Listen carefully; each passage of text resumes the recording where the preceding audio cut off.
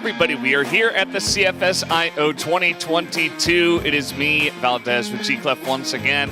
We're getting into day 2 of the Eumena Invitational.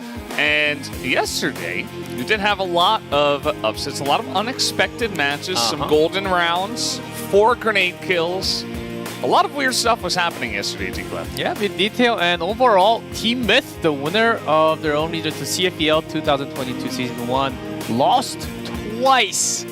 They're down at the bottom in the standings. Already, we're half through the group stage. Today's the second day. Tomorrow, it's the playoff. And Team Myth, they only have 1 match today. So, unlikely they will be on top. Of course, they have to grab the final win to have at least 1-2. If they start tomorrow with a 0-3, I don't think any of the viewers actually expected that to happen in the group stage. Definitely didn't expect it to happen, but you could say the same thing about their run through the gauntlet at the playoffs, right, at the CFEL Season 1.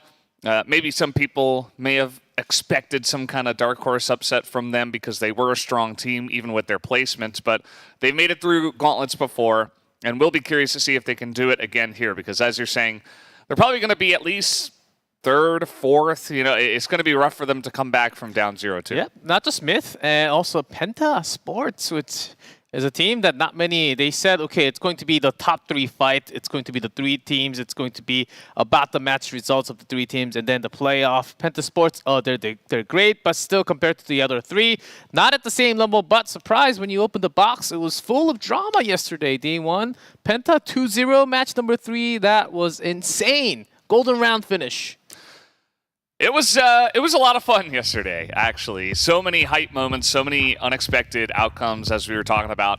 As this is the schedule, guys, we are on day 2 of the Eumena group stage, which is, of course, June 4th, which it is today. We will finish it off tomorrow with the playoffs day and crown our victor of Eumena. And then we, of course, do have next week where we will do the Americas group stage. Get hyped because I was trying to recap yesterday's matches because we had lots of rounds. Maybe too many rounds. Like, I wanted to go find a specific round, and it took me some time because we had a lot of rounds. It was only day number 1 and day number 2 today. Of course, Anubis playing twice, Lazarus playing twice. Everyone gets to play their opponent in the group stage, and then depending on that result, they move on to the seeded 1, 2, 3, 4 on the playoff. So that's by the end of today, we'll have that all decided. Yeah, and you can see here, Anubis was able to take the win over Team Myth. They have 2 matches today, and Lazarus also was able to take the win over Penta there in that 2-0, and they've got a couple of matches today. So I think today is where we'll figure out, exactly where these teams will rank all against each other, especially the 2 teams that have to play twice today. Yeah, Lazarus on top, as you said, because they got the sweet 2-0 victory. Of course, by set score, they're number 1, but Anubis still with 1-0. And those top 2, they have 2 matches to play. So this will very likely to change or maybe to stay the same if Lazarus actually wins everything. And even Penta still has 1-1. The big story right now is actually Team Myth. They're at the bottom, of course, group stage.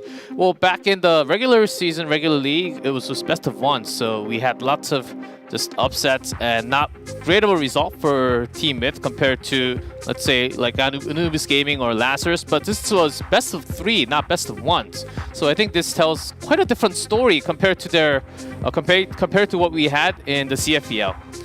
Yeah, so as I was talking about, today we do have Anubis playing twice. They will go up against Penta Sports and then Lazarus. And then Lazarus will also have to play twice. They have a couple of games, 1 against Anubis and 1 against Team Myth. And that will round out our group stage for the Eumena division. And yeah, it really just comes down to today to figure out where everybody is going to be ranked and stuff like that going into the final day. You would love to be ranked at least 1st, or 2nd is okay. But let's take a look at some of the predictions. Interesting. After the Anubis taking a win, a lot of, including us, changed our minds about how strong Anubis. When we actually opened the box, Anubis, they were really the strong team. Of course, the first match, even though Penta did great at the end, Anubis still seems to be slightly stronger. That's my opinion. But look at half and half on the second match. That's Yeah. 3 for 3 right there. And Lazarus Valdez. Just call me Lazarus Valdez. That's apparently what my name should be. Again, I have a prediction where I'm the only one. Yesterday it turned out to be correct, but perhaps today Team Myth will be the one to prove me wrong. We also did have Hao Wei was one of the Chinese Penta broadcasters. He was correct about the Penta win over Team Myth. That was a big pretty cool surprise stuff to me, as it ended 2-0, but went to, I think the first map was also at least 10-7 or 10-8. 10-7, Pretty close first map. And the second map, we went all the way down to like the final 1-1. It was insane. It's going to be very hectic again. I'm hoping for lots of action, maybe more than 4 grenade kills on the second day, because yesterday was a pretty weird day. We don't usually have more than 2. I think the maximum was like 3 in the last 2.5 years, 2.5 or 3 years that we casted together. So let's keep that in mind and count all the grenade kills. That's pretty cool to see. And every time we get that grenade kills, it means they're listening to the shot calls, staying at that spot, listening to and getting ready for the placement and the strategy, which means, which does cost them a lot of their HP, but it's actually a good thing that they're taking that much damage. Yeah, absolutely. In a weird way. Guys, we do have the team introduction, so let's go ahead and introduce Anubis for this first match.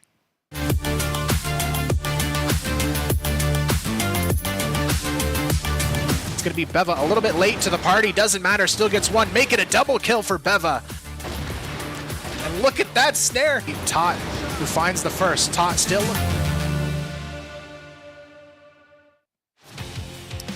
And here we have Anubis.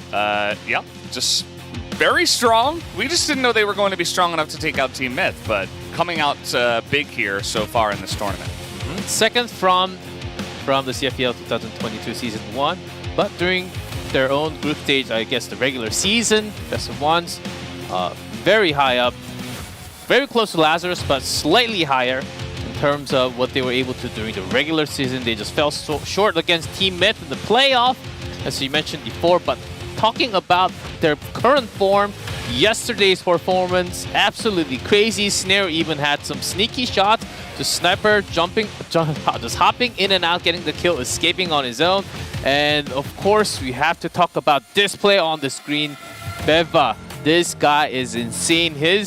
Except for the survival rate, everything is above average by far. And his headshot rate, I believe, went up to 70-something% yesterday. And we've seen his 1v3 defense. His recoil control is absolutely crazy. Yeah, it's pretty intense what this guy is able to do, and he is obviously such a huge addition to this Anubis Gaming roster, and part of the reason why they're having so much success. So really cool to see, you know, some of the new changes to the roster is actually really working out as, not just him. As a team, they seem to be playing pretty well as well. Yeah, that too. Such an insane team. And also, everyone can pop off. And they have 2 matches, so let's see how well they can actually do today. Well, we had Anubis. Let's go ahead and introduce our second team for this match, Penta Sports.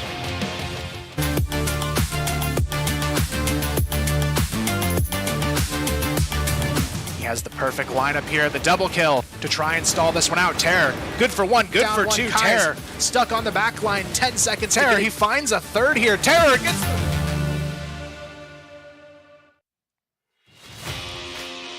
And there you have it, Penta Sports. They are 4th coming into this, but they had a huge upset yesterday over Team Myth, getting the 2-0. FaZe it seemed like he was carrying the team, but it was actually the entire team that was moving along with him. So it felt very different from what we had from CFPL. Now they actually feel like a whole team together. All the 4 rifles, they do pop on and off, especially Rain, Jin, Terror. But moving from map to map, they always have some cool moments. Chills going back from rifle to sniper all the time. FaZe always doing the duel. This team looks so much better compared to what we had during the CFPL. Yeah, it was really cool to see. Chills also had a crazy performance in their second map especially. I think he got up to 22 kills or something ridiculous. 20-something kills. Yeah. And he had, for a moment, less than 10 deaths. because he was switching back and forth AWM, which was harassing the opponent so much because they thought, okay, we only have to worry about phase, and Chill all of a sudden just comes out through the double door and then just snipes onto one, or he kills himself sometimes because he was rushing too early and not looking at the opponent, but that oftentimes paid him so much better.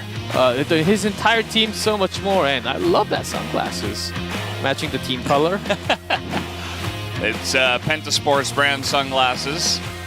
Gotta love it. I kind of like how they have like the fogged background. It looks pretty cool. It's like, no. And face is super serious on the left bottom. Yeah. Gotta get ready for my snipe shots. That I had some doubles. intense. He had some doubles yesterday. Double headshots and double body shots. Yeah, he is definitely part of the reason why this team is so good. Definitely touted as the best sniper in Europe, you could say. Him and 40 going back and forth for that title.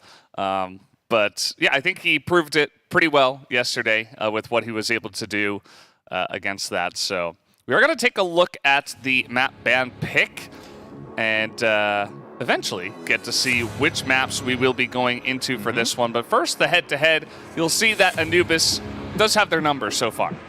Yep, this is during the season, so I don't think these 2-6-6-2 really tells a story in their current form, especially Anubis. I think they're better compared to what we had a few weeks ago, and also Penta much better compared to what we had weeks ago. So right now, I would actually say like 5.5 Anubis to like 4.5 Penta.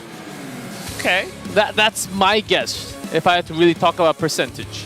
Interesting. The predictions did not mimic that in terms of what the overall thoughts were. I think that, you know, when you're doing predictions, people want to go for the safe pick.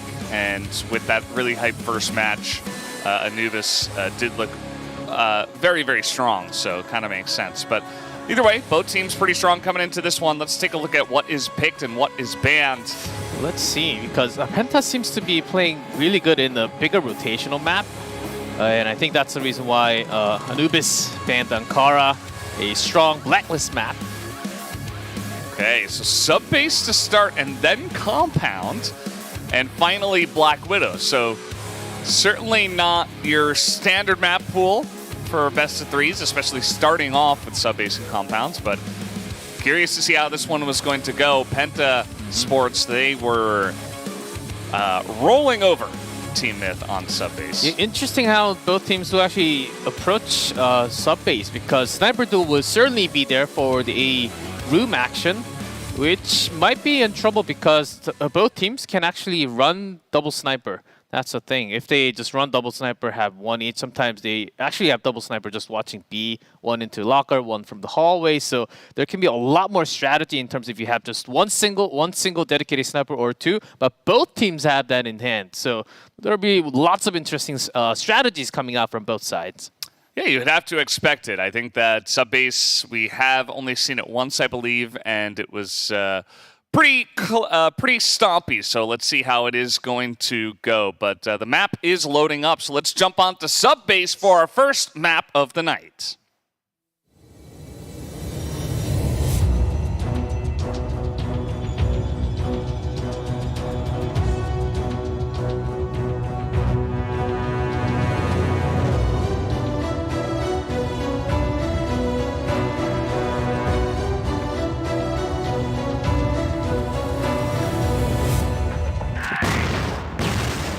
All right, already in the machine room. Anubis from Blacklist. Snare. I can only imagine Snare not moving around as much. Oh, Rain already boosted up in the lights, on the lights here. Pretty cheeky spot here. You see that both teams are pretty confident on this map overall. At least above a 50% win rate. The spot you're boosted, it seems like you have the advantage, but when there are many members approaching you, yeah, sometimes it's harder to get your own angle looking down. So he was also flashed, so couldn't really do much there. Yeah, good read there from Anubis Gaming, noting that somebody could be boosted, somebody could be just waiting in a bait spot, and they do eliminate it. And that's what I like to see on sub-base, you know, go in, get a pick, back out, keep your opponents guessing because, you know, You could say his death would be without pain if he actually got all that information, but if they move out, then all that information is lost. But leaving A bottom open still with double sniper, phase and chills from Penta Sports. So Anubis in their entry, they do have to really be careful. I don't think they have much information that Penta Sports actually starting with a double sniper. Of course, checking into the air duct. You gotta watch phase. Because if you go into lockers and you heard no sniper shots, you know that phase is around the shutter or AC. Okay, looks like they are making moves in through the lockers up here, and a couple of kills already going to Anubis. FaZe and Terror are able to trade it back, but now there's only FaZe, and he's got a sniper, so that will be an easy kill. Beva lines it up, and that is going to be a strong start here for Anubis. Yep, in their entry there. Not Beva actually missed a lot of his moments, but I believe it was Snare and Snake both getting a kill onto Penta, watching near the hallway and the cage. Those really quick, easy kills to open up B-side entirely. Yeah, note that every single person on Anubis got a kill to start it off. Oh, so that's right. The teamwork is in effect. Everybody is pulling their weight for now, at least in the first round. Yeah, the easy joke is the easy shot call. You would say it's everyone just get a kill and we win every single round. Yeah. It sounds easy. Just trade 1 for 1 and you'll be good. If you trade 1 for 1, you always win. In theory. In theory. But of course it doesn't really work like that in the real game. This time Anubis Gaming releasing the pressure off of the machine room. Only Beva watching the back, mostly working near the Ace A room. Checking if anyone's peeking through that small window. We saw that Penta, when they were on Blacklist on this map, they kind of stuck their noses in a little bit quicker, you know? Like, we would always have somebody jump down these stairs and hide in a little nook there and, you know, just poke out, see what he could see. But Anubis generally have been playing a little bit more safely as they are sending in Snare first as the sniper. Oh, that flash. Timing by a lot, and a lot of the opportunity for Rain gets 2, but a lot of damage chunked into other members also. Yeah, that was about as good of a flash as you could get. And that really puts a stop to that. Yeah, that's also because Penta, they had members going around the map saying, okay, not much time, only about 40 seconds. It should be an ace tier push. Oh boy. Trying to hold the stairs was everybody but Beva. And now unless he can kill all of them, okay, that's going to be a Beva! second kill, a third. 4 kills in this round. And a fifth! He does it! This guy is insane. 6 kills already in the 2 rounds. We thought it was over. Oh, but until we saw the idea of the final standing guy. What a moment for Penta, actually. They grabbed 90+% of that round. Yeah, pretty rough. I mean, that's going to be a big mental blow to Penta as well because, I mean, you had to think that if everybody just runs in at the same time, you could probably take him out, but it wasn't quite as well coordinated as they would have liked. Yeah, keeping that headshot rate to 64%. That's now live, the current CFS IO numbers. Anubis considering another push down the stairs, just hoping that they don't get flashed like last time. Rain is going to spot them. She's got FaZe on the backside here too. They are just lining them up, but Beva's got a couple more. This guy just does not end. And he even has the C4, so he'll throw that down. They take some damage with the grenade. He's got his teammate on his back. Let's see how Penta Sports want to rotate this through the A room. Let's go down the stairs. Beva spots them. Flash to delay down the stairs, chills. Oh, and Snare lines one up, but Beva is going to get headshot with the pistol. And that's going to be it. Jin does line up the last kill, and finally, you were just wondering if Bevo was going to somehow clutch it again, but at least Penta are able to put a stop to it this time. Yeah, at least Penta Sports, they felt that, okay, he's not invincible. We can at least take him down. That worked a second time for Anubis Gaming.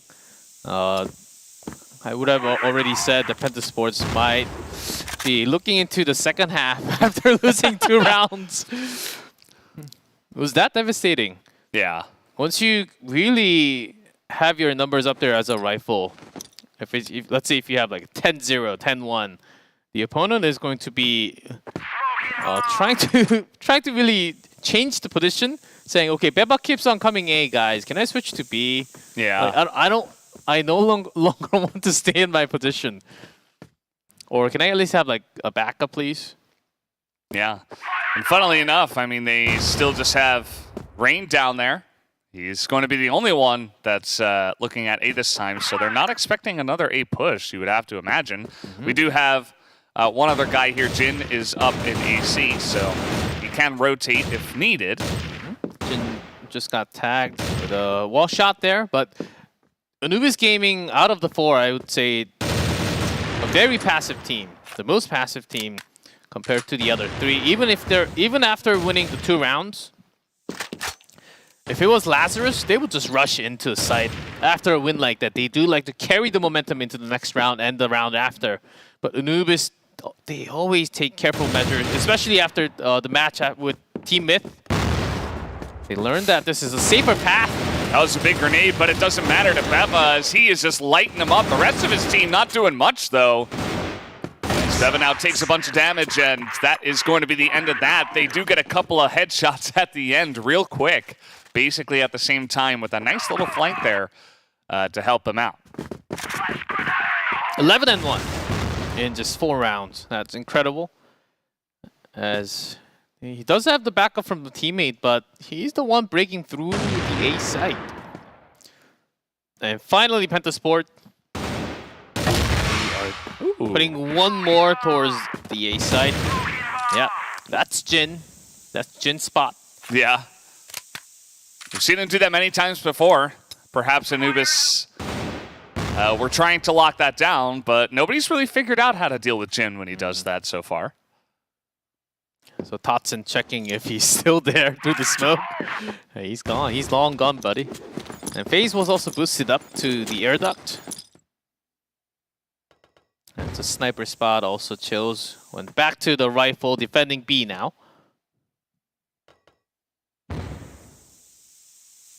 And all the way into the machine room, Anubis setting up a different attack. Having Doom coming from the hallway, Terror finds a person but runs away. You see, he's looking at where Doom's coming in, and he's able to pick up that kill, but he distracts at least. It does not matter. Beva is going to be the last one to go down. Terror picks up 3 to clean up that round.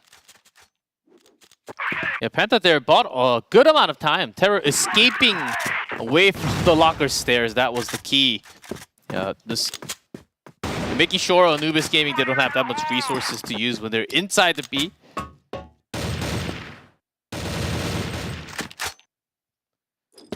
So Snake, he gets sniped here by Chills, and then they just don't get anything on the backside of that. So another great start here for Penta in this round. So they might be looking to tie this one up with a couple of snipes already. Yeah. Doom finds FaZe by surprise, boosted up.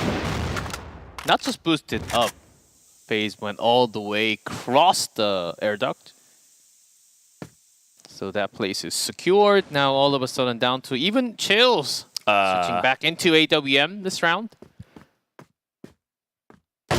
So that's 4 AWM kills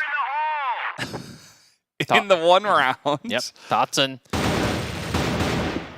It's you against the world, buddy. Yeah, they know where he is. They're just going to run at him, and that will be the end of it. FaZe gets the kill. A clean ace, essentially. None of them dying. And Penta Sports are coming back with the Fury. Yeah, now that they fully know that Chills is willing to keep on using the AWM, even after switching back into the rifle. Anubis Gaming, they will do less of poking everywhere around the map. They will have more of a rush towards the site. Yeah, they are rushing in. Beva's gonna unlock this site as they charge into Chills. They take him down too. Rain's the only one to clap back here. He's got a second though. Rain really holding down this corner so far, and that's gonna be a third kill going to Rain, making 4. The guy is on fire, just holding his spot here behind this box. There's also Jin coming from behind, but not even needed. 5 kills in 1 round. Rain gets it done. I don't know, G-Clef. I think we all should have voted for Penta, maybe. Because right now it feels like it's Penta Sports versus Beva. And that's not... You know, Beva, he's a strong player, but at the same time... Hey, you're not wrong. You need 5 players when you're playing Crossfire. Yep. Penta Sports versus Beva, and Beva's doing about 75% of work by himself. Which is always great if you have a guy carrying the team, but with that force, you need to have the entire team moving along with him. So far, having a lot of trouble, especially against the double snipers. Chill's always poking and FaZe on the right spot at the right time. And again, trying B. I think they really need to smoke the hallway to shut anyone down, those potential sniper or rifle shots from the cage and shutter, and then enter from the locker. There are 2 guys from Penta that are pushing up A stairs as we speak, so they're getting a lot of information that this push is coming in through the lockers, and there's the first kill.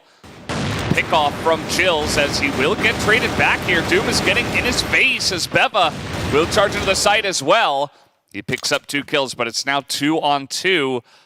As the 2 guys that charged up the stairs, they were not part of this fight. And going all the way back for the cage room plant and FaZe. Coming from the hallway might help a lot as Rain is trying to get an angle, some information if anyone's going down towards AC. Spots Beva. And that information given to FaZe. A shot lands on Beva. Now only Doom left, and he gets headshotted immediately. Rain saving the day for the team again. It's actually really good teamwork as well. You know, like you said, Rain pokes his head out. He gets that attention onto him, and then FaZe gets the information, pops out, gets the snipe, makes it into a 2-on-1. Excellently handled by Penta Sports here on this map so far. And after defending B side, couple of rounds, they know that shift is coming. Yeah, great read.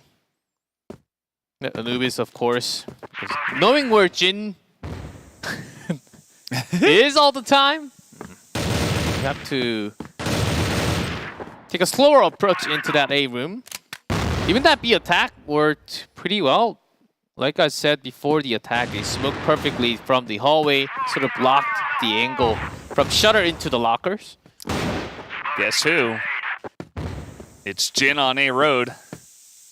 He's gonna back away just a bit. Puts in some shots, not able to find anyone this time. Lots of respect being shown by Anubis. This is the last round before the swap. So they would really love to get it to 4v5 in rounds, but with the way Penta has been getting a bunch in a row, not going to be easy for them to do that. FaZe again.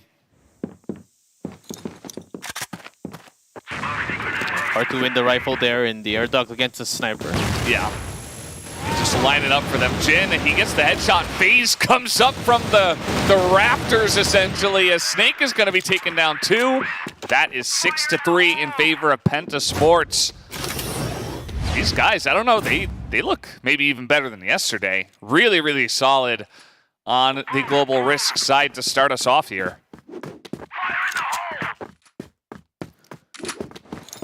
And on the other hand, Anubis, after starting a very strong first 2 rounds, except for Beva, not many actually started to show up, especially in their attack. And of course, double snipers, that's a big threat, but there are lots of answers. Usually the smoke is actually the answer, just killing the angle. And as a sniper, it's hard to go through the smoke. Mm-hmm. There's a bigger threat compared to the rifle. Penta Sports, they got that first round against Team Myth on this map, and then they just got one after another after another. The onslaught never ended. Let's see if they can replicate that success here on the Blacklist side of Subbase. As they come in strong through the lockers, FaZe gonna open up with a kill, and there is the rest of the team. Jin and Rain just attacking from the other side, and now Beva's alone. He's like, where did my team go? It's hard to read. Still, Beva is alive. Choose.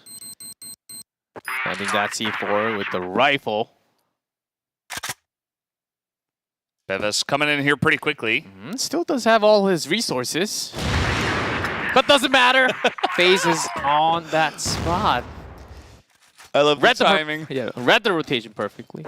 You're like, he has all his resources, and then he just gets shot. It's like, well, no smoke, no nothing gonna be used here.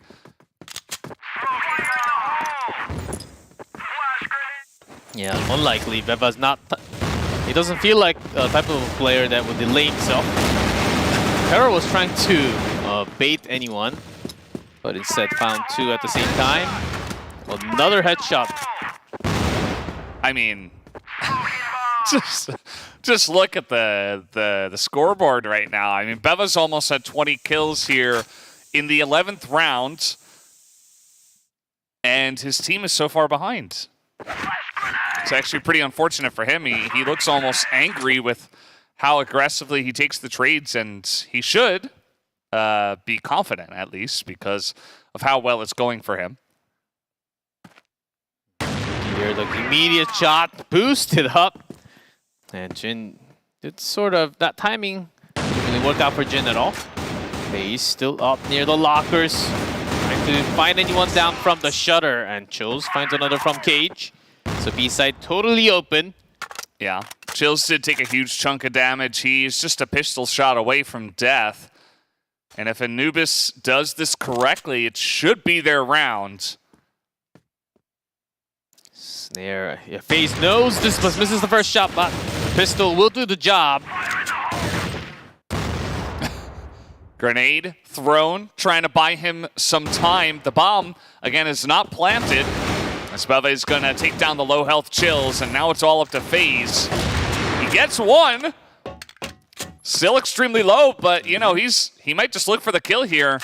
Let's see where he goes, if he can land the snipe. Yeah, it's been some time from the machine room, so FaZe, he's also thinking that, that quick scope! Oh, man.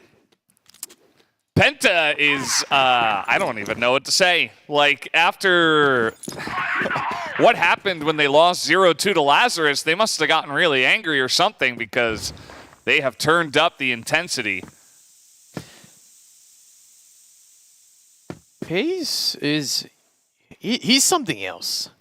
His moments, especially his rotation, is very quick, just like a rifler.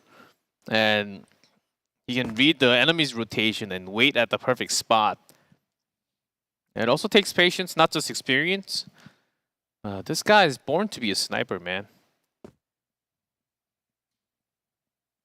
Well, he certainly has proven that he was born to be it. He's put in a lot of practice, and he is now one of the best, if not the best. Yeah, those are the jump spots to shoot in between the door hinge there, because he has seen that his teammate Jin has been sitting there for such a long time, just in case Anubis tries the same, because they have learned and watched what Jin was able to accomplish yesterday. But Anubis, quite passive, all the way in the back. A defensive position. Not going to be peeking at all. Not even near the stairs. They got two bottom. Well, straight into the crosshair there of Snare. Beva gets pretty low. And Penta say, well, maybe not. Maybe we're not going to go that way. He's dropping out of the vent. Doom's going to make quick work of him, but Jin is leading the charge, spots Beva.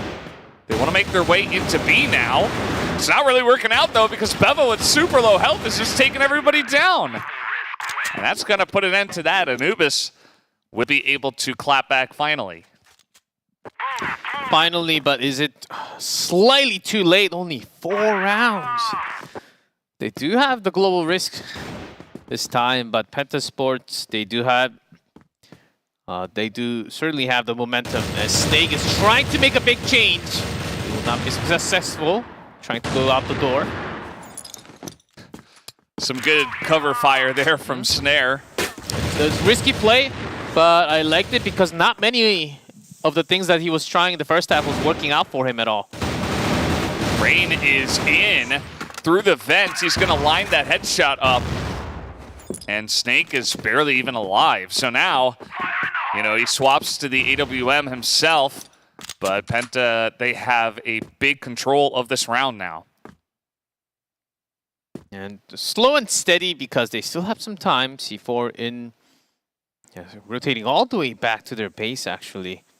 Trying to go into the machine room now. Range is holding the air duct exit near the hallway. And Tossin was not challenged for the couple rounds before. Okay, he gets that information though, stays alive. Jumping on in, Terra was not expecting that, but Jin is able to back him up as Doom is able to spray for 4. They're all so low, look at this!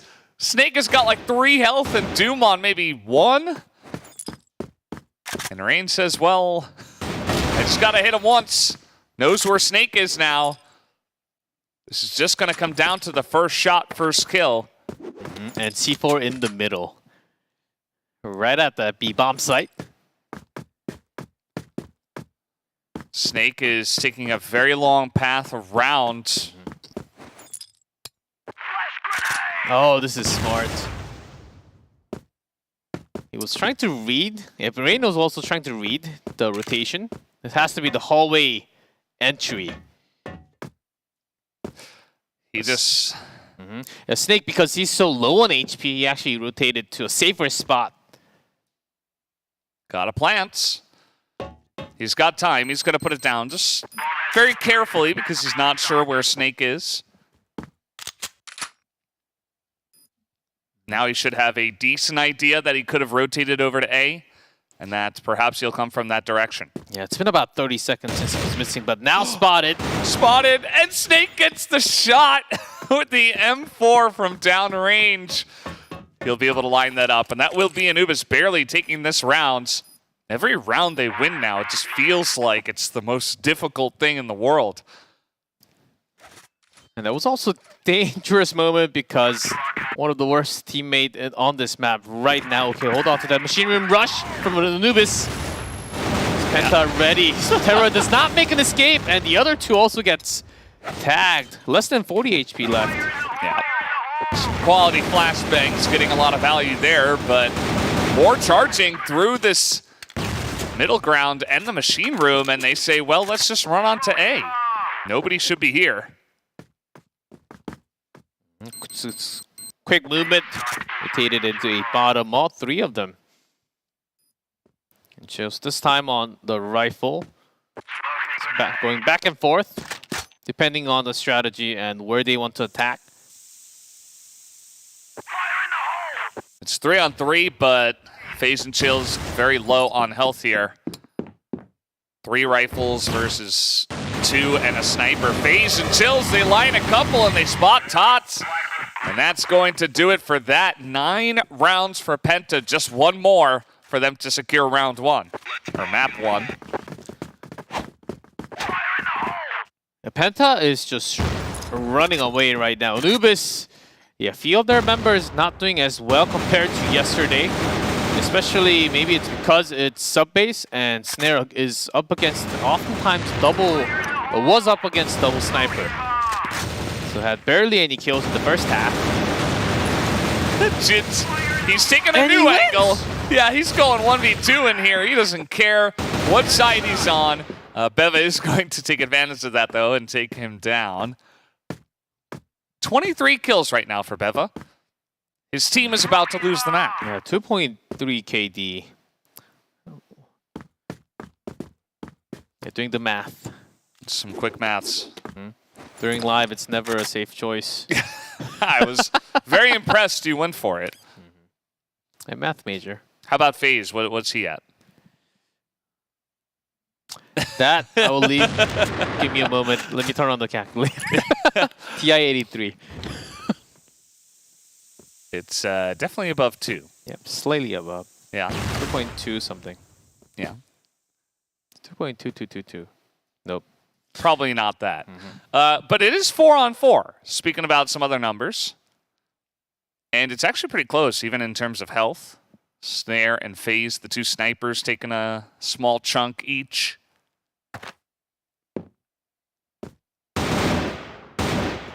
Oh, Rain does spot a couple. The FaZe from the side. This guy. Thoughts in the flash, but keeping his position. Chills dropping right down on him. Oh, and Rain was just so patient, just waiting this entire time. He wasn't able to get any shots on the Beva, but they know exactly where he is, so will be difficult for him, but he has clutched like this in the past. Unfortunately, he's up against FaZe and a lot of other strong members of Penta right now. Ooh, the early shots does not connect. T4 planted, 25 seconds up against 2 at the same time. Cannot win that damage. And it is going to be Penta winning the first set. Who would have known? Well, maybe we should have seen the signs after yesterday, because they already looked great against Team Myth, and now I feel like they're even on the next level. And yes, it is sub-base, and they started off really strong on the CT side, but... Well, it's very hard. I mean, even with this momentum from Penta, I don't think not many expected Anubis to lose this many when they had such of an early lead. We'll see just the frag movie of Beva.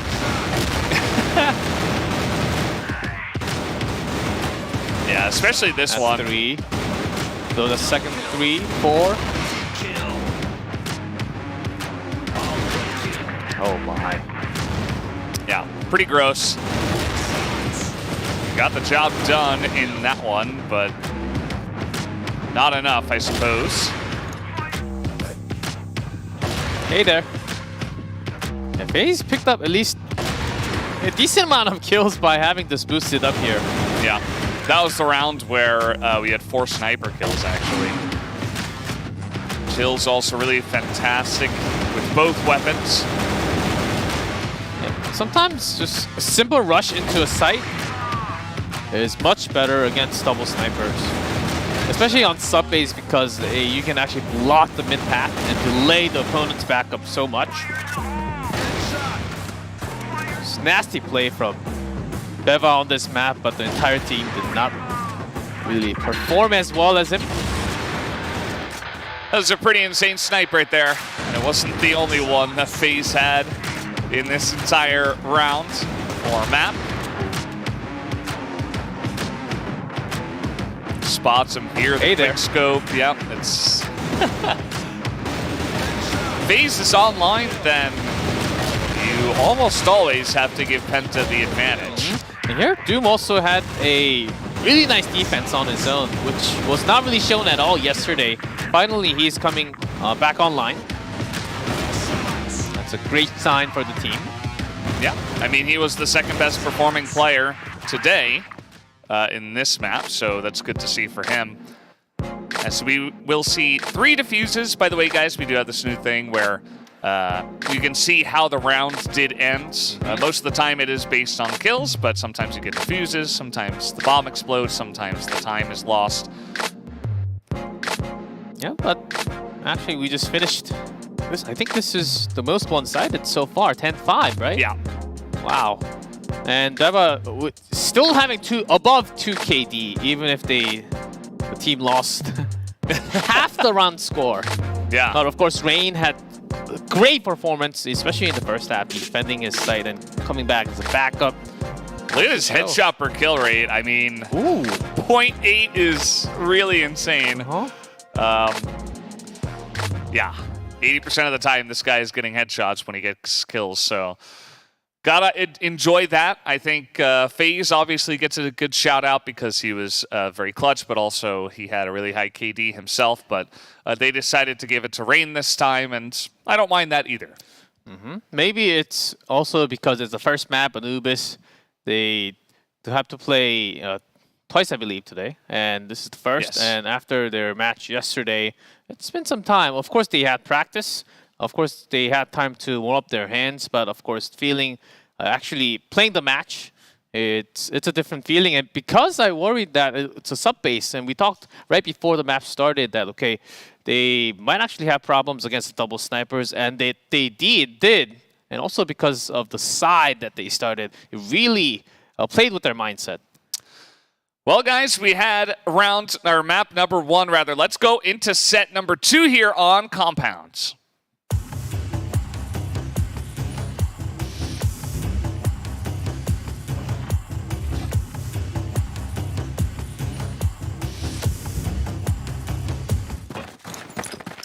All right, in we go. And this time, we will have same starting sides for this map. So Anubis will start once again on the blacklist, and Penta for the global risk.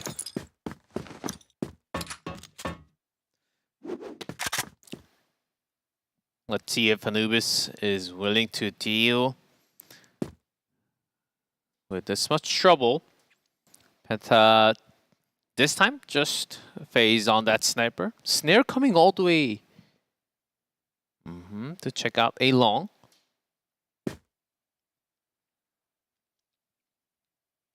But always have to look out for all the baiting spots. We've seen Penta Sports trying out some cheeky things.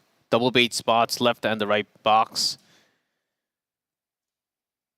But this time, because FaZe is all the way out to near pillar room, and because he's looking at that angle, Penta, they also know it's very likely going to be the central or A push.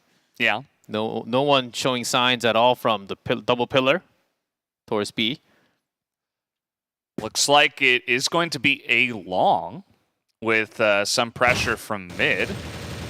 Not something you see all the time. Anubis with a pretty sleek strategy coming in, but it gets shut down immediately.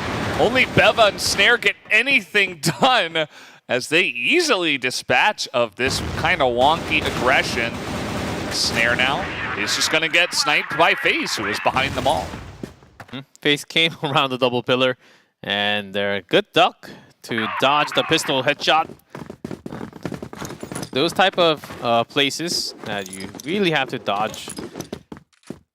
You know that's the easy spot for the headline for any riflers or the pistol shots.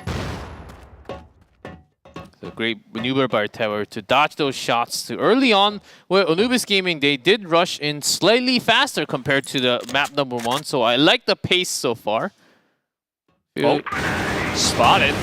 Rain is there, but this aggression is working. The Flash gets a lot of damage done, but Rain is here in the bait spot, able to line up 2. And that's going to even things up.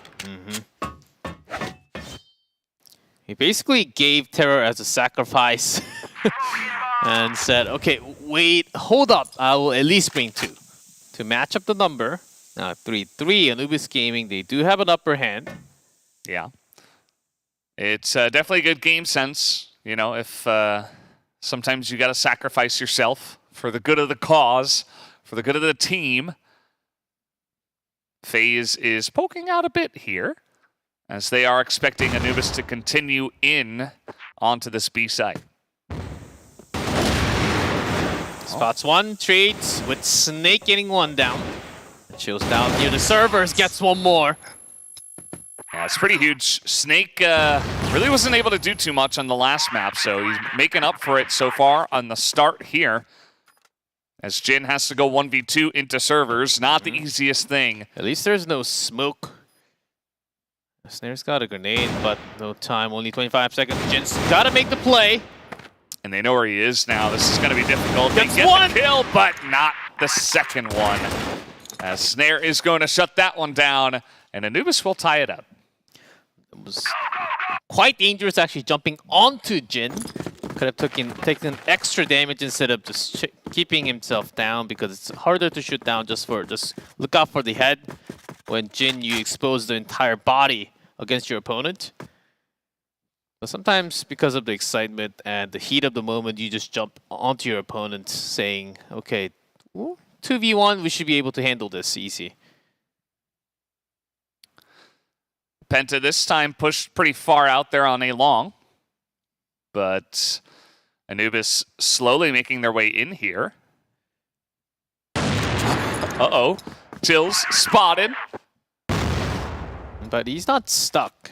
Also has double man backup all the way in the A side and A long. And decides to stay in a room, surprisingly.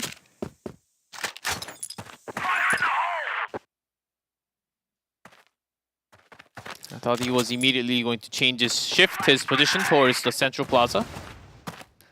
Totson is going back. He's checking to see if Chills pushed out at all. And Chills is poking out, but he hasn't pushed out here. So not really getting the full information that Anubis have totally rotated over here to the pillars. It's just 180 as Anubis before, because of the big bait that just happened in the previous round. They're taking every corner, taking a lot more time. Spots him, but the shots do not go through. Rain and Terror are here looking to slowly take them down. Snare gets one, Snake gets the other, 2 pistol kills. Yeah, I think Terror at that moment was switching into some kind of throwable, but Jin was also here right now on the bottom. Only gets one. He was waiting slightly too long. And he just gets sniped down by Snare, and now the patience of Anubis will once again pay off. 4v2, and they have control of the B site. And time's taking 25 seconds. FaZe coming around the double pillar, and Chills from the B entrance gets one with the pistol. That's a start. Ooh. Chills tried to get some information there against this many. It's not going to work out, and Snake picks up a couple more headshots. Now he's the carry, he says, with 6 kills so far in the 3 rounds. Yeah, certainly Anubis moving in and out much better on this map compared to Subbase. Also less pressure even if the opponent actually has double sniper or not. FaZe actually up here with the help of Terror. This is a very cute spot. I think he's seen the shoe. It's a very obvious shoe. Yeah, a lot of players just bait. It was a part of their leg, and then because you know that FaZe usually looks at the spot, but he doesn't stay this long. That's the usual FaZe will be checking for the first 20 few seconds and then backing out. But he also has Terror, so they spent a lot of resources in that room. The push will be coming down long. Jin is here, and he pops out at exactly the wrong time. Snare with the close range snipe. And this time it's looking so much better for Anubis. They easily dispatch them on this A site. And the other two, they were guarding their own angle from double pillars on the opposite side of the map. This seems like a perfect round for Anubis. But Terror's not going to let that happen. Spotted 1v4. Down about half health. Gets a second. Okay. Even did a little bit of damage to Beva there. As they back away, he's going to get a reload off with 15 seconds now. And Anubis, they can just back away. They don't have to challenge this. Terror does have to force himself in the site. Only 5 seconds. Yeah, not going to happen, but he still did manage to grab 2 extra kills along with him. So not the worst. Yeah, maybe a little bit of a confidence boost, but not much else for him and his team. Anubis, they start strong again. This did happen on sub base as well. We were at 3 versus 1 in terms of rounds, and then all of a sudden, Penta were able to turn up the heat. Yeah, but Penta never challenging into the plaza. Even if they had some good response, instead they run down a room or even into a double pillar. They're really concerned about the 4 grenade kills that happened yesterday.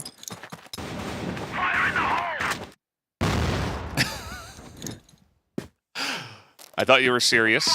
Maybe you were. Half serious. Grenade kills are a serious thing. Anubis this time, Penta probably wishing they were ready for this, but it just feels like Anubis is one step ahead of them when it comes to the strategy game. Well, there are a few teams, especially the Chinese teams, that just runs down Central Plaza with 4 grenades. They actually start with a kill, with grenade kill. Well, I believe that was Baisha. Yeah. But they still do a lot of those strategy on compound. And also LGD. Very true. Looks like FaZe was able to spot them maneuvering through the smoke as this middle entrance is secured here by Anubis. But still FaZe. It's not the most comfortable spot for a sniper. But doesn't matter, he can land all the shots. Yeah, FaZe got 3 so far. This entrance, you see Snake is trying to get in there, but Jin is getting the information on where they are. Information plus buying a lot of time for his teammates to come nearby. Terror is wrapping around them. Yep, he knows the site is empty. Gotta be Rain's time to bring down the extra 2 kills. And Penta securing another successful defense point. Anubis Gaming, they already have a lot done from Blacklist. Yeah, it was pretty good stuff for them to stop that play. I would have liked to see Anubis maybe even go in from Central Plaza to B, but it seems like they've been liking to attack the A site so far. Yeah, compound, it's about half and half, slightly more in favor for GR, of course. Other regions, a lot more towards GR. But for Eumena, it's about half and half on this map. But let's see as Penta chills. Finally brings him down. And somebody had to take him down. Oh, Snake. Oh. Just casually walks over the top. And a headshot. Just bonks him on the head there.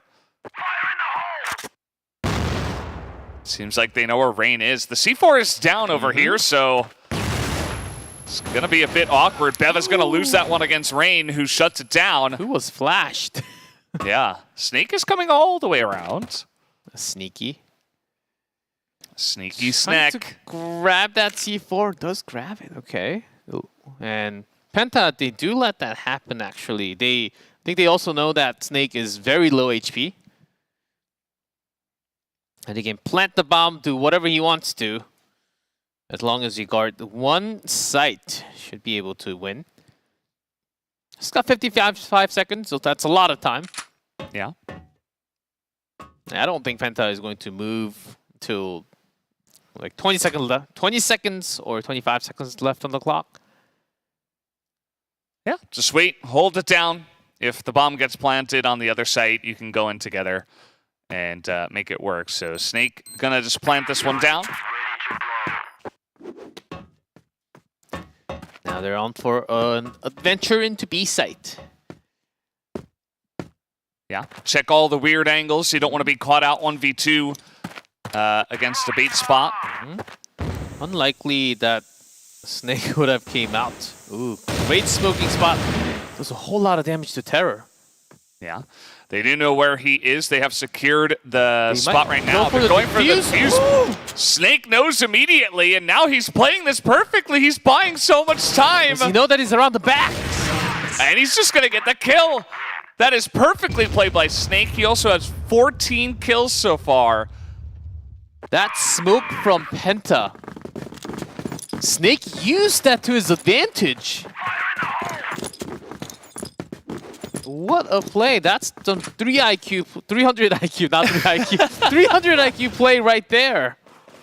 Yeah, really got to admire that. That's just perfect strategic positional play by him. And Snake was nearly a dead Snake in the first map. He's got some toxic bites now. It's the way it goes. Sometimes you get carried, sometimes you are the carry. Speaking of which, Doom gonna go down again. Terror and the rest of Penta, they have pushed out aggressively this time. So maybe they took your advice to heart, G-Clef. Gotta listen to Clef. Of course, they're playing the game right now. They can't. Yeah, they're not actually listening. I don't think they ever want to listen to me. No, I think they have a good idea of what they're doing. They have a much better idea of what they're doing. Yeah. But cool to see them actually, you know, throw in this idea because they're not having too much success here on the global risk side so far, Penta. So looking to mix it up with a new strategy. Yeah, Snake with AWM because he lost a lot of HP, down to 10 only. And yeah, I think Totson has to just quick pop, dash, and get some kills. I think that's the only way Anubis Gaming comes really win big and maybe go force a map 3.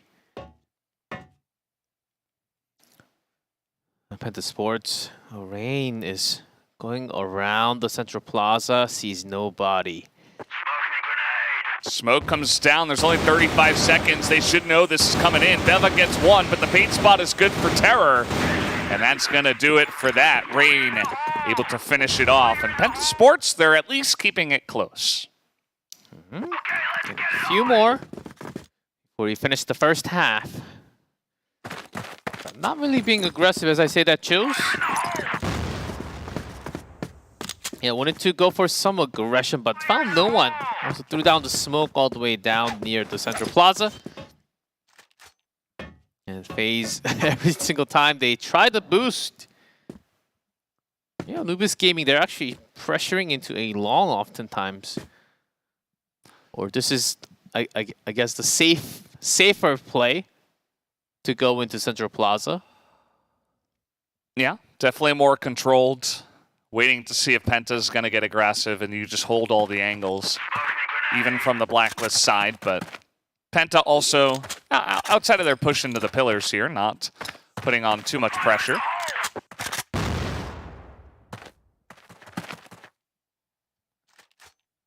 And finally, with half of the map controlled, time to go into pillars. It's going to happen. A pillars fight. And Terror is not able to get anyone. The snipe also misses. The FaZe is now trapped because he was boosted up. There's no exit from there. It's a great response from Anubis. Play it slow and then go for a delayed push into the pillars. Now 3-5. Totson's got info that A-Long is open. Wow. Snare peeks out just a little too far. And there was Jin from the side. Yeah, got him through the little box there. A very clutch kill to keep it somewhat even. Yeah, Tots is already near a base. Yeah, read the rotation. There are not too many left from Penta.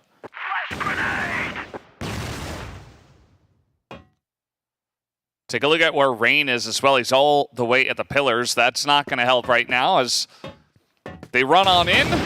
Jin picks up the one. And he's going to get a couple, but not the third, as now Snake is able to come on in here, but he is now all alone. C4 retrieve. Rain did spot him going into the site. There's a grenade. Doesn't get the kill, but Snake goes to the right. That's a peak fight. Yeah, that's going to do it. Rain from range. He picks up one, and then he picks up the final kill here on this round to tie things up 4-4. He wasn't in position originally, but he got over there real quick on the rotation behind them. A few rounds, few strong rounds coming in from Penta.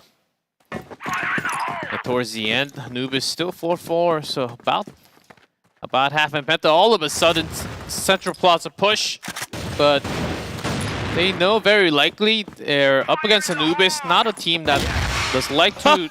First grenade kill. Okay. Put it down. Writing that down. Snare, I think he took a big bite. I'm not sure if it was from a snipe through a wall or something, and then the grenade finished him off.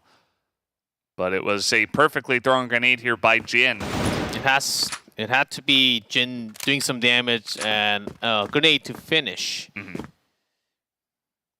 And even through that wall shot, it delayed the attack so much. Anubis, they're not much of a team that likes to control that central plaza. They like to wait, go towards A passage, and then slowly move into double pillars like we saw in the previous round where FaZe was trapped in there. Slow and steady, checking everything that they see. Some flashes in mid. Might alert them. They see them crossing over towards B. This is what I've been asking for. Let's see how Penta can defend it. Totson's going to pick up the first kill. They're moving in here so quickly, taking a lot of damage through the smoke. And Doom is on 1 health. Totson's now behind FaZe on A. But there's 1 headshot. Can he make it 2? No, he cannot. Doom with the aggression. Might be enough, but they're both so low now. Incredibly low. Doom 1, Totson 16. Has to plant the PC4 and go for this headshot fight. They can't really escape. The moment they do, they will be body shot, and Chills, knowing that they're very low in HP, just rolls away with the jump and trying to do any sort of damage and gets those 2 easy kills. Now Penta leading first half. It's pretty good stuff, you know. Just consider how hard Anubis came out here. They got a very strong lead once again. It was 3-1, then it was 4-2. And now Penta have clawed their way back to take the lead. They were on GR side, but this puts them in a very competitive spot to potentially take the 2-0. Seems like it took them a little while to understand the very nice strategic plays from Anubis, but we'll see how they can handle the blacklist side now. Anubis, they do usually do much better from the GR side. Very defensive, passive, slow play compared to the rest of the teams of the tournament. But as you can notice, Penta does a lot better from blacklist. So let's see how this head-to-head works. Penta, they feel, I don't know, it feels like the momentum for them is better when they play on blacklist, at least so far at this tournament from what we've seen. And compared to the other maps, I think from the GR, if you stay defensive and passive on compound, you lose a lot more. Because you're supposed to delay the blacklist attack sweeping through into the middle line. That's that's a big difference compared to all other maps. Compound, that's a unique specialty that they have. Even from the blacklist list, you have to search, come up to that middle line, and then go into the site first. But Anubis Gaming, because they're so passive, they're not really using that at all. Snare going to lose the fight against FaZe, and that is going to be the trigger for them to go in onto this site. Snake's able to get one and back away, but the site is now Penta's. Double positions. Just weak against flashes, but they do have the wall side covered. Meanwhile, Rain just jumps in behind them. They weren't expecting that. And FaZe is going to end it with another headshot. And that is, that's what you like to see. You know, win the sniper battle, and then you just immediately pull the trigger. No hesitation. And Anubis were not able to stop that aggression. This time, Anubis, couple nades, plus smoke thrown all the way down. Of course, they cannot just let Penta Sports approach them into that middle center line and just go into that double pillar and a room for free. They do have to kill some time at least. And double watch in that A room, also Snare. Yeah, peeking out to the central plaza should give them a hint that unless Penta is all the way back near the base, this has to be near double pillars. Yeah. We just have Totson over here, who's currently 1-9, hasn't found too much luck so far on this map. Trying to hold this down by himself. No committal just yet from Penta.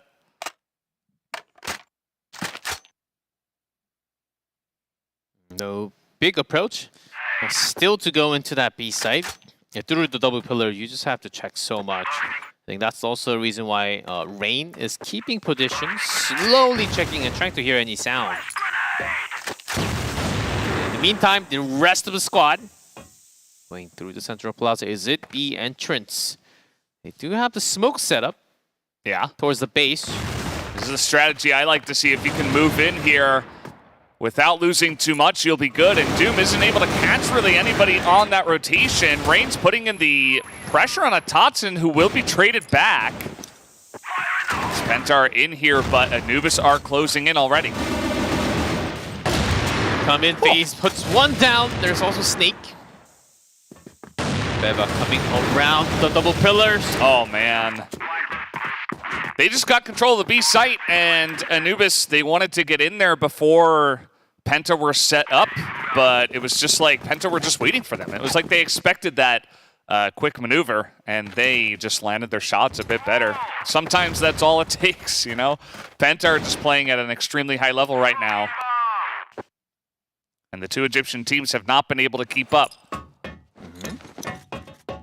And at the beginning of the tournament, well, of course, with the result of CFEL also, thought the two Egyptian teams would be doing much better, and this might actually be the time where they do grab like both teams in top 3 finishes. Is this just where Lazarus wins again? Like, just like last year's season 1? Is this the story again? Like, is this just going to happen? Oh, no, maybe this time it's Penta because they're playing incredibly. That's the interesting part about Eumena, that there's no clear top 1 victor all the time. Well, Lazarus used to have their time about a year and a half. But after that, it has been Team Myth and a few other teams back and forth, grabbing those top placement spots.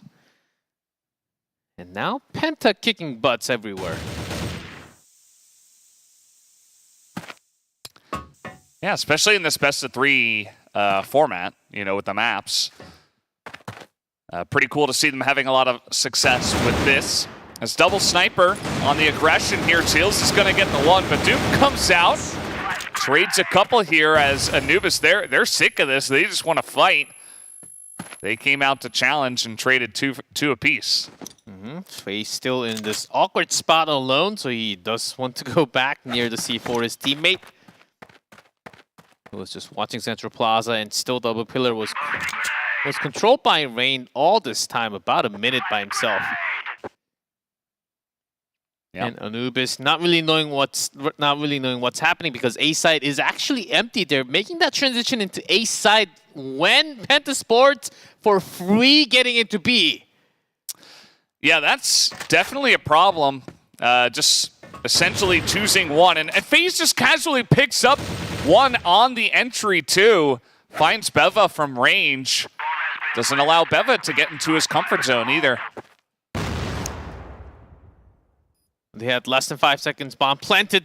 B site is there. There's no smoke. Rain hears him. Just steps out to challenge. Doesn't work out for them. The snipe missed. Yeah, the snipe was missed too, but Jin just says, don't worry about it, guys. I got it this time. That's going to be enough. 8-4 now for Penta. They have not lost a single round after the swap. And that's surely scary. Anubis Gaming, they also thought, and they were always known as a team that's doing better from the GR side. On this map and also Subbase, the 2 maps where they can have the most trouble against Penta Sports. Really giving them a difficult time, defending, attacking.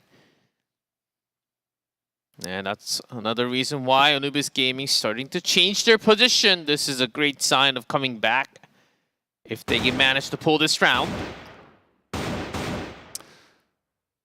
Penta has taken, correct me if I'm wrong, 5 in a row now.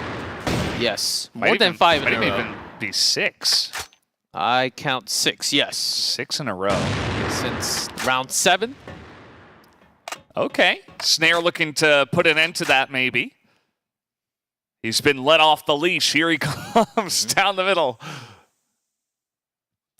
Because his characteristics, doesn't like to hold on to that, because you do have some entry into A room. No way. This time Anubis locks it down, cleans it. Phase up here. Snare, of course, the one to move around. On this map, for a sniper to move around, it's really hard unless you want to go all the way out to a room, which is really hard unless you have your teammate with you. So Snare is choosing to just go into central instead. Uh-oh. That's going to be rough, but Toxic comes in and just clobbers them. I thought after Snare missed that snipe, it was going to be lights out for them, but Totson says, nope, I'm still here to carry. FaZe here all the way in the back. But alone against so many. Gotta go, C4's right there. Guys, let me just pick up the C4 and escape. Oh, no. All right, couple quick rounds here for Anubis now, making it interesting. After 6 in a row, you were just expecting Penta to run away with it, but we do have a chance now for Anubis Gaming to challenge it back. Dotson, there are not too many kills so far, but still his headshot rate pretty high up there.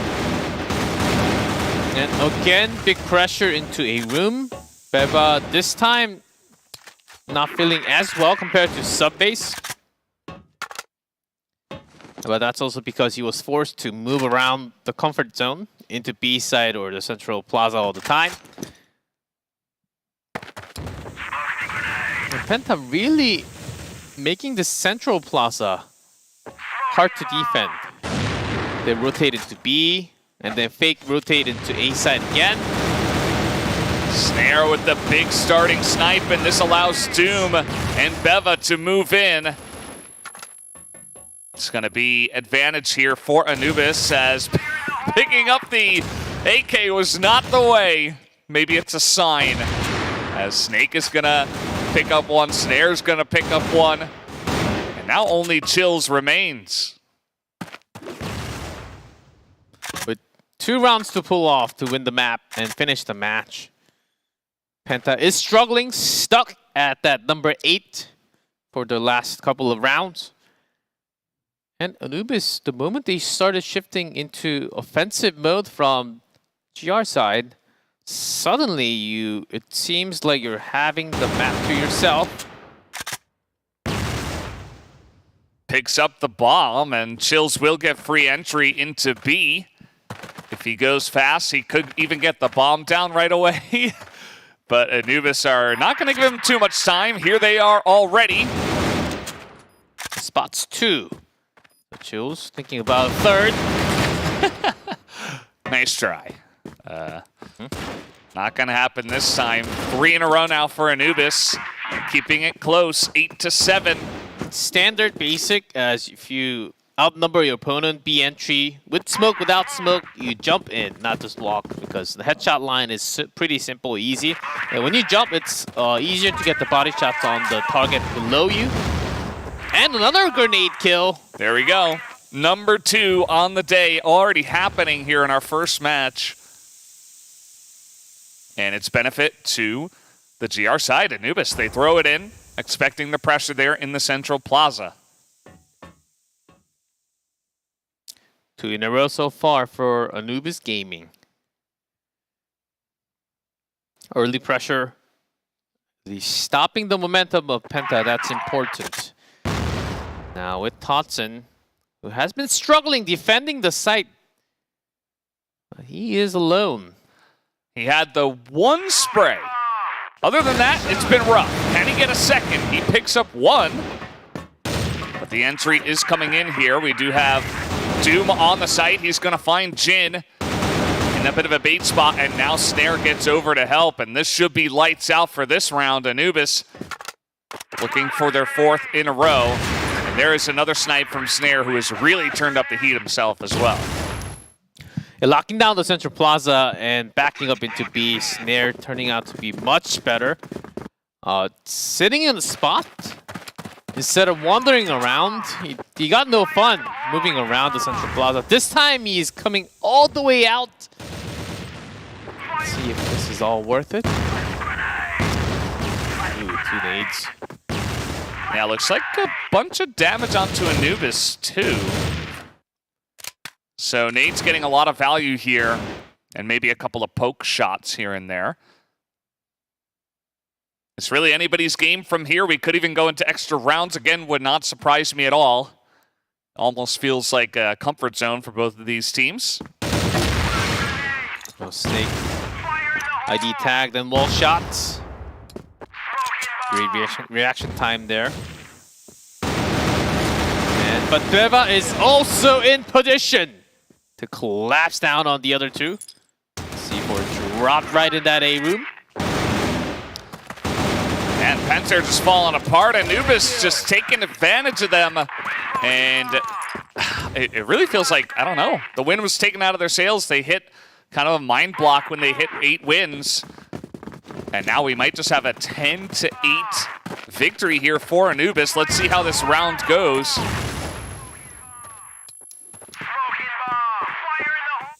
Too many rounds in a row for Anubis all of a sudden. Oh, they're going to charge right into them again. Snake in the same position, gets one, exactly the same. Yeah, this is looking pretty lights out. Beva is able to poke out too.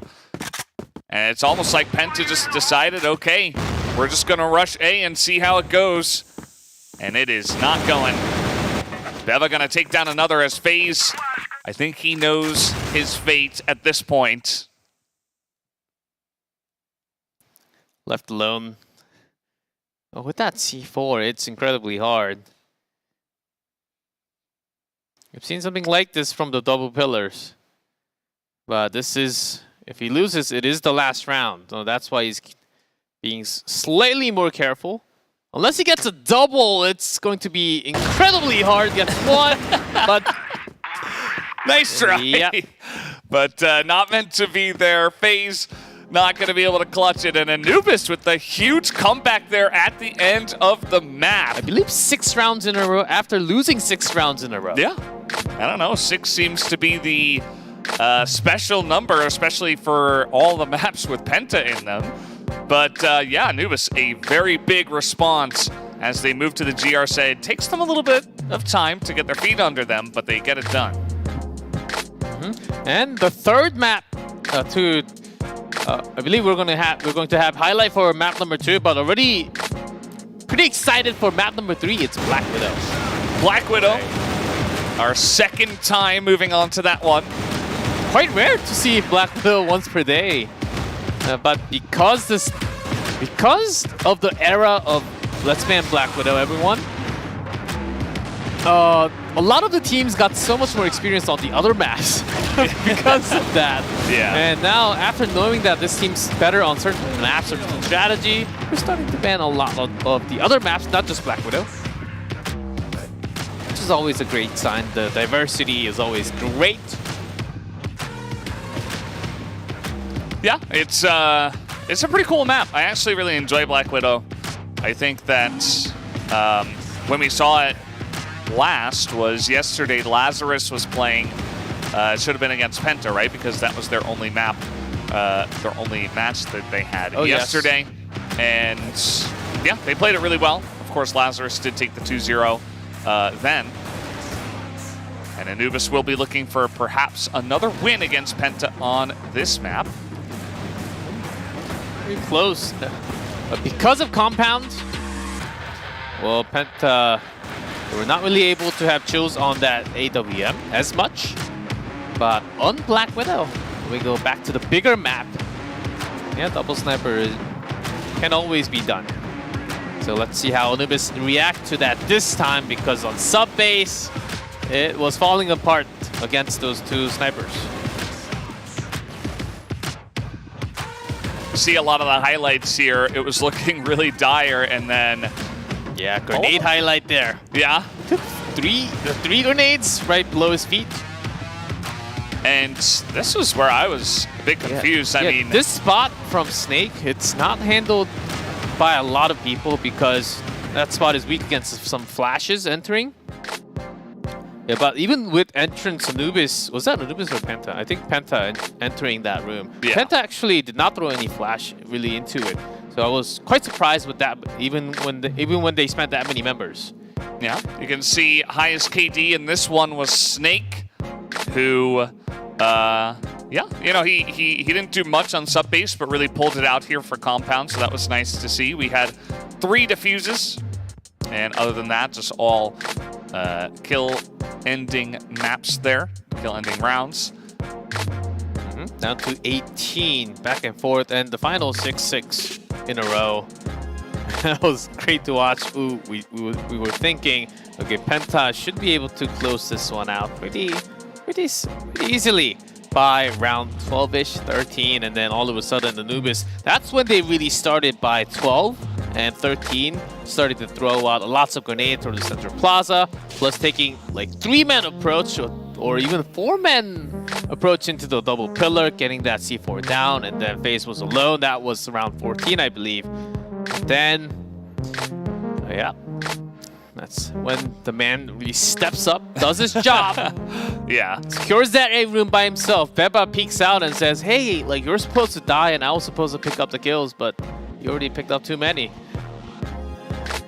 And you can see almost a kill and a half per round was really impressive. Just the main carry this time around for Anubis was Snake, so really got to hand it to him. But as you were mentioning, I think it was just Anubis. They finally locked in to what Penta was doing and started to counter that strategy. And let's go into, because we're getting ready to go into the Black Widow. Do you think it's going to happen again where Anubis is going to struggle against FaZe and Chills, just having the double snipers? It can happen all the time.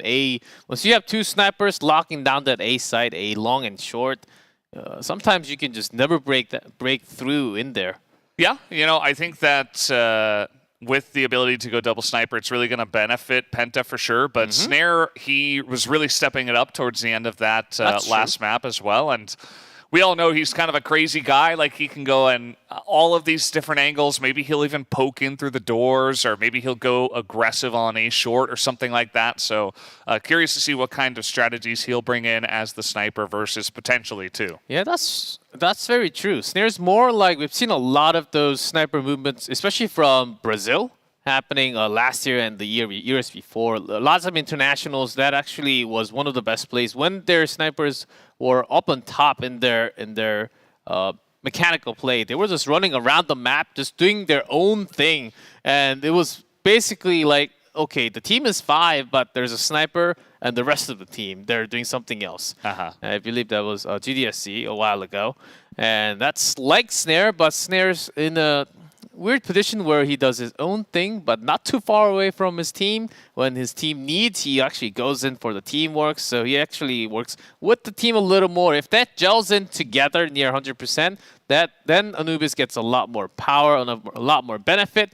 But I think it goes up and down depending on the map. So that's sort of the weakness that they showed on the sub base. Black Widow, it's a lot more experienced map compared to anywhere else on the map pool. Yeah. So I think it's going to be a different story for them. Well, guys, while we are setting up this map, we are going to go into a quick interview video, so enjoy this for now.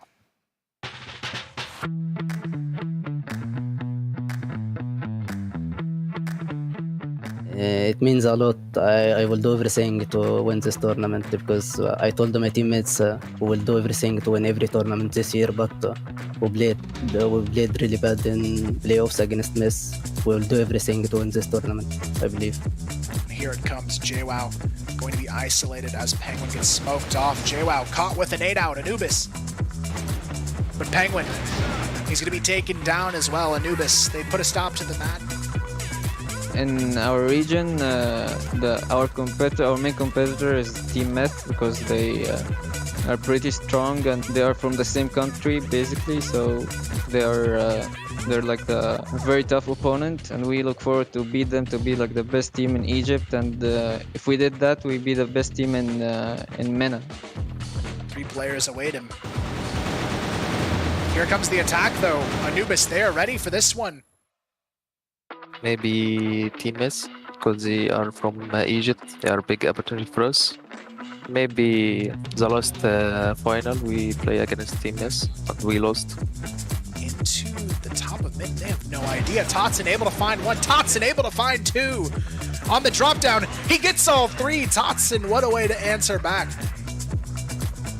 To the fans, I appreciate all the support, and we love you guys, and we will try to win this Cfs for you and for our country.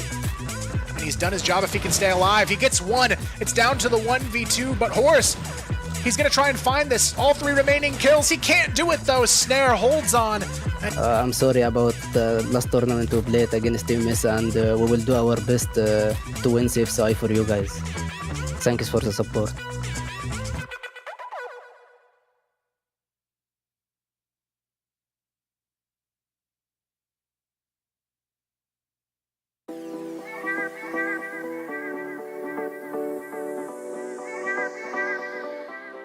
I think everyone who follows Crossfire knows me already, and yeah, I'm playing for Penta Sports since I think it's 2.5 years right now, and yeah, we're trying to win the upcoming tournament.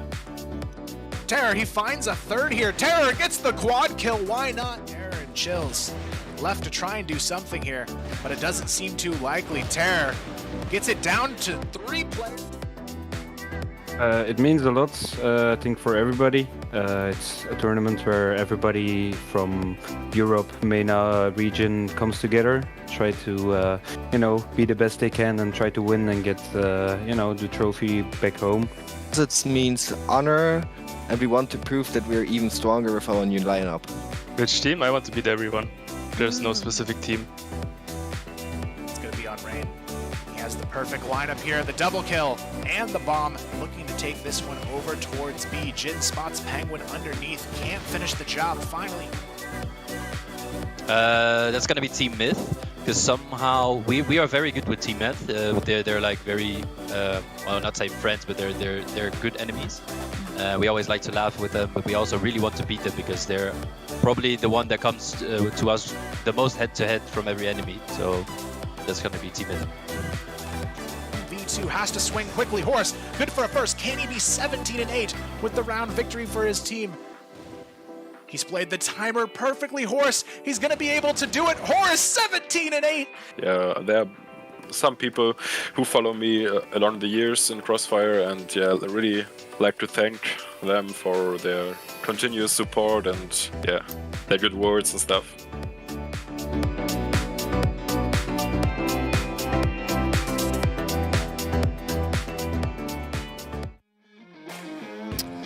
Hope you guys did enjoy that video once again. Always great to hear from our players about what this means to them and what they are fighting for.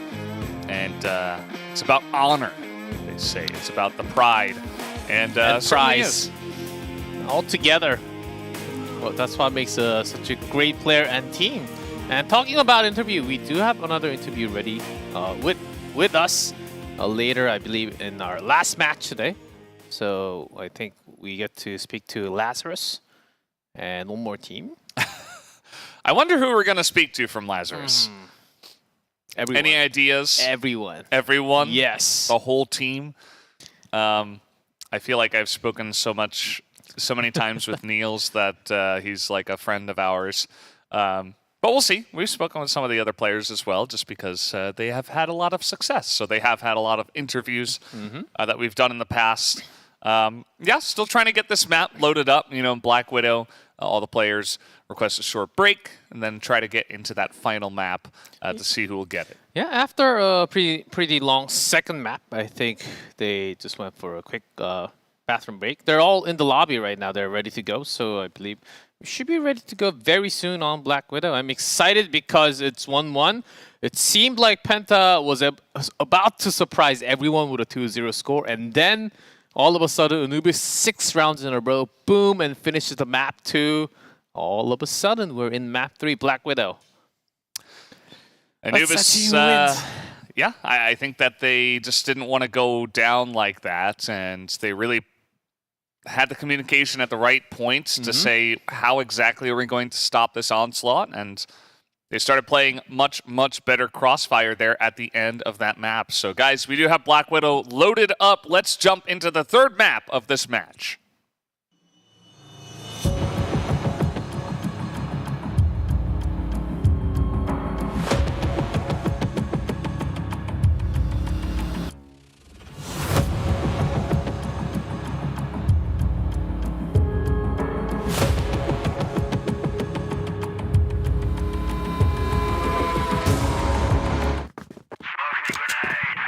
All right, off we go into Black Widow's second time of this tournament.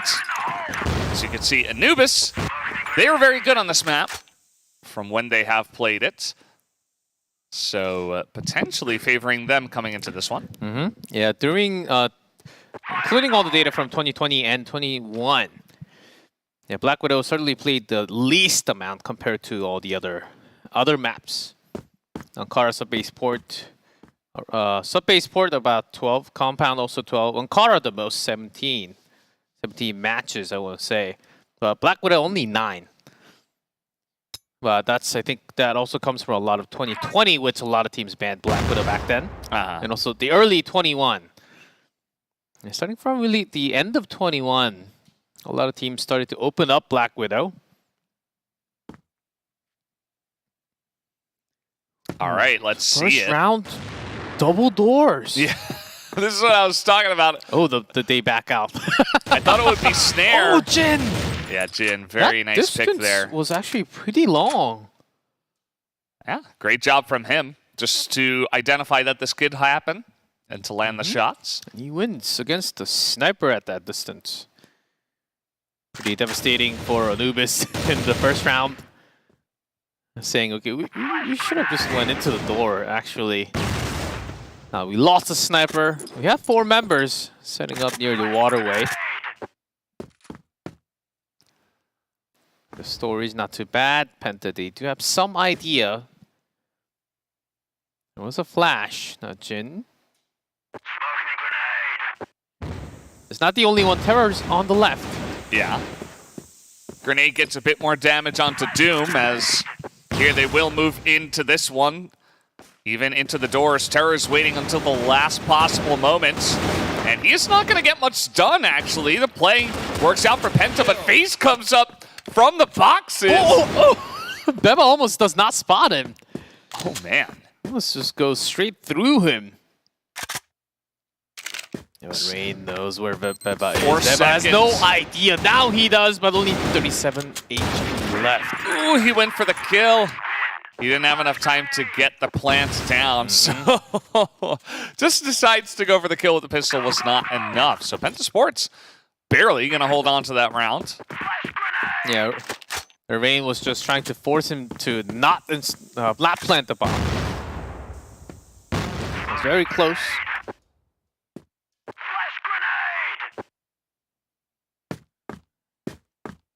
Is again Penta just with FaZe. She was thinking about AWM for a few seconds.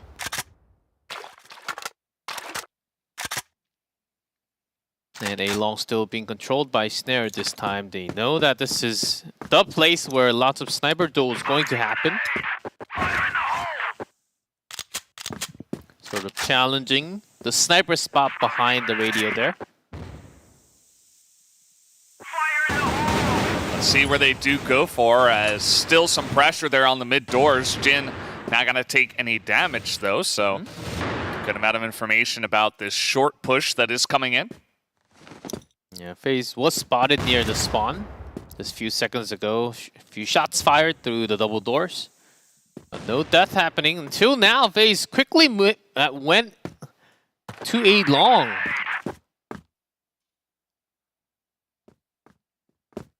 Yeah, that was a pretty quick shot. Snare was actually in position. Yeah, he was in the corner there, I guess. Just FaZe was able to get the quicker shot. And now Anubis going to go for this push through storage again. They know where Terror is this time, but Jin is here and ready to party. Picks up 3 kills, and Rain is going to cap it off with the 1. So Penta Sports, strong start for them on this one. 2 rounds in a row. The first 2 rounds, and oftentimes, surprisingly, the team that took first 2 rounds ended up losing many times. So let's not get ahead of ourselves yet. But it is Black Widow and the Sports, and against Anubis Gaming, who's attacking from BL. So this does make a lot of sense. Again, quick attack into B site. This time it is not the same as Terror moved out from his safe zone. He did a bunch of damage, but that's just damage, no kills. FaZe is just charging in with a pistol. What? And an axe! He got an axe kill? Can we add that to the grenade list? That's like 4 grenades. Yeah. Just came in there and whacked him. Ran out of pistol bullets, I guess. Just took the opportunity before they really got set up on the site, and it's really going to help them out. Chills picks up another kill, and Snake is barely even alive. I think that's the first Axe kill in years in professional match, except for the event match that we had last year. Yeah. Well, that's 3 rounds now. On the back of FaZe rushing them like a madman. He knew they were low health, so I guess he wanted to get in there with a pistol, and once he ran out of that, he was just in his face. He was thinking, I'm dead anyhow. I might as well. He can't throw an axe. He has to get very close. Yeah. But still, to go into the site alone at that timing, was unexpected. Anubis have really been trying to force this play through this storage. And they have been a lot quicker compared to all other maps. And Flash is really good. But gets Terror Engine at the same time. If at first you don't succeed, try again. Until you break it. Yeah. Now that they have done it, finally. Oh. Looks like he hit him there, but not quite. Rain gets 1, he picks up 2, but now it's just Chills alone. And they know exactly where he is. Yeah, Totson in the storage, Doom right below him, Snake all the way in the back. Just like that, quick tap. As not much hope there for Chills to retake that 1v3. So Anubis will get on the board at least. And finally they got the B plant done. And now it's time to move. Now they've unlocked the A site. It's a quest. You have Yeah. to go one at a time. But maybe before moving into stage 2, you want to get some more experience points from attacking B 10 more times. That's a good idea. Stack up, level up. Unlock some new weapons, perhaps. Some rare weapons, unique, legendaries. Yeah. The diamond grenade. Diamond grenade? Yeah. Does that's extra not damage. Explode. It doesn't explode. True. And maybe they might not go for this push. Oh, they've unlocked a site now. Oh, true. Okay. They do have Beva looking at a longsome challenge. Oh, FaZe with a rifle. So A side is very secured. And with that information, okay, it's not just FaZe. They do have a rifle already. Do we really want to push a short with a loss of information from a long?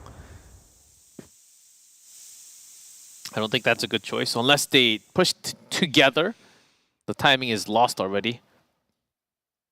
So they're trying to buy time and trying to force another rotation. There's the jump. Half shot. Yeah. And still FaZe. Yeah, they're holding both these angles very well. Snake, though, able to take down a couple. Very low health here for Snare, but this is going to be the bomb planted. The rest of Penta kind of locked underneath the bridge here. His rotation. Snake sees it, but another grenade kill with the help of some... Oh, Snare! How did he... Super quick maneuver. Gotta hand it to him. I mean, that was pretty sick. Might as well hold a rifle. This guy just goes out to the door. Yeah. And that is the Snare play, you know? You just will not expect it. That allows Anubis to make it happen. They push through a short. As now... So Valdez, what's number 3? What did they unlock now? A long. A long, okay. I guess, yeah. A long it is. There's FaZe. Plus Chills. Let's move slightly back to their own position. And FaZe might just peek out with the jump. way too much smoke throughout the map. There's also smoke in the waterway. There was smoke through the double doors in the middle. Yeah. And when we talk about the doors and the wall shot, there's Jin. Jin trying to sneak in. Rain is still here on this A road. Let's see if he can grab Snare. He will. As he was in mid-reload, Rain gonna pick up 2. He's got 3 bullets, and that was enough. And the rest Jin of his team finally from comes in to help. downtown. Yeah. Oh well. Now Thompson here alone. Oh, I don't even have the C4. Yeah. He was pretty doomed there, so Penta able to put a stop to the streak that Anubis had begun. 4-2 is the score. The A-long push not really gonna find too much value, I would say. Not against this team.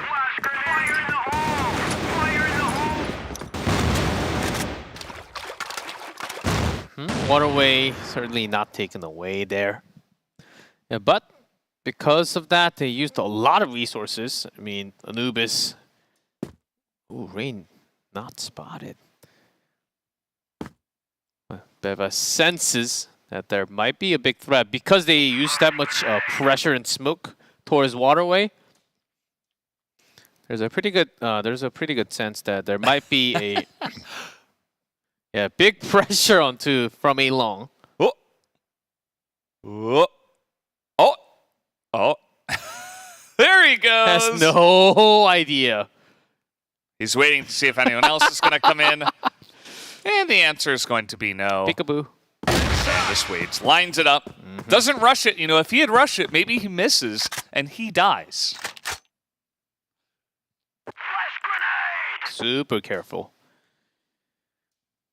And with that,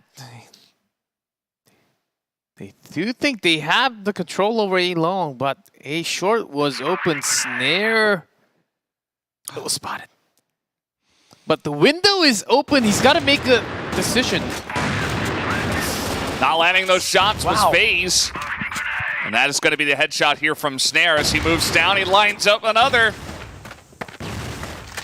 Maybe it's his time to shine here on this map as spray is good from Chills. 3-on-3. Doom's got a nice little corner here. And now it's all up to Chills.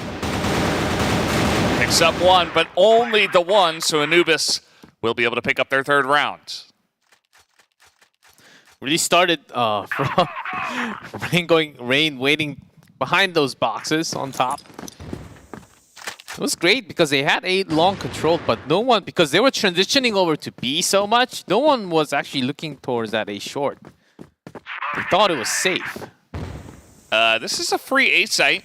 I suppose you could say they traded Snare for it, but Rain's already down all the way at the A short entrance. Rain gets out there. Ooh, but still they're finding kills. Yeah. It's 5-on-3 might make this retake a bit easier, but they got to get over there quick. Only 20 seconds to go.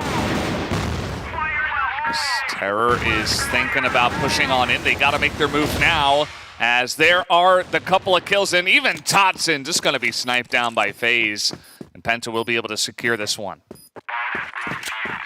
It almost seemed like Anubis was able to do it again, but Penta, they were grabbing much more kills, even though the site was totally open. The rotation was, of course, if you're trying to rotate towards the back, you leave some doors open. But when you're finding kills, of course, it's always easier to retake. And when you're going back like that, as a sneaky spot, you don't really use your resources. So retaking it, the site back, it's slightly easier with all the flash and stuns. Penta's much better prepared, but Snake is going to get that entry headshot. Rain is here in position through the smoke. Jin comes out from behind the box, but still advantage to Anubis as Snare going to pick up the kill onto Rain as well, and that's going to do that as Anubis with a successful push onto the B site. Yeah, now Penta. Penta with 5. But talking Black Widow, for Eumena, oh, I would say about average. Eumena Black Widow win rate, of course, GR 54%. If I round up, 55%. And Blacklist 45%, so that's about 5-4. Not too bad, but they do have to think that Penta, they do much better from Blacklist. And oftentimes Anubis, especially early rounds from their GR side, they don't really build pressure. Just safe and secure, regular, normal positions. Let's see how the opponent wants to approach, and then they react instead of them moving out first. FaZe snuck in there, didn't amount to too much. Just one grenade was thrown by his ally. But they are not attacking in here. Penta taking it slow to start themselves. Just not always what they want to do, but it looks like they are maneuvering over towards Waterway.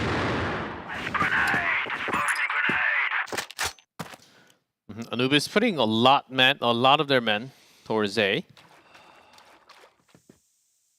Yeah, thinking that this might be a short push because they saw a lot of men towards Waterway.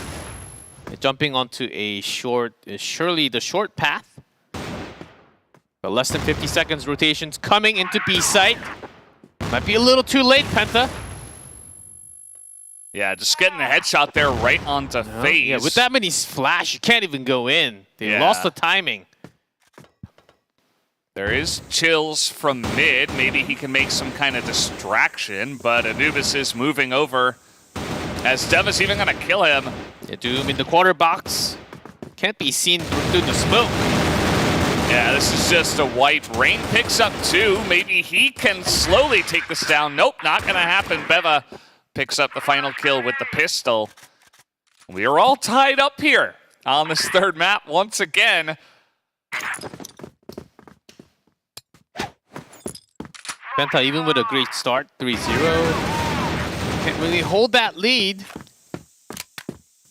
And there, the big point was FaZe going down from the B storage. At that moment, they lost the will. They lost the strength to go into the B side. Say, guys, we're here. What do we do?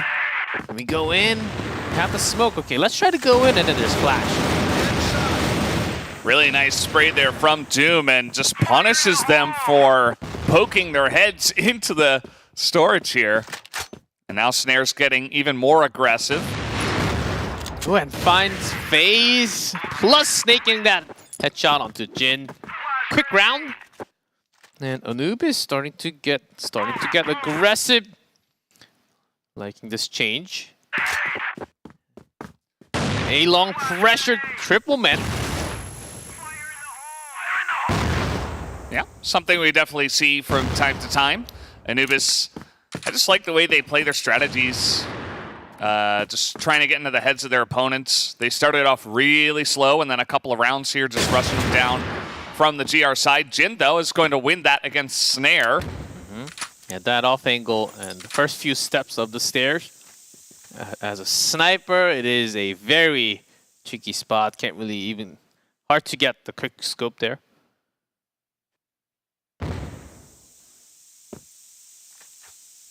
And with that kill, Penta slowly approaching.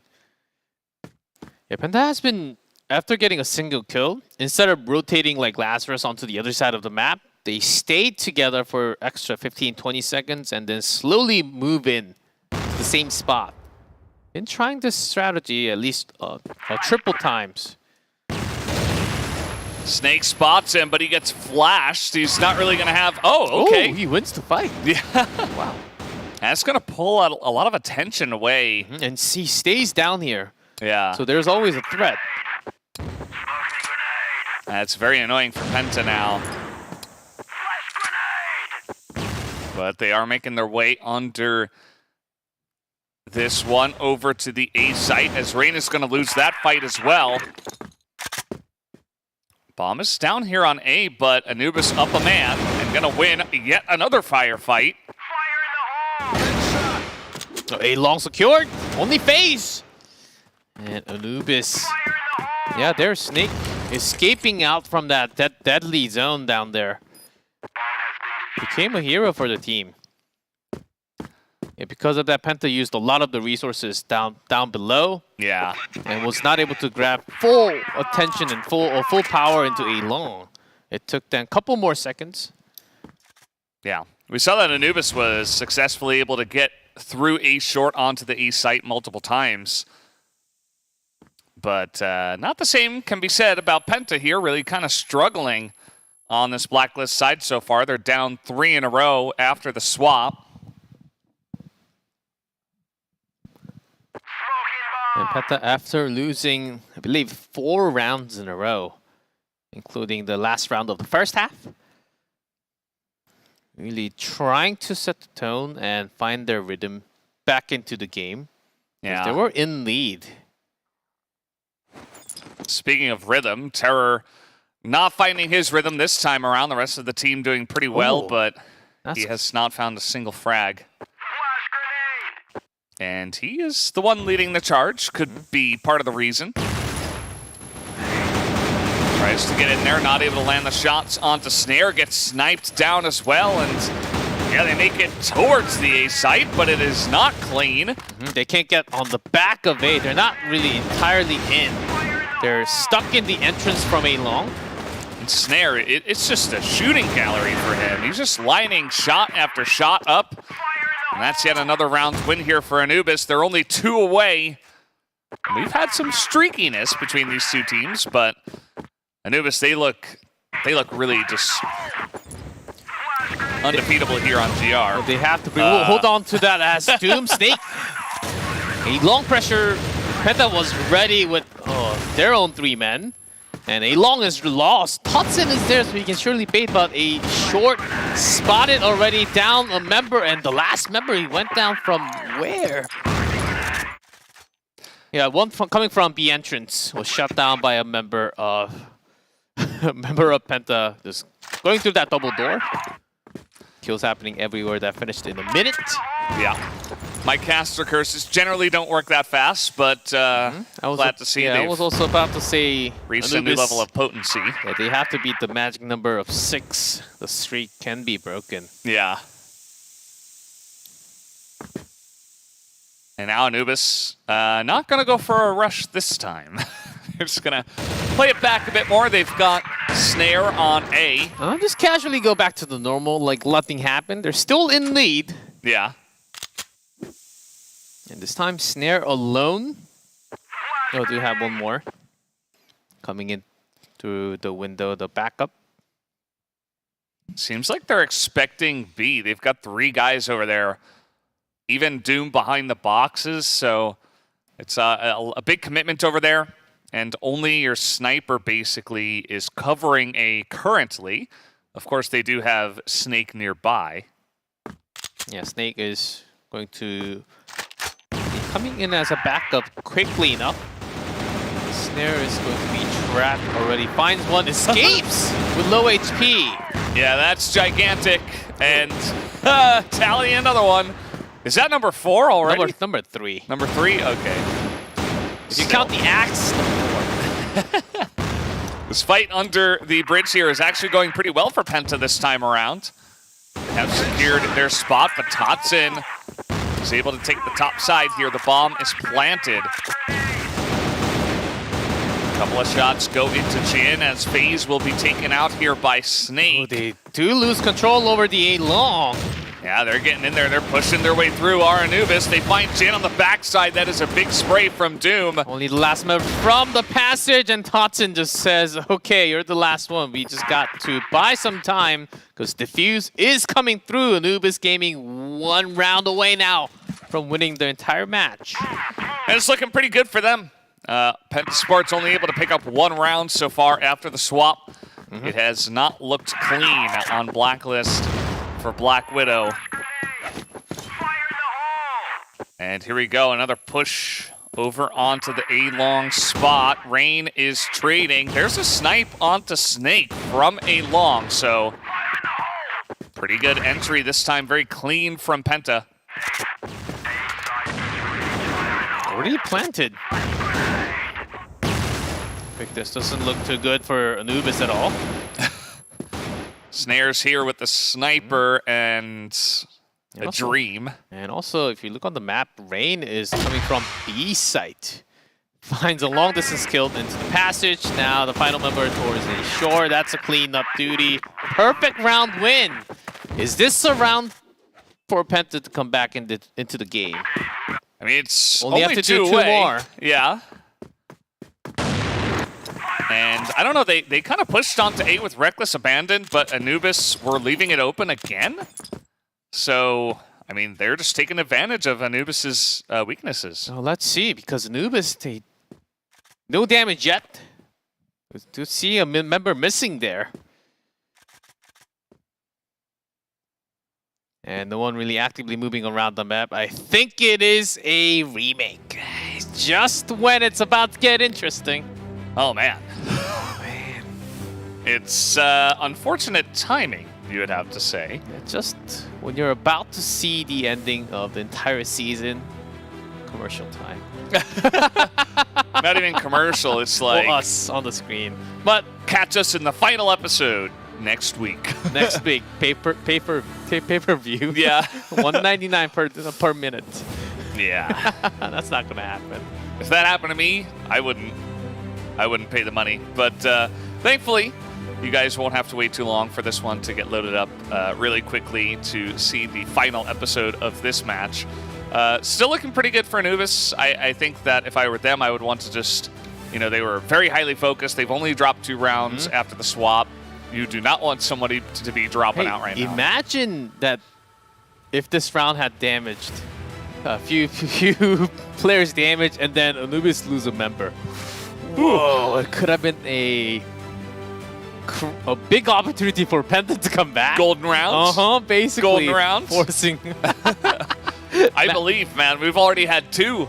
Well, map 3 golden round. And 3 grenade kills and an axe kill in our first match. So I went back home yesterday and said, okay, today was a pretty long day, but I feel like that's going to happen a lot because all 4 teams are going back and forth. They're so good. I mean, the streaks are happening, but it's not like last year where streaks couldn't be stopped in the entire map. It's being stopped, and then the moment it stopped, the streak goes to the other team, just like we had 6-6 back and forth in our previous map. I mean, I think it's one of the most competitive 4 teams that we have throughout at least 3 years, including America. Doesn't happen that often. Like you're saying, I think it's really cool to see. And it's clear that, a team like Team Myth from their division can get 3rd and then come through and get 1st. It just shows that really any team can make it happen. Maybe this is Penta Sports tournaments to come in and, put in some upsets, but actually maybe they're just on a really similar level and they are able to get the wins. Of course, they still need to get 2 rounds in a row here against Anubis to have a chance to take this match, but they put up a really great performance, better than I was expecting. Oh yeah, still 9-7 Anubis. They're thinking, okay, 1 round, what do we do to get out of here and finish the match and grab the win? So, and because they still have 1 more match to actually play. They definitely do. We'll see. Game's up. Snare takes a bit of a damage by sneaking out from. Let's hope no one drops now. We'd like to have the round finished 5v5, if possible. It shows, of course, from Blacklist, you don't really have Black Widow double snipers.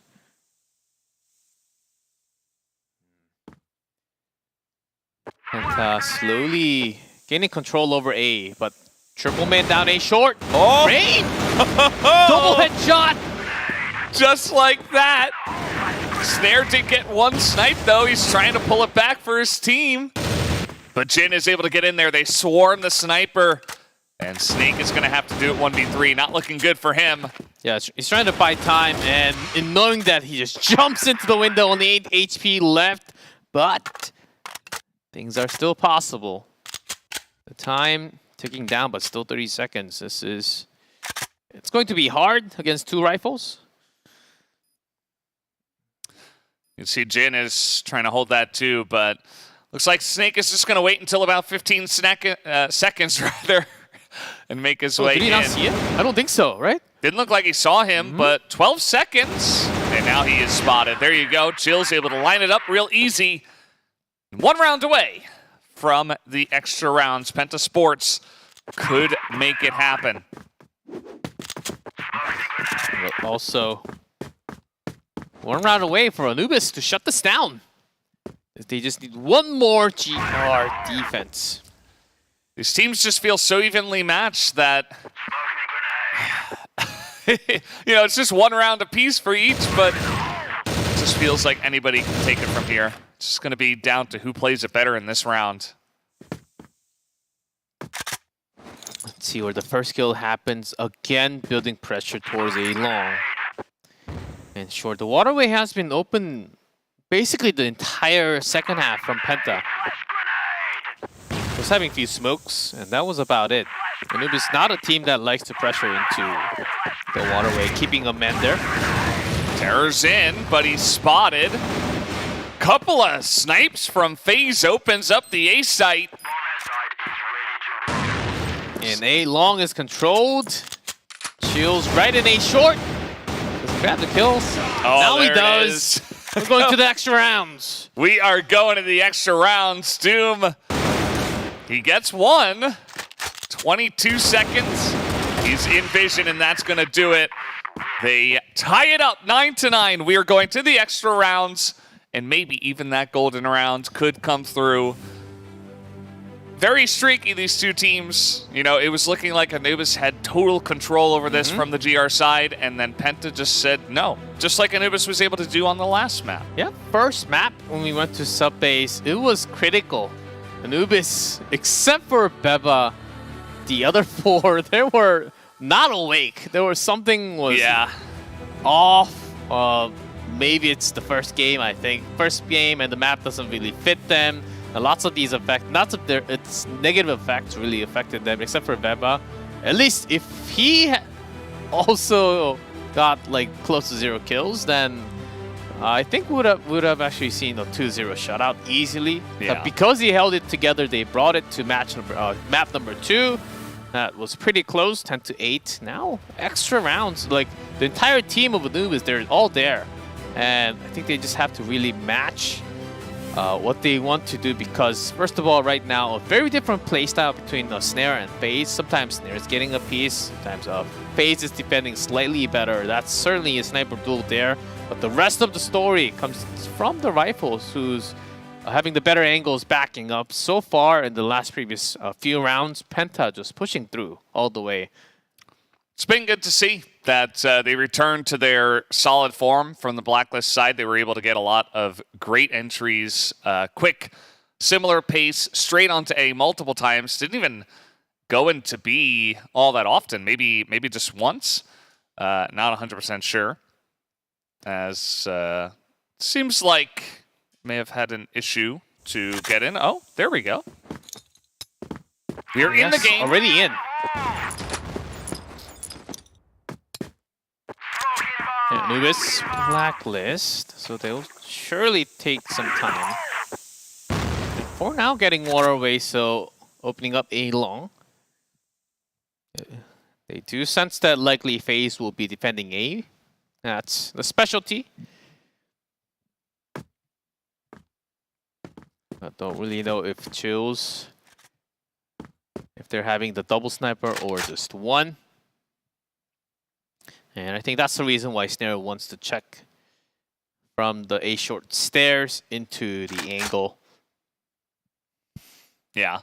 If I'm Snare and I'm feeling myself, I'm feeling confident, definitely go for a couple of peeks, you know? You don't want to be the guy that causes your team to lose by getting picked multiple times, but at the same time, if he's feeling it, he could be the guy that opens up the site for them.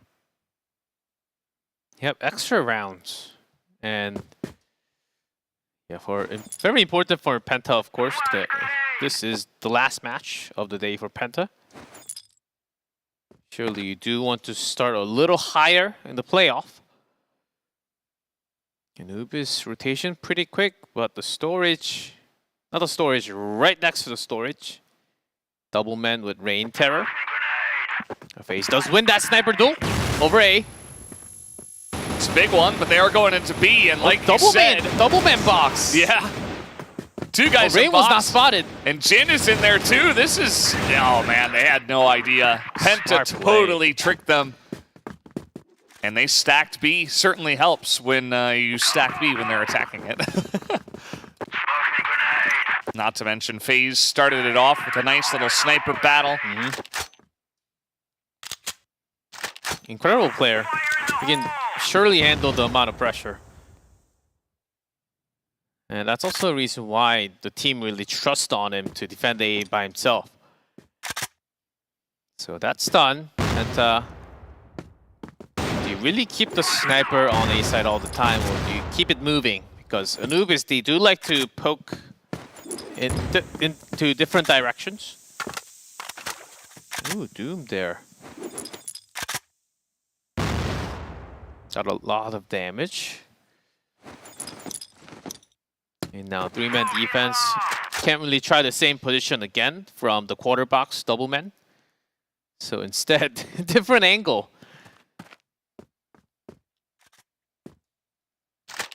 Oh, poking the storage again. Oh, Jin cannot find the headshot. Did a lot of damage to Snare. Yeah. It wasn't sort of a transition into the double door. And that allows them this time to get on in. Not sure if they know about Rain behind that box, though. Pokes out at a great time, is able to pick up 2 at least. FaZe also gets the pistol shot and brings it to 1v2. FaZe goes to the door, just rotating between the passage, B doors. Tagged Beva. Very close. C4 planted. He's already here. Plenty of time. Just going to land that jump. Making sure that Bevak doesn't come around him. FaZe, big rotation. Risky move, but wants to find a rifle. He find one. He should be able to, right? So, here in storage, I'm not sure though.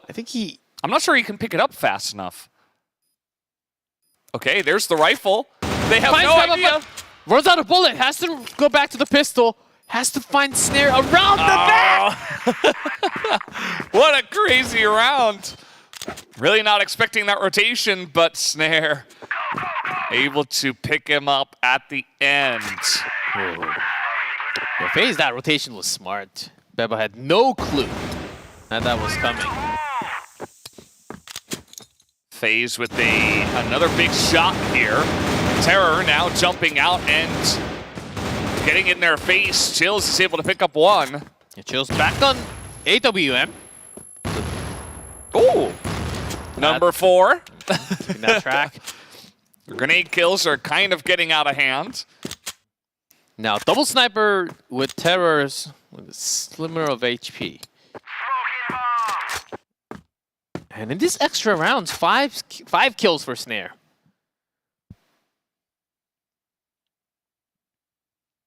Yeah. Long Chills. Did not get to see anybody yet, but Snare holding that C4. If he drops it, worst news possible, finds Chills, but the bullets does not land on each other. Now FaZe even making the rotation. Terror is still at B side just in case, because Snake was missing. Chills, I think he spotted both. Or not yet. Terror still holding the position at B site. Now moving into A. Yeah. Slowly. Slowly but surely. Yeah, just in the better backup position. Chills knows, hears them, pops out the pistol. Pretty aggressively, but it's enough. Yeah, FaZe able to get that last snipe down and gives them the slight lead, 11-10. The GR side slightly better this time. And I don't know, with the way we saw this going, if you remember, it was 4-5 in favor of Penta when they were on GR, and then when we swapped, it went to 5-4, which is how we got these extra rounds. Now we go to extra rounds, and once again, it's that slight benefit, that slight advantage to the side of GR. Will we see the pattern broken, or will it just repeat itself to a golden round? Yeah, great build-up to the golden round. I was waiting for that. It's happening. It's happening. Well, first match of the day seems to be the best. Yesterday and today, we're going all the way. And for now, Anubis, they had so many chances, but every single time when it seems like it's working, FaZe is stabbing onto them from a long B side. It's been crazy this entire, especially map 2 and 3. FaZe, whenever there is big chance for Anubis to go into a site or do something crazy, FaZe has been the one name. It's been harassing them so much. Big push here on a long. That grenade gets some great damage down, some spray through there, but only Doom is going to eat a bit from the grenade, and then they back away. Now that the Penta is from Blacklist, and they gained a lot of advantage and damage from baiting spots, especially B sites. Early entry with flash. Extremely aggressive to do that just by yourself. A big bait. Split push. Yeah. Split push, you do not see this very often, but it will gain them the B site, but it's not going to be easy for them to win this 2v3. Yeah, at least Totten just went down. The door rained pretty quick with a shot. Beba, instant response.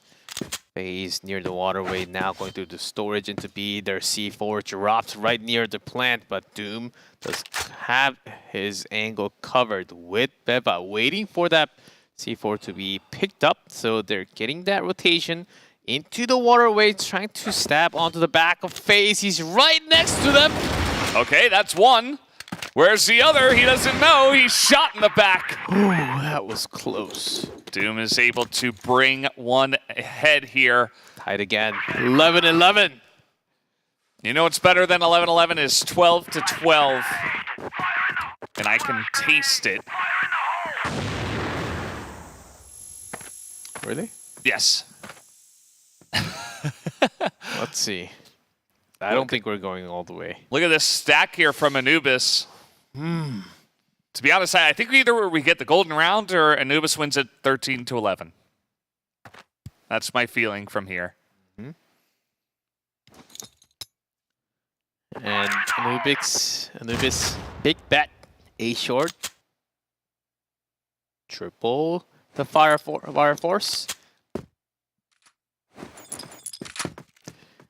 But no one even checking through the window. Because Penta, they have a few men near the waters. And because of this many, towards A, Anubis, they have Snake alone watching the B doors. Uh-oh. Say hello to your nightmare. Okay. They charge him. They get in their face. Beva picks up 2. There's that spray we know and love. 2 headshots. This guy doesn't stop. When the other 2 are hesitating to go in, this guy is already jumping on top of the enemy. Yeah. That's Beva. And now you're in a really rough spot as Penta. Although Terror is able to get 1, Totson picks up 1 for him. And the other 2, the final 2 members, FaZe Rain, who has been performing the best of the team. Down in B site. Snare should be looking through those doors. Yeah, what's it? Already near the door, takes down FaZe, just 1. Rain with 100 HP. There's that big rotation from Doom and Pot. They know where Rain is, and all you gotta do is swarm him. Multiple members coming at the same time, and that's gonna be the defuse. Anubis 1 away. And they've looked so solid here after swapping to GR. All the way to map 3, all the way into the extra rounds. The last extra round. 4 men, A push. Anubis Gaming. With the smoke here, I don't know about this. They do have 2 members, FaZe and Jin. Jin spotted FaZe, also goes down! Doom with the huge spray this time. Haven't said that quite enough, but he gets it done here. And the other 3, Chills, Rain, Terror, they're lost. They don't know where to go. Finally setting up towards a long. Does have one going towards a short stairs. But this pressure is still here. Yeah. They're trying to use reverse psychology, but it's not going to work. Doom gets another bevel, follows that's up. it. C4's dropped right here. Snake picks up the last, and it is Anubis Gaming grabbing the final map win. And the winner of the match. Penta came very, very close, but no golden round this time. No golden round. It was something else. It was a 13-11 win. Nearly got to that golden round, but Anubis was strong enough on the GR side. That shows a lot of tenacity to be able to win 2 sets now in a 2-1 fashion in very close manner. Remember, they were one of the teams that had the golden round yesterday. Wait. Oh, that's sick. Face. He also knew that it would, his back was sort of smoked. Oh. It was 4 grenade kills, 1 axe kill. In just a single match. What a day to start off. Extremely close. I mean, Penta looked like the better team up until they started losing at the end of compounds. And then I think Anubis' GR side just overwhelmed them. And also in highlights, we get to see a lot of the opposite angle that we did not get to see. So that's another cool thing about seeing the highlight right after the match. Penta came so close. Yeah, it's actually really cool to go over these highlights and see some of the stuff even that we didn't get to see on like the main observer cam, you know?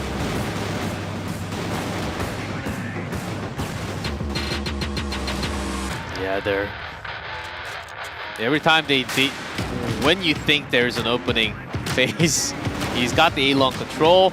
There's Terror, yes, and Rain, look right there. Yeah. He's just keeping his position. He did that a couple times. A double stack. This was the excellent timing actually for Snare to pop out, but the great rotation from FaZe as well to make that a play. Yeah, great plays all over the board. A side, B side, another quick scope from FaZe. This is towards the extra round here, I think. The beginning of the extra round. Yeah. Doom finally popping off a few times today, really helping the team. 4-0 there at the end of the extra rounds as we went all the way to round 24. Hey, we had a round actually end with the time ending. That was round number 1. Other than that, it was a bunch of kill ending rounds and diffuses either way. You see Terror, unfortunately for him, 0.14. Not really able to help the rest of the team doing really well actually on the side of Penta Sports. You gotta wonder, you know, if all guys are at full power, what Penta Sports could have pulled off, but not meant to be, as Anubis get it done, and Snake is once again the MVP. Certainly a lot of kills, but also not just having that many kills, escaping and buying a lot of time for his teammates. I think that really was one of those highlight moments that really kept the team together, but not like game 1, not like map 1 or 2. Map 3, really the entire team was the MVP for Anubis. And showing a lot of different playstyles too. And you can see Anubis, they lost the first one 5-10, and then they barely win before extra rounds in Compound, and then they go to extra rounds, and they're able to win there on Black Widow. So a very close match. Penta Sports were inches multiple times from taking the win. Multiple times. And as you can see, next match, they have to play back-to-back matches after this many rounds. Will that help them? Or they might be feeling a little tired after that many rounds. And their opponent? Yeah. Lazarus. Lazarus is a really strong opponent. Extremely consistent. They got to sit back and watch that entire match. No doubt they'll want to try to play on some of those maps that we just had, and maybe they can use some of that strategy to actually get to the victory. But we will have to wait and see, guys. We're going to take a bit of a break before we do get to that second match of Anubis versus Lazarus. We'll be right back.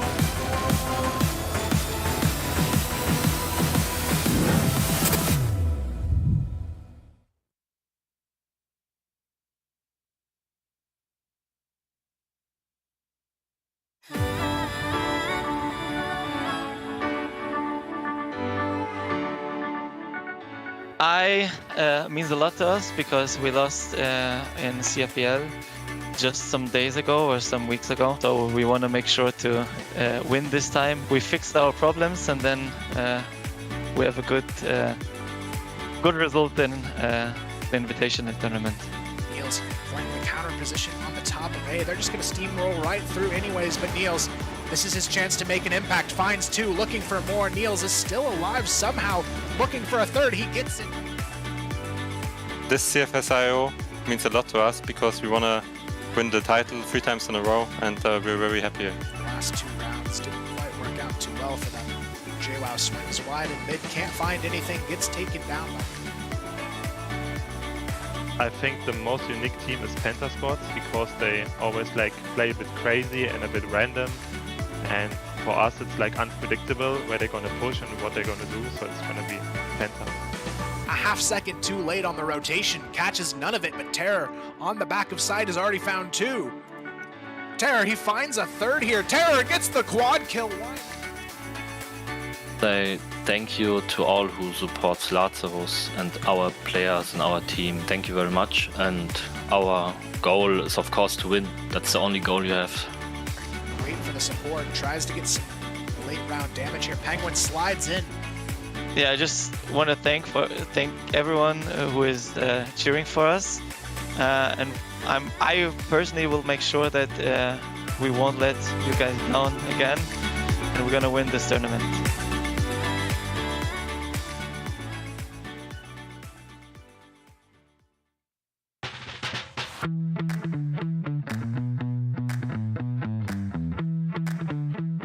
It means a lot. I will do everything to win this tournament because I told my teammates we will do everything to win every tournament this year, but we played really bad in playoffs against Miss. We will do everything to win this tournament, I believe. Here it comes, JWoww going to be isolated as Penguin gets smoked off. JWoww caught with an 8-out, Anubis. But Penguin, he's going to be taken down as well. Anubis, they put a stop to the mat. In our region, our main competitor is Team Meth because they are pretty strong and they are from the same country basically, so they're like a very tough opponent, and we look forward to beat them, to be like the best team in Egypt, and if we did that, we'd be the best team in Eumena. 3 players await him. Here comes the attack though. Anubis there, ready for this one. Maybe Team S, because they are from Egypt. They are a big opportunity for us. Maybe the last final we play against Team S, but we lost. Into the top of mid, they have no idea. Totson able to find 1, Totson able to find 2. On the drop down, he gets all 3. Totson, what a way to answer back. To the fans, I appreciate all the support, and we love you guys, and we will try to win this Cfs for you and for our country. And he's done his job if he can stay alive. He gets 1. It's down to the 1v2, but Horse, he's going to try and find this. All 3 remaining kills. He can't do it though. Snare holds on. I'm sorry about the last tournament we played against Team Miss, and we will do our best to win Cfs for you guys. Thanks for the support.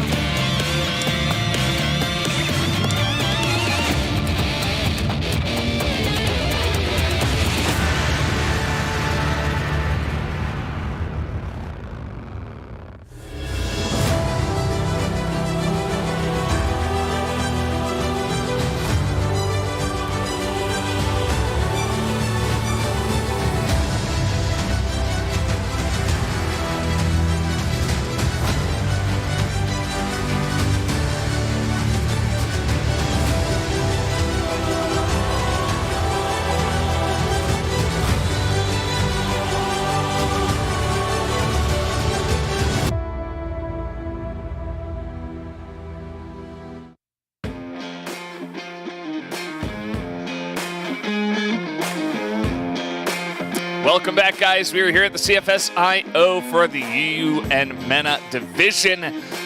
We just had a crazy back and forth match in which Anubis Gaming, they just barely were able to take down Penta Sports, and now they gotta face Lazarus. Yep, that's a problem. Anubis, their first match, all the way to map 3. Second match just now, all the way to map 3. Now up against another very strong opponent, Lazarus, who has been watching, as you mentioned right before, and saying, okay, they're doing this, they're doing that, and this is their playstyle today. They had this much time to prepare against them today. Yeah, it's a lot of information for Lazarus to take in. We'll see if they are all warmed up and ready to go as well. Let's go ahead and introduce our teams here once again.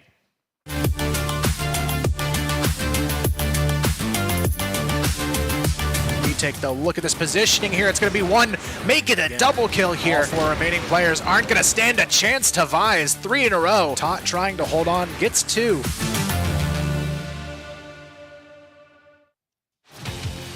Of course, Lazarus, if you have been following Crossfire for any amount of time, you should know about this team. They are just, every single player brings a very consistent play style to the board, and it's really cool to see. I'm actually a big fan of watching their games. I think they always come extremely prepared. And I think after what we saw in the last match, they should be the favorites, but it's hard to tell in this very competitive division. Yeah, basically, you can, of course, key player Niels, but I do want to go back to what you were saying. Last match, Anubis versus Penta, very neck and neck, but Lazarus, they were able to beat Penta 10-7. 13-10, so it wasn't one-sided, but still it was set score 2-0, which means in comparison, if you put Penta in the middle between the two teams, Lazarus should be winning against Anubis Gaming. Should be.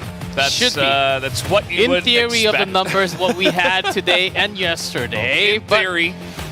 But Anubis Gaming, they do go back and forth, and depending on the map, they do play like roller coasters. Yeah, we did see a lot of streakiness from Anubis versus Penta, and I think that we might see a little bit of a different taste when we do see the Crossfire that Lazarus does play. Yeah, Lazarus always is a constant team throughout the team.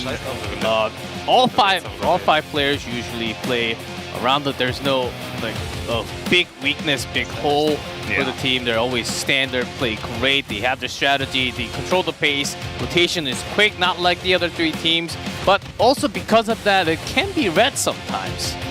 Now let's see if Lazarus can eat really and bring one more on the table, because they also have 2 in a row to play today.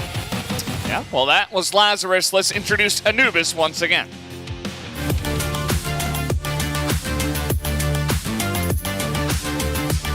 It's going to be Beva a little bit late to the party. Doesn't matter. Still gets 1. Make it a double kill for Beva. And look at that snare. Tot, who finds the first. Tot still.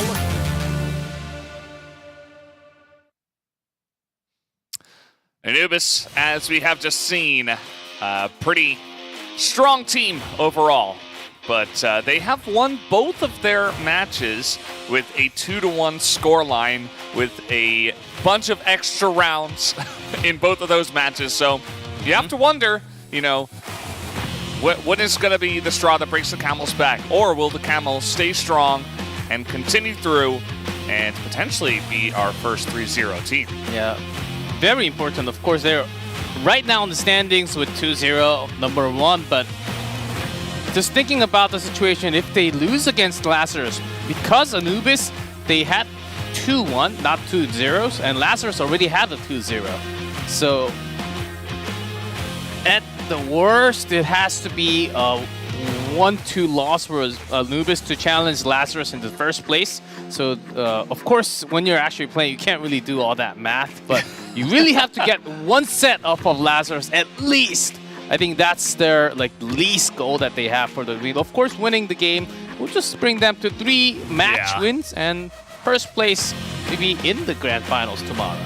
Yeah, like you're saying, you know, that would be definitely their main focus, right? let's beat Lazarus. We are extremely warmed up, right? That's one of the things we always talk about. You know, maybe a little too warmed up. That's what we worry about currently. Are they tired? Are they, exhausted from that grueling battle against Penta? Or are they just better ready to go to set the tempo? Because with all the streakiness we saw between those two teams, it also helps to notice the momentum in FPS games, getting those early wins when you are warmed up, when you're ready to go against Lazarus. As you can see, the head-to-head here, very close between them. Lazarus has the one extra, but not a big difference. Well, first place and second place of the regular season, just by, I believe, one win during the regular season. Playoff, they only had one match. Of course, it is a ladder-up system gauntlet there, but very close neck and neck. And depending on the ban pick-off, where we are headed, it's going to matter a lot. Lazarus, I think, a little less, but especially at what we have seen from Anubis, sub-base is the way to go. Yeah, take away the sub-base. Get that out of the way. And Lazarus, they don't want to play on ports. And we are going straight to Black Widow again. And then Compound and Ankara. So, back to Black Widow. I remember last year, during regional finals, we had, I think, one map of Black Widow. The entire time. Yep, only the final day, I think. And it had to be played because I think it was the grand finals because it was best of 5. Best of 5, going all the way to 5 games there as well. This is going to be an interesting one. Before today, I was actually expecting, if you guys remember the predictions, I was actually expecting Anubis to take this one. I think you may have voted for Lazarus here. It was a very split vote. It was half and half, 3-3. Yeah. So this is the highlight match. If a lot are watching, depending on the map, it's really half and half, 5-5. Yeah. Well, guys, it's going to be an interesting one. Let's jump on to Black Widow for map number 1.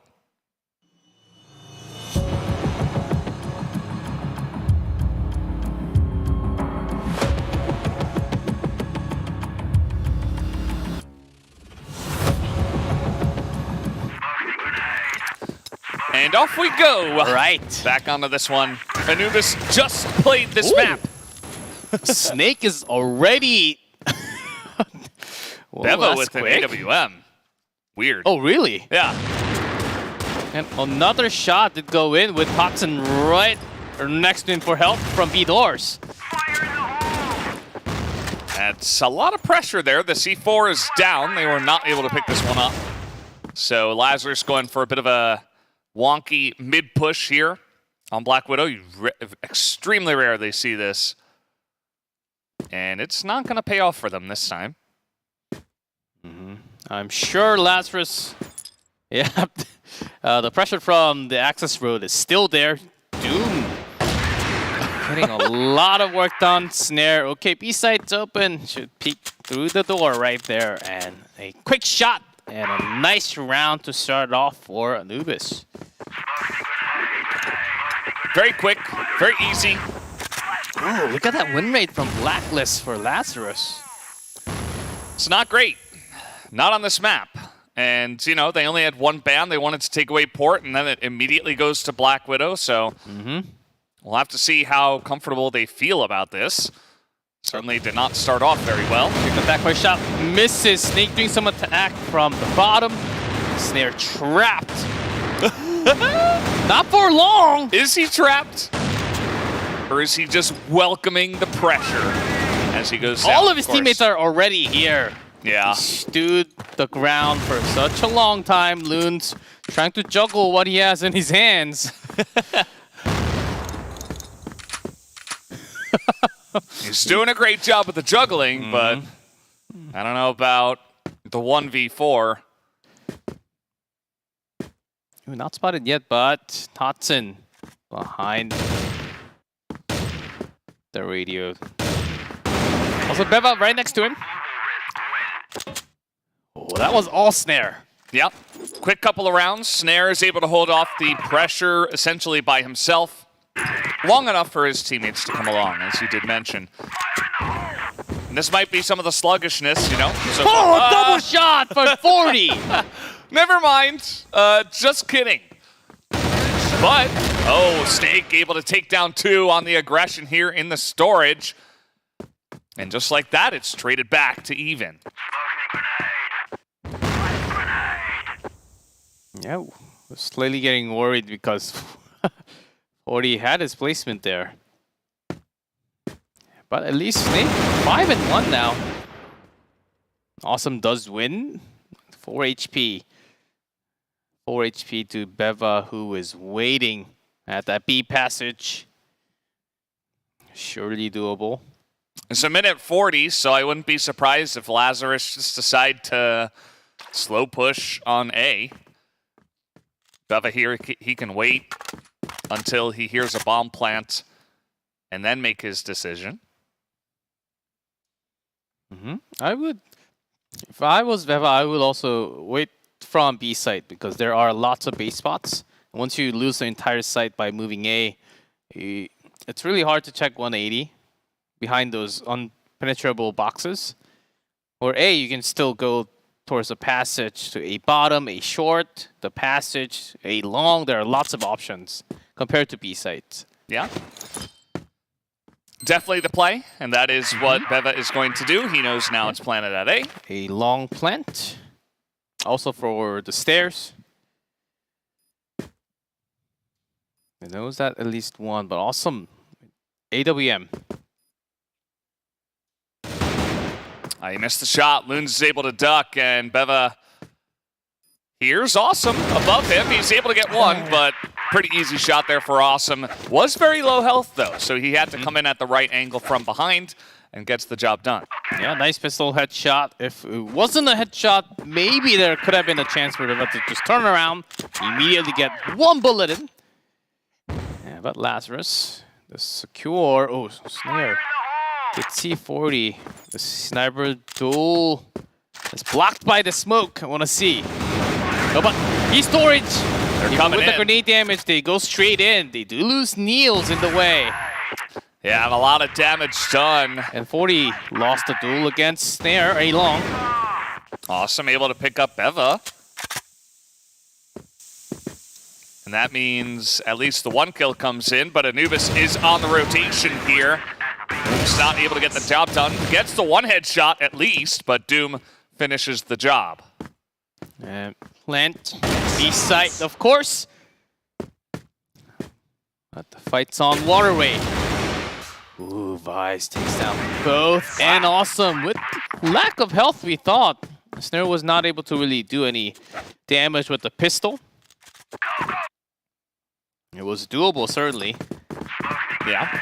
So a couple of really quick rounds that Anubis took advantage of the sleepiness, perhaps. But since then, Lazarus has been coming back strong. They're even able to win this fight on A long with that pressure. Niels here in the door as well, not really able to land too much, but still hanging around, still putting on that pressure there. Anubis Gaming reacting differently because they're up against Lazarus now.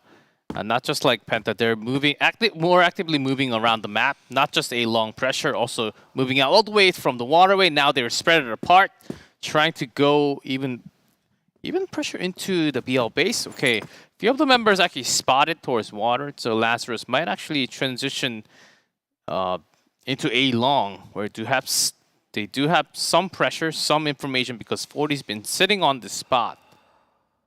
But Snare is still alive, doesn't know if he's actually in that A site or not. Probably would think that Sniper would be defending A, but that is not the case for now. Here comes Lazarus bouncing over through A long. 40 has been watching, hasn't seen too much as Beva hasn't poked out just yet. Yeah, Snare from the bottom gets one more. Beva right behind the box. 40 picks up one, but 1v3 now. And he's going to get flashed. A couple of shots are coming out here, but sniper in hands. Anubis will respect it for now. Ooh, gotta watch for those peaks. Flashed again and again. Running out of time, only 30 seconds, and C4, guess where that is? You gotta go. Down to 20 now, Snake. And not just Snakes, and also Doom. They were just hiding. Can't really do too much in that type of situation. Now Anubis grabbing one more. 2. It was pretty nice to see them be able to stifle that push over on the A side very nicely with just Beva and Snare. I would argue the 2 best performing players, even though Snake has picked up 2 MVPs, so can't count him out either. But the 3 of them especially. But you got 2 of those guys on A, it's not going to be easy to attack. As long as it's not sub-base, Anubis Gaming. They do put check marks on the board. Oh. That's going to smell for a while. Does that count as a kill? If you if you add up, I'm pretty sure that was 100. Definitely would be, but we're not going to put it on the scoreboard. Yeah, so far Lazarus, their B site early on was stopped. Whoa, that was pretty gross. The double tap, double headshot. Doom looking good. He's going to concede the point because he knows that a 5v3 retake should be relatively easy. And he wait for his teammates. He was alone in B site. Why not just back off? As you have a really long rotation from the rest of the crew. Here we go. Hudson and Snake should be taking control of the water soon enough. Loon's alive with 1 HP. That was pretty cool from Lazarus, but not going to pay off here as Awesome goes down. Wow. The defuse comes in, and Anubis looking strong. Couple more rounds in their pocket. Anubis really showing a different tempo in this matchup. Really trying to match against Lazarus, even faster than Lazarus in rotation. Yeah. Always pressuring either A long or even Waters. It's good to see, too, because you talked about the difference between the matchups. You're going up against a different team, and you know that Lazarus was watching. So you can just decide, okay, we're going to play differently. We're going to play a faster style, just get ahead of what Lazarus just watched. Yes, and because of that 4 now, I say 4 now, but we're already in round 7. Lazarus cannot really achieve too much. I thought they were also going to change up the pace and go a little faster, maybe just rush directly into the site or break into the double doors, as this is another sign. Doom boosted up here. Yeah, double position. And it's going to work a bit. It's 2 for 2, a lot of damage on the Loons, but it's the site earned here by Lazarus. Yeah, these type of decisions had to come down, which I like a lot from Lazarus.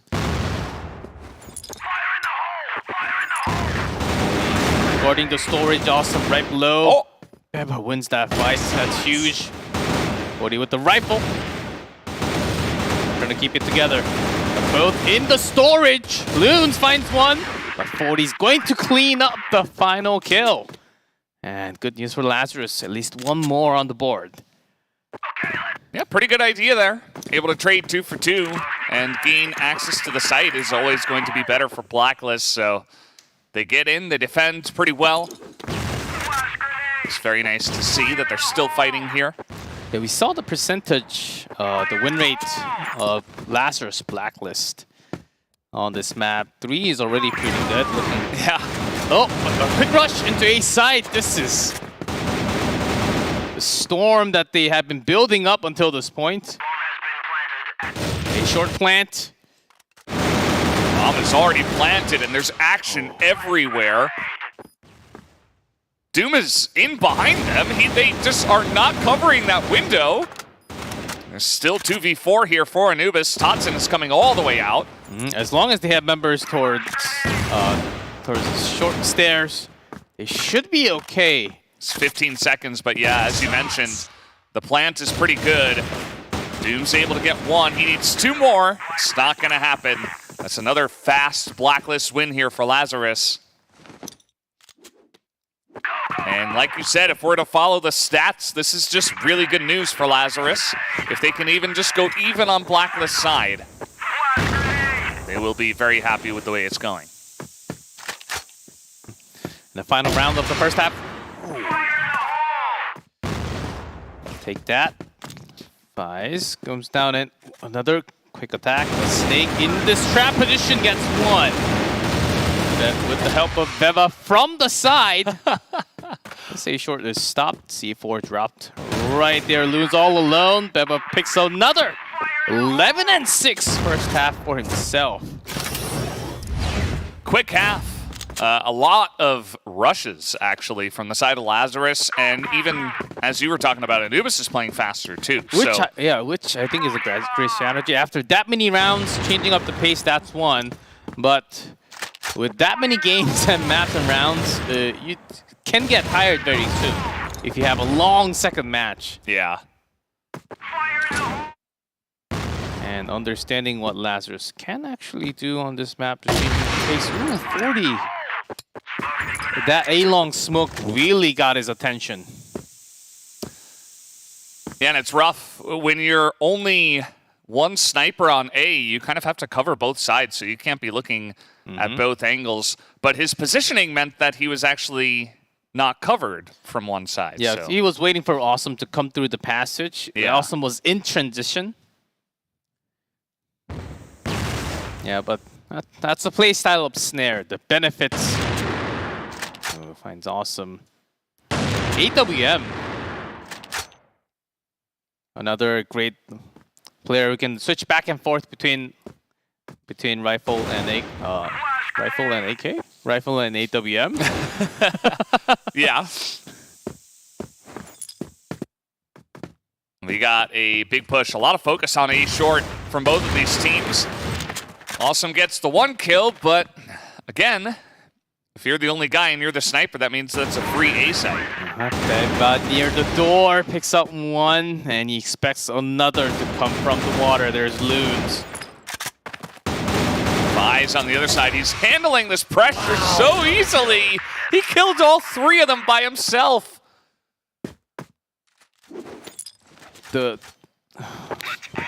How can I put this in words? The experience that he has, the sense that yeah, it is on another level. Okay, this guy's actually backing up. He's buying time for what? His teammate on the side. Okay, I should turn around and see if anything's happening. There's the opponent. Yeah. He gets a kill and he goes back. He doesn't even wait or waste a second more trying to get a single opponent. He can read the opponent's mind.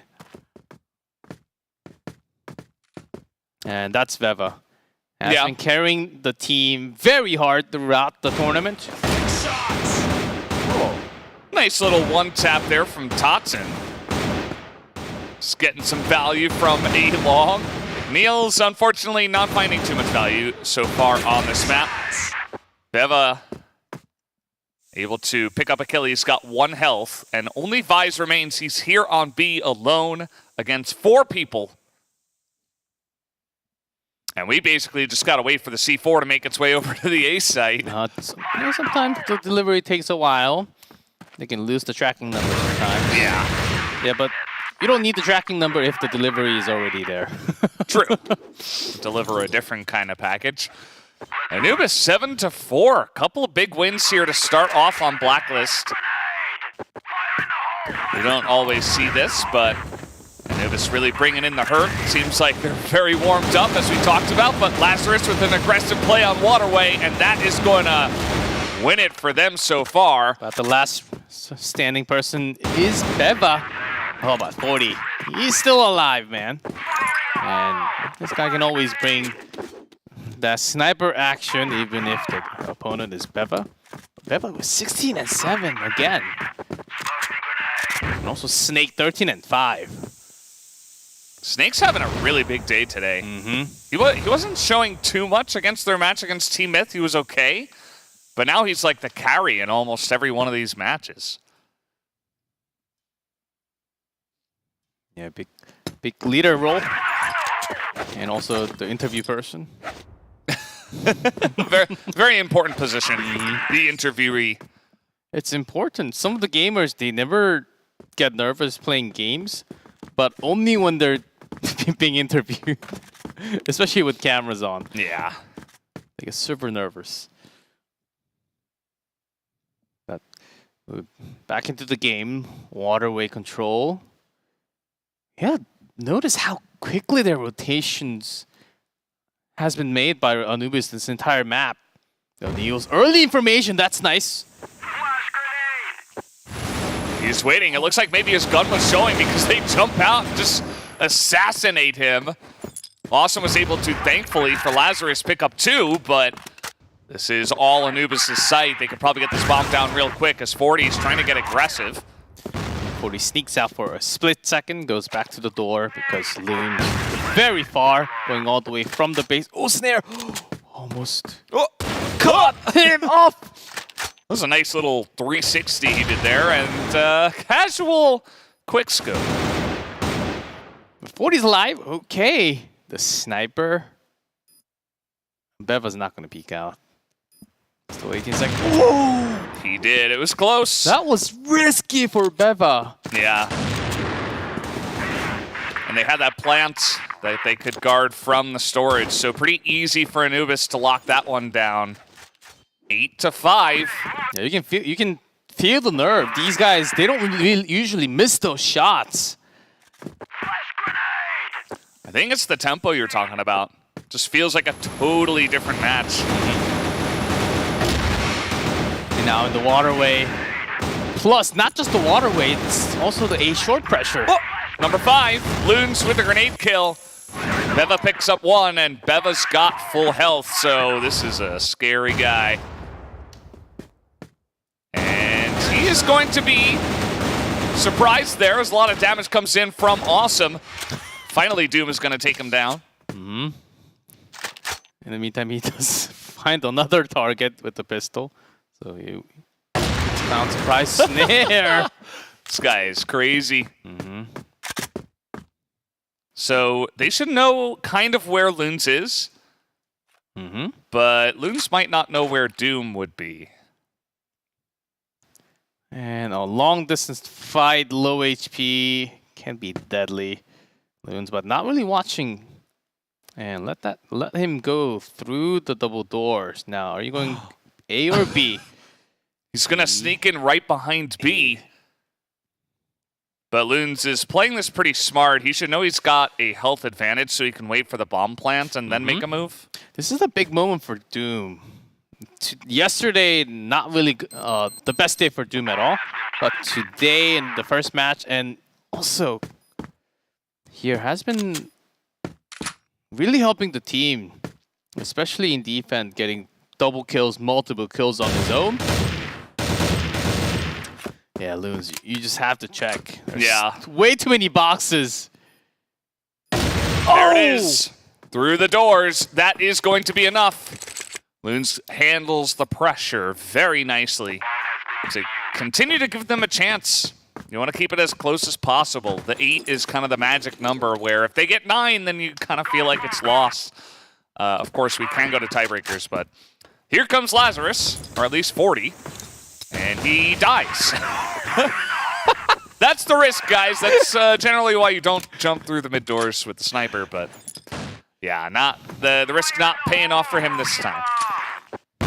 Usually once during the map on Black Widow, you try that once or twice. But it sure is risky compared to just sitting all the way next to the GR base. Awesome. Timing was slightly off for that shot. I think he was all the way back there, not really looking actively because he was alone. Niels, Vise. Headshots happening all over the board. Vise and Niels spotted, but another headshot. Oh man, sniper down. And now a challenge from Doom. Not gonna find much, and now Vise gets another. It's up to Doom again. And he's being surrounded, not looking good for him. He doesn't have much time, and he will be sprayed down. Niels and Loons and Vise all putting it together to get the job done. Yeah, round 15 going to Lazarus. Now we are getting closer. Was that 3 in a row, I believe? At least 2. Second half, Lazarus certainly coming back. Anubis still moving quickly. Loving the style, and that's a quick headshot. Vise hiding behind. Nade hits Vise, but they don't check it, and he's able to spray with low health. And Beva can't even kill Awesome. He's able to get a 180 off. Snake trying to shore it up for them. As now it's a 1v1. And I'm 40 not sure. ready. Yeah. From the B passage. The moment. There's still way too much time for these two guys to go anywhere around the map. 130.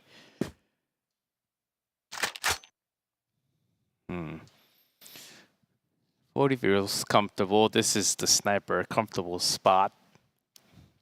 Snake saying, I think Snake is waiting for 40 to actually make the rotation around.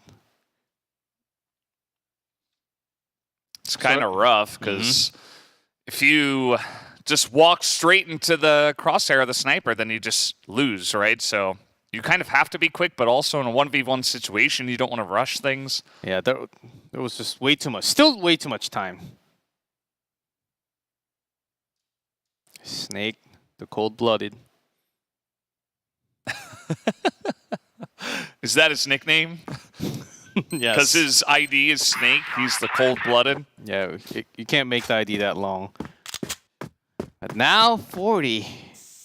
No switching guns. Just keeping. Maybe he's thinking about it. Nope, with 100 HP on Snake.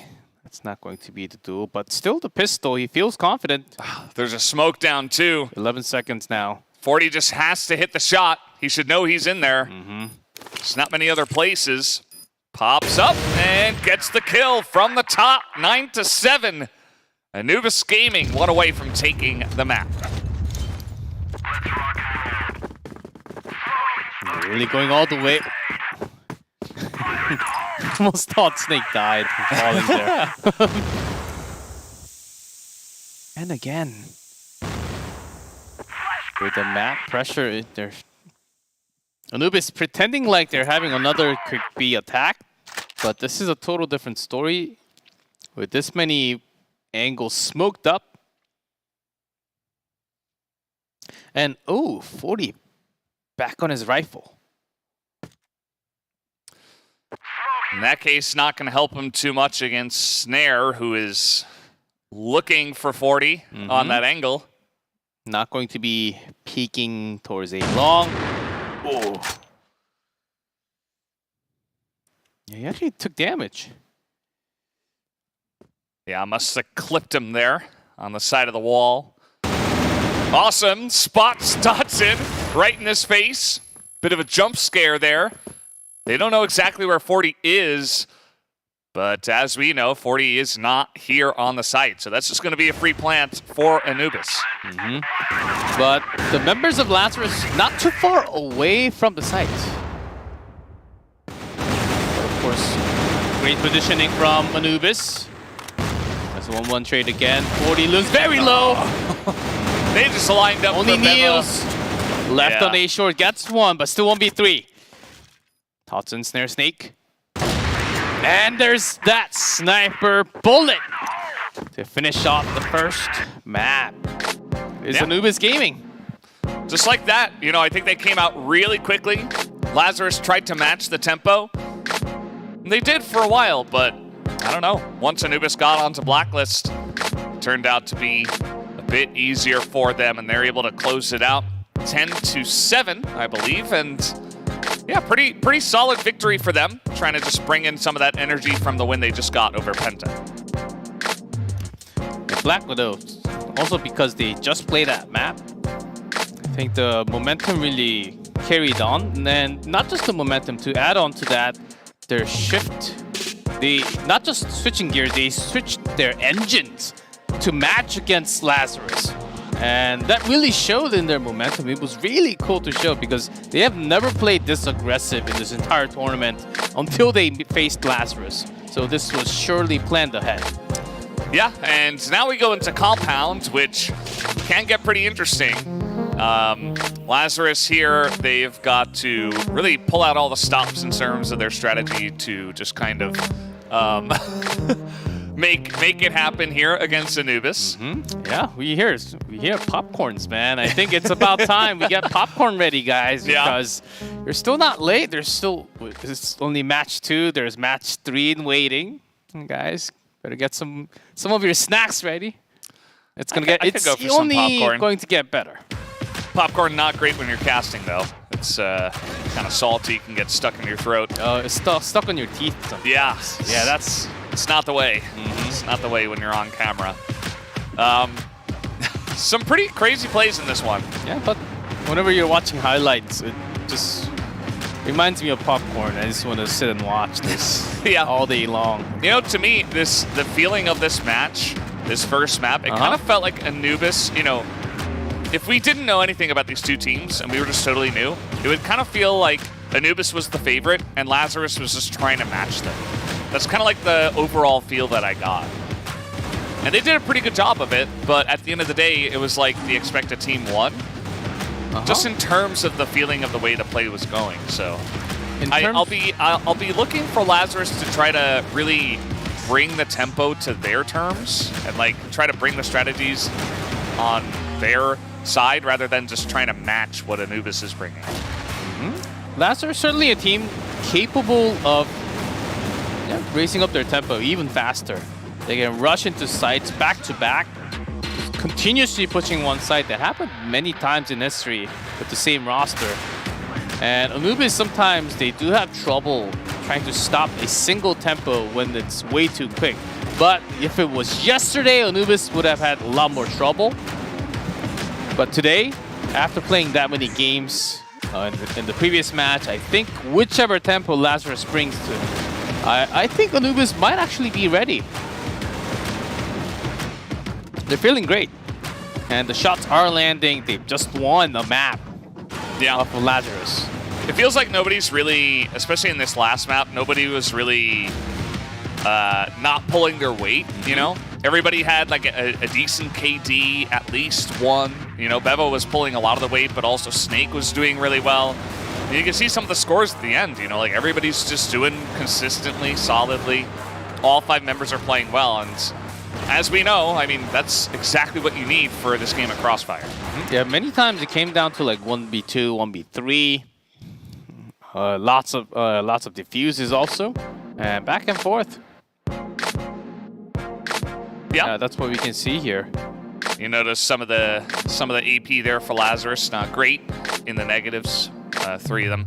But you know, it is what it is. Bevo feeling pretty good about the way he's playing. Absolutely the carry in my mind for the side of Anubis, although Snake has been absolutely giving him a run for his money when it comes to that carry spot on this team.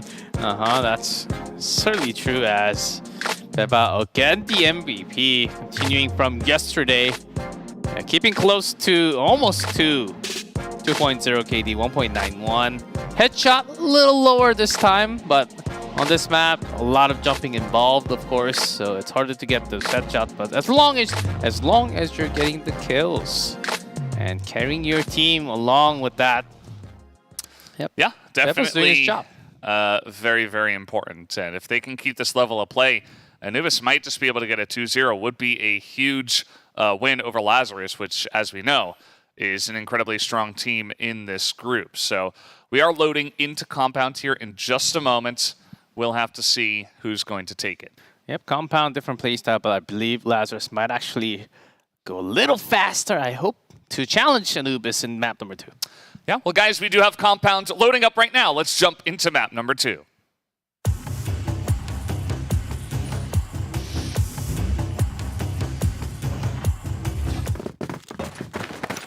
All right, off we go. Loaded in. And Lazarus. Speaking of tempo, all the way out. 40. Where are you going? Guess who's reading it really well, though? Fies. Guys. Guess who's reading it really well is Anubis. It's a very slow, kind of expecting a rush position here. They certainly do. They might not see 40, though, although immediately spotting him out. At least he brings one along with him. Neil's on an AWM. Got one coming into the double pillar. Awesome, in a great spot. He's able to trade 1-for-1 as well. It's just been mainly a fight here over this central plaza. Anubis finally taking it over, but still down a man. Yeah, Tots and Snake trying to bring. Ooh, challenging a sniper. They had that information. He was backing off now and knows that this has to be a B attack for the next 20 seconds. Not backing off, just going to carry that T4 into the B site. All 3 men ready. Bai spots him to that small window. Hodson. Okay, 45 seconds, about 1v3. Try to really rotate or look for a lucky headshot and force it into 1v2 and make something happen here. It's definitely what he's trying to do. He's just got it right at the headshot line. And he's seeing if anyone's going to poke out a little bit too aggressively. Can he clip the top device? Some resources. Not only 20 seconds now, though. Not quite working out. Niels got pretty low, but at the end of the day, 3v1, a little bit too much for Totson to handle. So Lazarus start off strong here.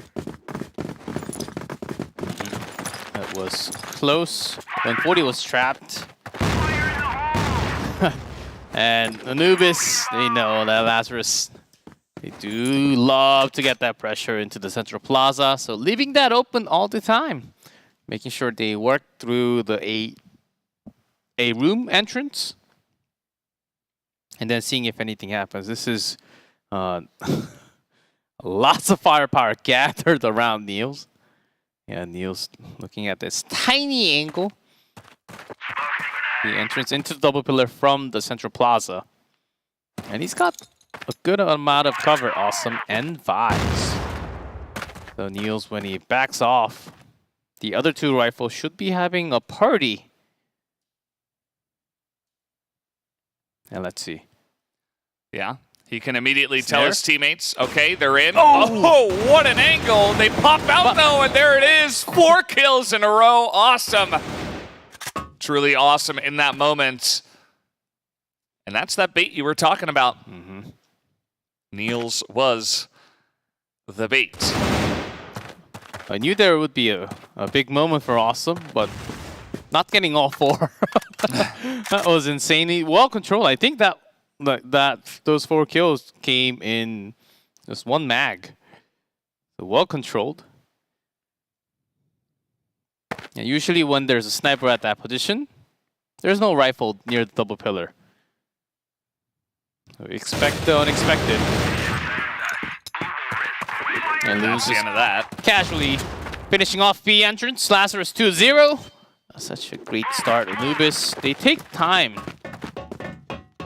But I thought their B try was okay. But because of that, Awesome stopping anything from happening.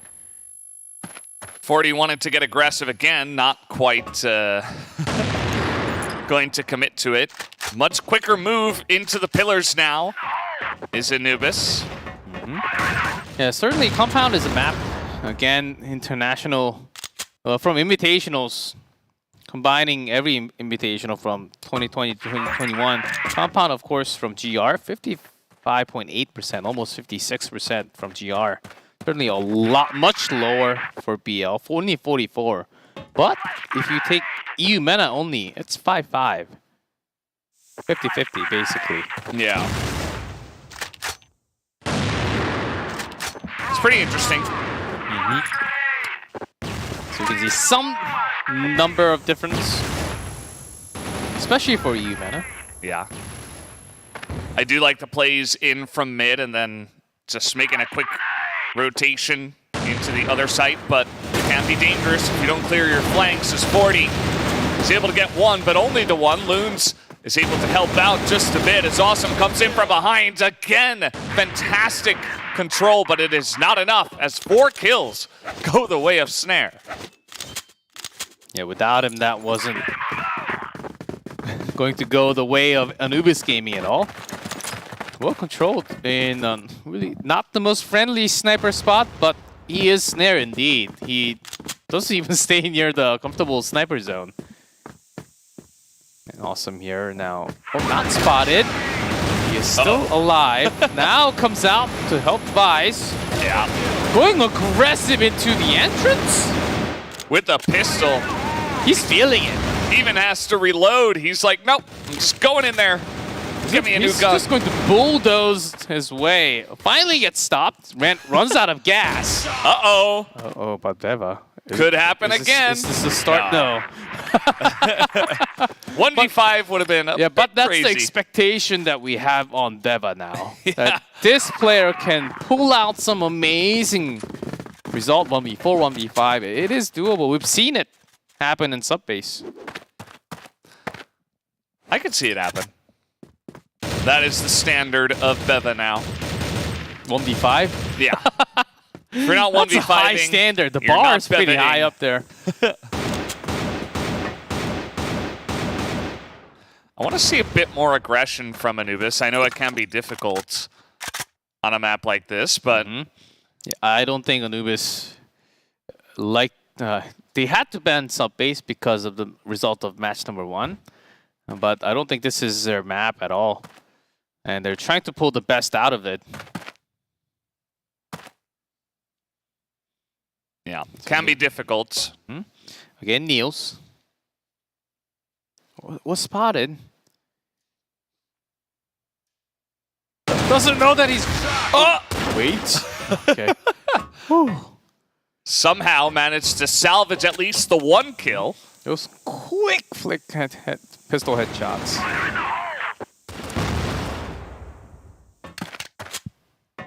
Such talent. But now with the rotation, or is it a fake? Just grabbing the C4 and leaving Doom to fake enter into B site.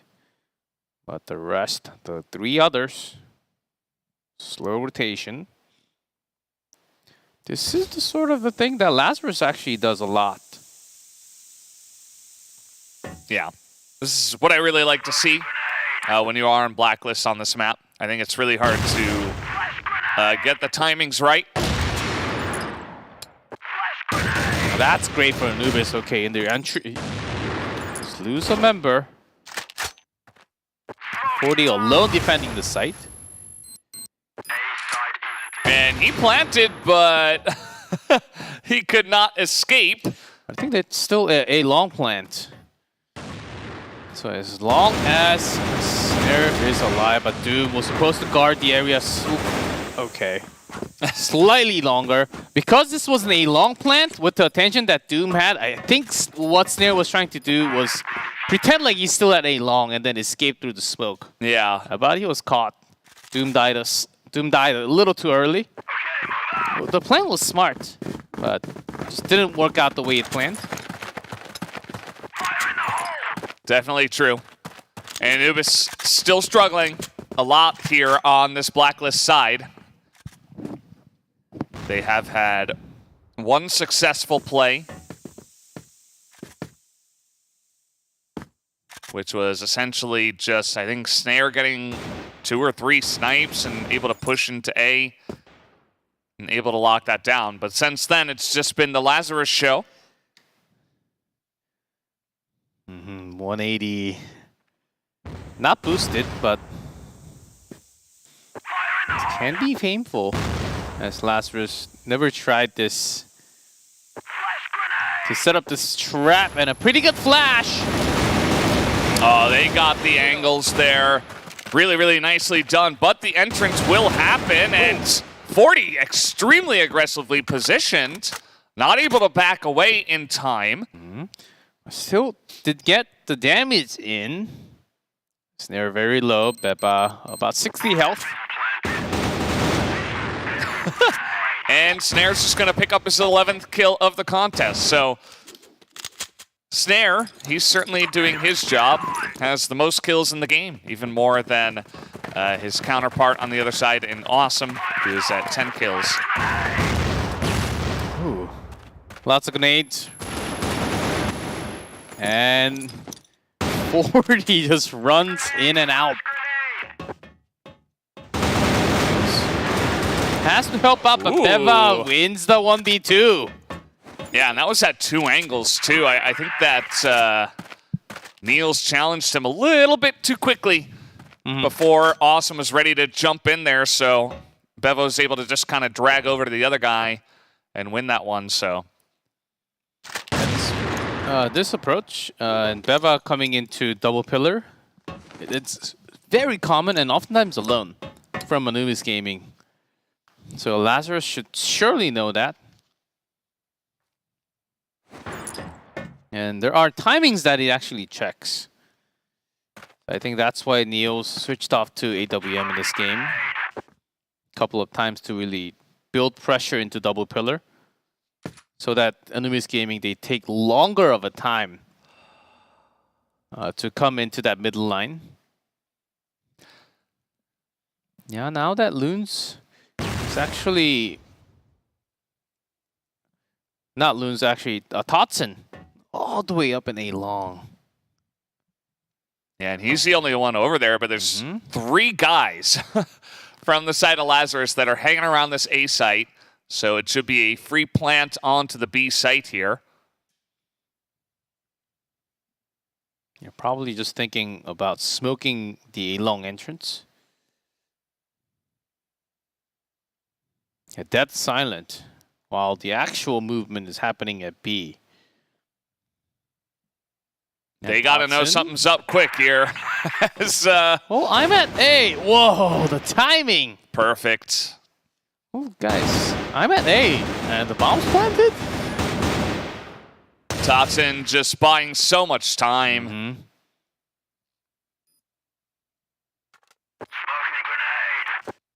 So they got to go. There's really not enough time. They got to get in there and kill 3 people, but Snare is just holding down this angle, and Beva's right there as well to challenge. Not going to happen today. At least not in this round. Yeah, good fight back from Anubis, winning a couple of rounds in a row now on Blacklist after looking pretty lost for the first 3 or 4 rounds here. Yeah, they're Totson by making some sound in A long. They kept all 3. And they were, Lazarus, they were outnumbered.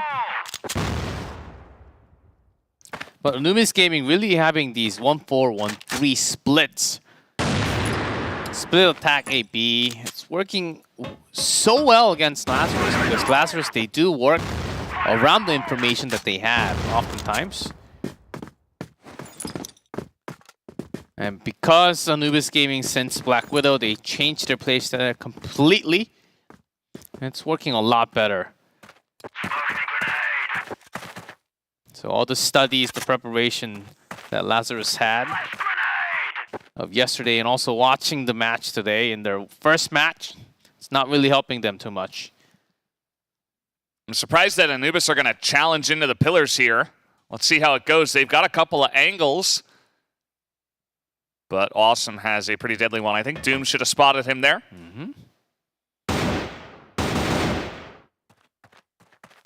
I think Beva is challenging in that same spot. Yeah, Beva always comes through the BL base. A long.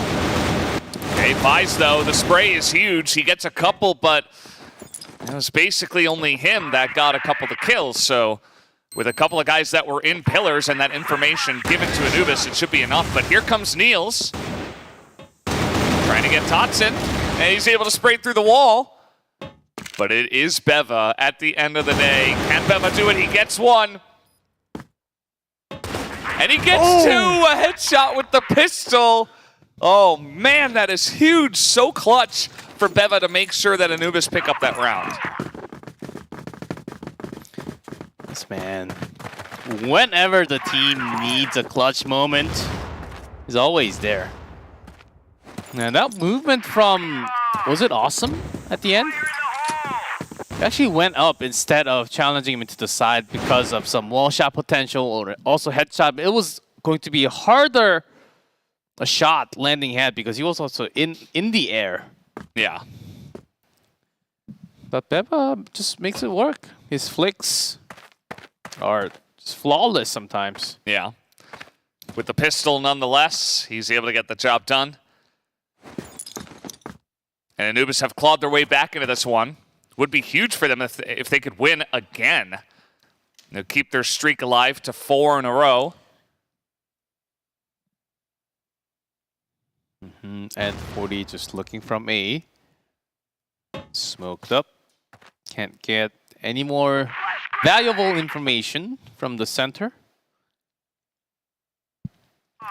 Okay, Anubis Gaming, last round attack. Where are you headed? Beba not going into double pillars because oftentimes did not really pay off. Going in late timing. Perhaps a central plaza push here. Couple of smokes going down. They're running through right now. As Beba, he gets flashed and Awesome comes out. Beba was supposed to hold that, but he couldn't. And now Doom and Snare, they are so low. That's not going to work for you guys. That's going to be the end. Lazarus handles the push flawlessly. And they are at least able to grab that last round before the swap. 5-4. Lazarus. Let's see how quickly they can actually move. This is going to tell so much about where Lazarus is at in the tournament, because this is their time. It's Compound. They're up against Anubis Gaming, who's known as more passive. Now Blacklist time. They can really set the tempo of the game. And starting out quickly, A room. 3 guys in. Just pre-shots, making sure they don't take any damage, but Beva in the bait spot. Spotted. Okay, there's the cover from Snare. It's a better trade. That's the issue. Once you commit to walking down this hallway here and you fire a shot, you can get attacked from both sides, and that's exactly what happened. Snare was right there to help out, but 40 does trade one back here from mid. And he doesn't want to finish here. Snare. 40 would be saying, like, why is he there? Yeah. Just Snare things. He finds the weirdest angles. The funkiest shots. Very bold, because Snare also did not know that where the other 2 rifles were.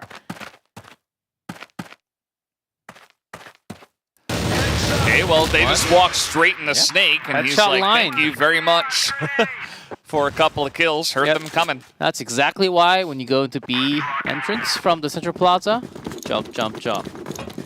We've seen it happen, and well, it takes a couple more bullets in the body at least, instead of headshot. Now it's Snare's turn to try to take over the Central Plaza as a individual sniper. See how it works out for him. Yeah. Yeah, about that. Sorry, Snare, for the caster curse, I suppose. Still 15-7. Well, that's going to slow down Anubis Gaming from rotation. Because when you have a sniper in movement, the other 4 rifles, they don't really move too much. You can't move at the same time. Ooh, nice little headshot, and Totson's got some help from Doom, but Totson's doing it all himself. A couple of headshots for him. Great teamwork there. Covering angles. 3-3. Five still looking just in case of another member still holding the line in the second room.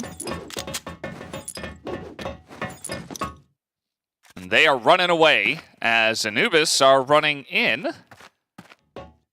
This could get pretty interesting. Doom comes out and sprays him down with Beva. Oh, C4 is right there. And 40. Can you retrieve it back?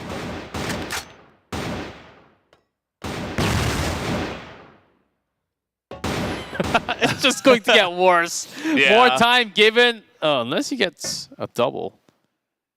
Oh, no way. They're not going to give it to him. He's got to get aggressive. He just doesn't have the time. Hey, he gets one, at least, but that is easily a win for Anubis. 3v1 against 40. So now a couple of round wins here from the GR side for Anubis Gaming. Not so bad of a start for them.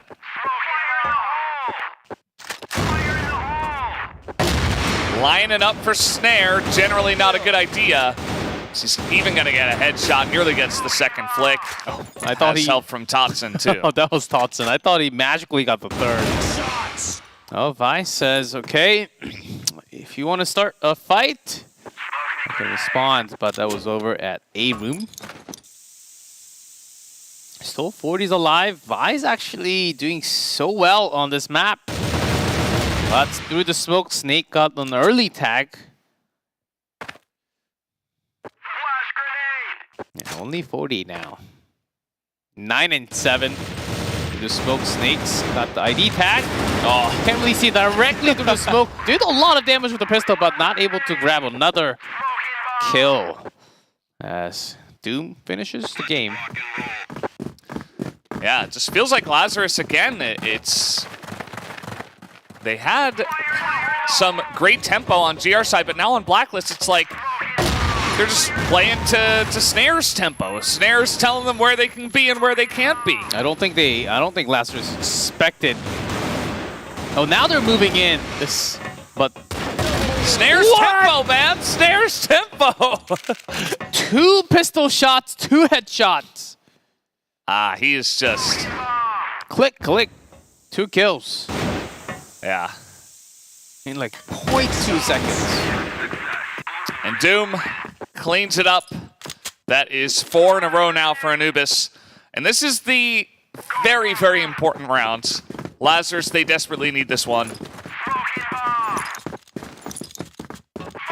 Very close to that magic number 9 for Anubis. Guess who's here again? Guess who's not challenging him is Lazarus. As they run into A room. Yeah, great flash entry at least. Yeah, they're kind of teaching tempo. Oh, 40 gets shot into. Nice angle there. They're teaching Penta how to enter A room. You got to use flashes. All right, let's see how this one goes. Totson pushed out in mid. They should know a lot of them are on this A-long spot. Not going to be the easiest entry here as, okay, not sure, yeah, I don't know, not sure about this one. Awesome says thank you very much for the easy 3 headshots as Anubis trying to play against the flow, and they get punished. Finally winning one in the second half.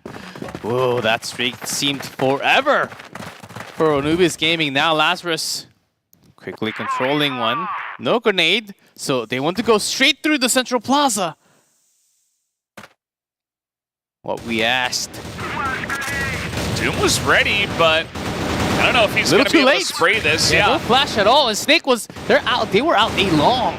And Vice comes from A room from the side. 4 kills all of a sudden. Almost the perfect round, but Thompson's got 1. They are charging him right now. Flash comes in. I think he knows he's doomed. In from the back comes Niels. And just like that, Lazarus, 2 more on the board, making it interesting once again. Does anyone smell that that golden round coming around? Not yet. You don't smell it yet? Nope. Okay, that's that's some damage. Wow! Yeah, the rush. It is going to be stifled this time around. Niels gets 1, but Anubis are like, nah, man, you're not doing this twice in a row. It's not going to happen. Yeah, Vice, they remember Vice did come, and it's always Vice that comes into A long. You know this because of too many games of Lazarus A long push. Yeah, even Anubis, they they know, and C4 down from the Central Plaza entrance A. Guys, how long are you going to wait there? As long as it takes. He should poke out here in just a moment, see if he can land a headshot, maybe make it a bit easier for him. Nope, spotted and shot through the wall. So 9-7 now for Anubis. One more will avoid the so many extra rounds that these guys have played, and it would also give them first place in the group.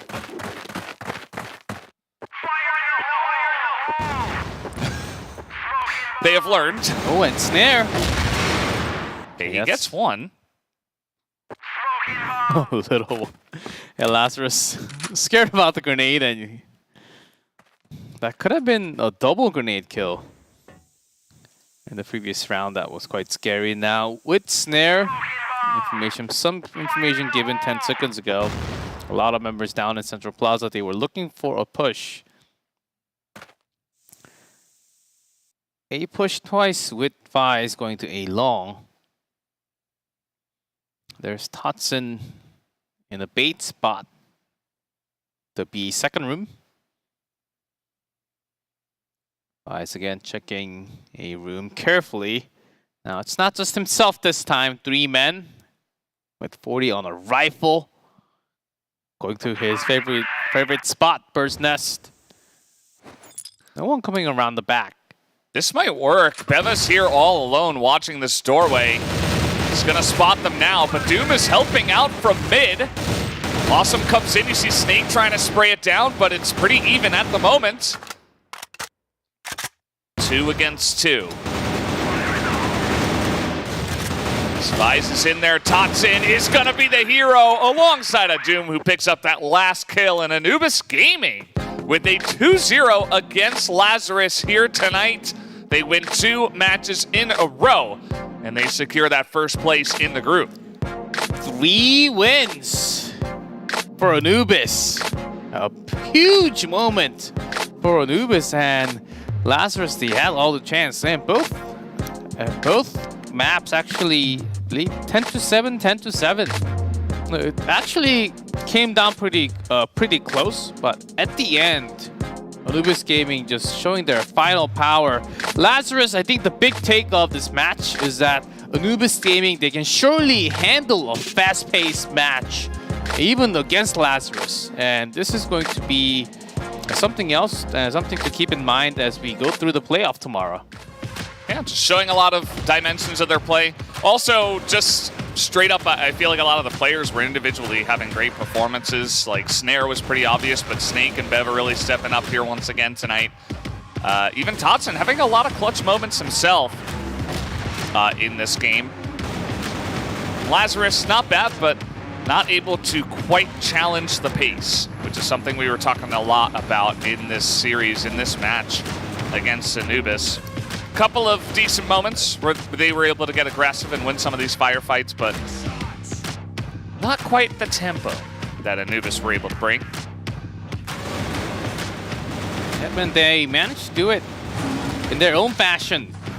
And what I liked about Anubis was that, okay, Neil, AWM, double pillar, guarded with Awesome. Okay, instead of attacking into them, let's force them out of their comfort zone. Let's attack A couple of times, really force down on the central and even B entrance from the Central Plaza, not through the double pillars, and that worked really well. The shot calls from Anubis in this compound, it's one of the best that we've seen so far. And in the middle, there's always Beva. Yes, that headshot is... That play too is ridiculous. See again, highlights showing the other side of the angle. Yeah. Loving it so far. Anubis, I think pretty early on at the half, they were like, yeah, no, the pillars are ours. You're just not really able to attack the pillars. So Lazarus decided to go along a bunch. Boom, boom. Decided to go into the Central Plaza bunch, and it really cut down their options. Had really cool moments for both. But at the end, it came down to Anubis. It's kept it close. Second half, Anubis, after getting 4 in a row, I think that really stopped the tempo because Lazarus in the second half Blacklist, they were trying to really open up and go into the site with the setup and says, okay, let's run a little faster, let's go in and let's show what we can do against Anubis. And that started in 5th round of the second half, a little too late. And Anubis did such a great job defending against them. Yeah, really makes you wonder about how the rest of this group is going to go. We do have one more match a little bit later on. I believe that is Team Myth versus Lazarus, if I'm not mistaken. And at this moment, I would say those two teams are pretty evenly matched. Anubis kind of on top as the obvious first place at the moment in terms of level of play from the last couple of days. But we do have the results, of course, from the last map here. As one defuse, lots of action, lots of aggression. And awesome Vise also. Very high KD. Just carrying the team. Of course, it was with teamwork oftentimes. And they were sort of doing the cleanup duty with their teammates. Of course, the MVP. This is not a surprise to anyone who watched that map. He was not only just a straight-up great sniper, he was getting aggressive, he had multiple clutch plays, he had over 2 KD. Hard not risky to plays, but give it to him. Risky plays, but if he's playing this great, just let this guy loose. Yeah. I think it really helps also that he's got other great riflers alongside of him to just help him out, right? So that's really, really cool to see. Guys, we do have one more match that we are going to have on the day. It is going to be Team Myth up against Lazarus, so we'll be right back after this break.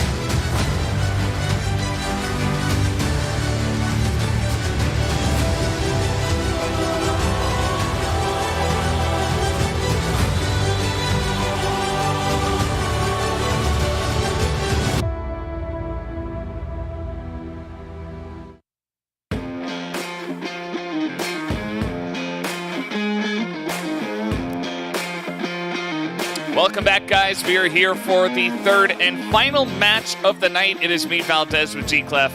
We're jumping into Team Myth versus Lazarus. Lazarus just took a beating there from Anubis Gaming, who ended the group 3-0. Yeah, pretty hard beating there, 10-7, 10-7. Anubis Gaming having a really good day, of course. And standing, that's right there. But up against Team Myth, they have been having a small break, I guess, from their match yesterday. Now they're up against Lazarus, who just took a hard beating. I think this is the really big chance for Team Myth to grab that first win, if they can. Yeah, good chance for both teams. And speaking of which, let's go ahead and introduce our teams right now.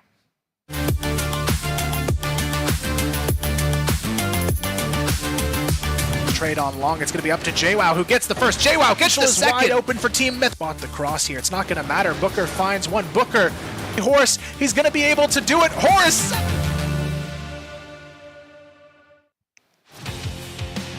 Team Myth did not have the best time yesterday. In fact, they did not have a good time at all. They did take 2 losses, but that is after a very nice performance over in the regular season.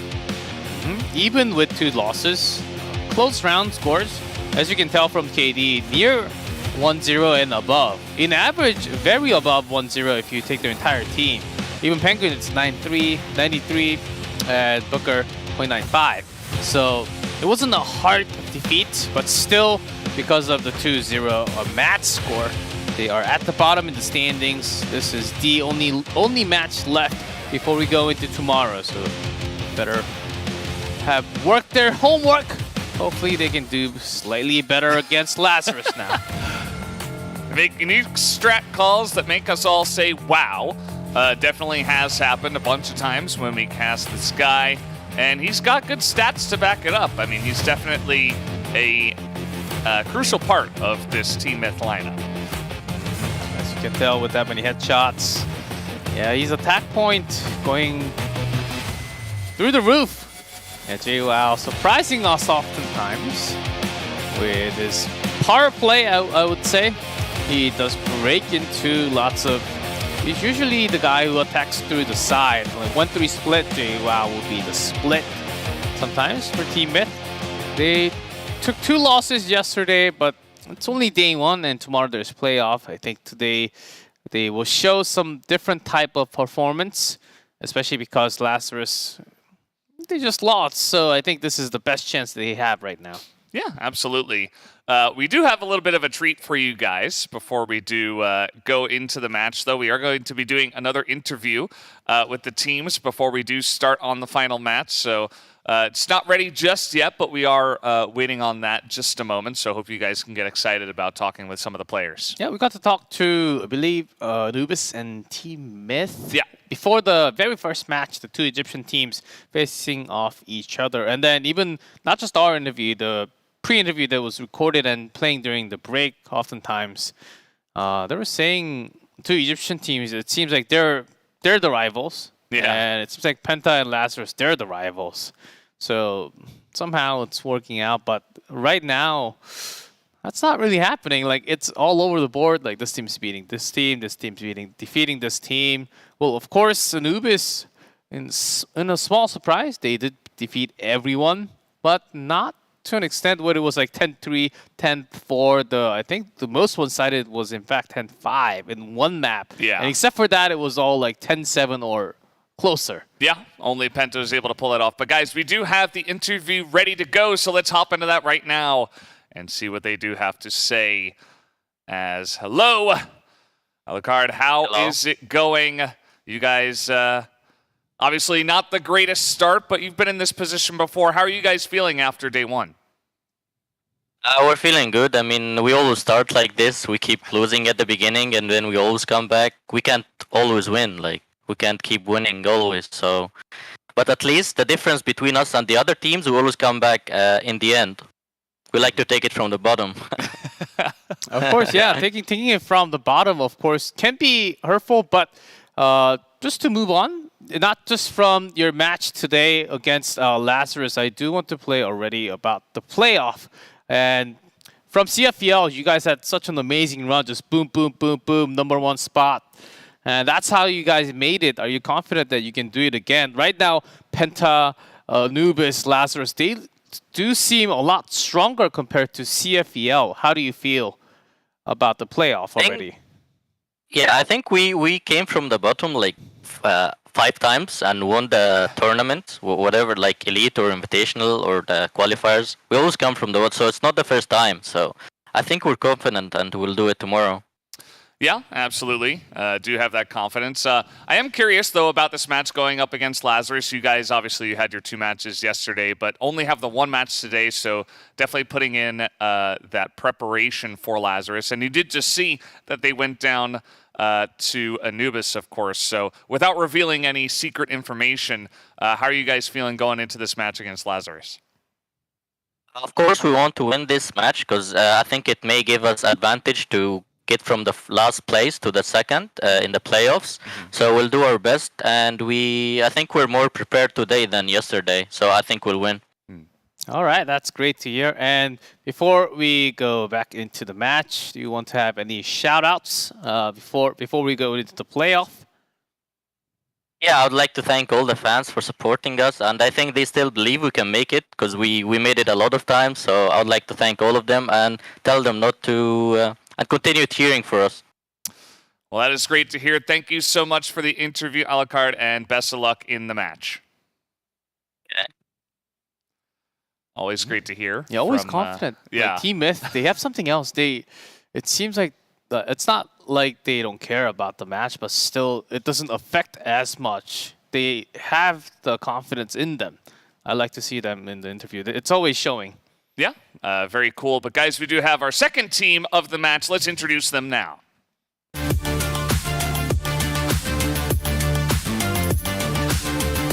We take the look at this positioning here. It's going to be 1, make it a double kill here. All 4 remaining players aren't going to stand a chance to Vise. 3 in a row. Tot trying to hold on, gets 2.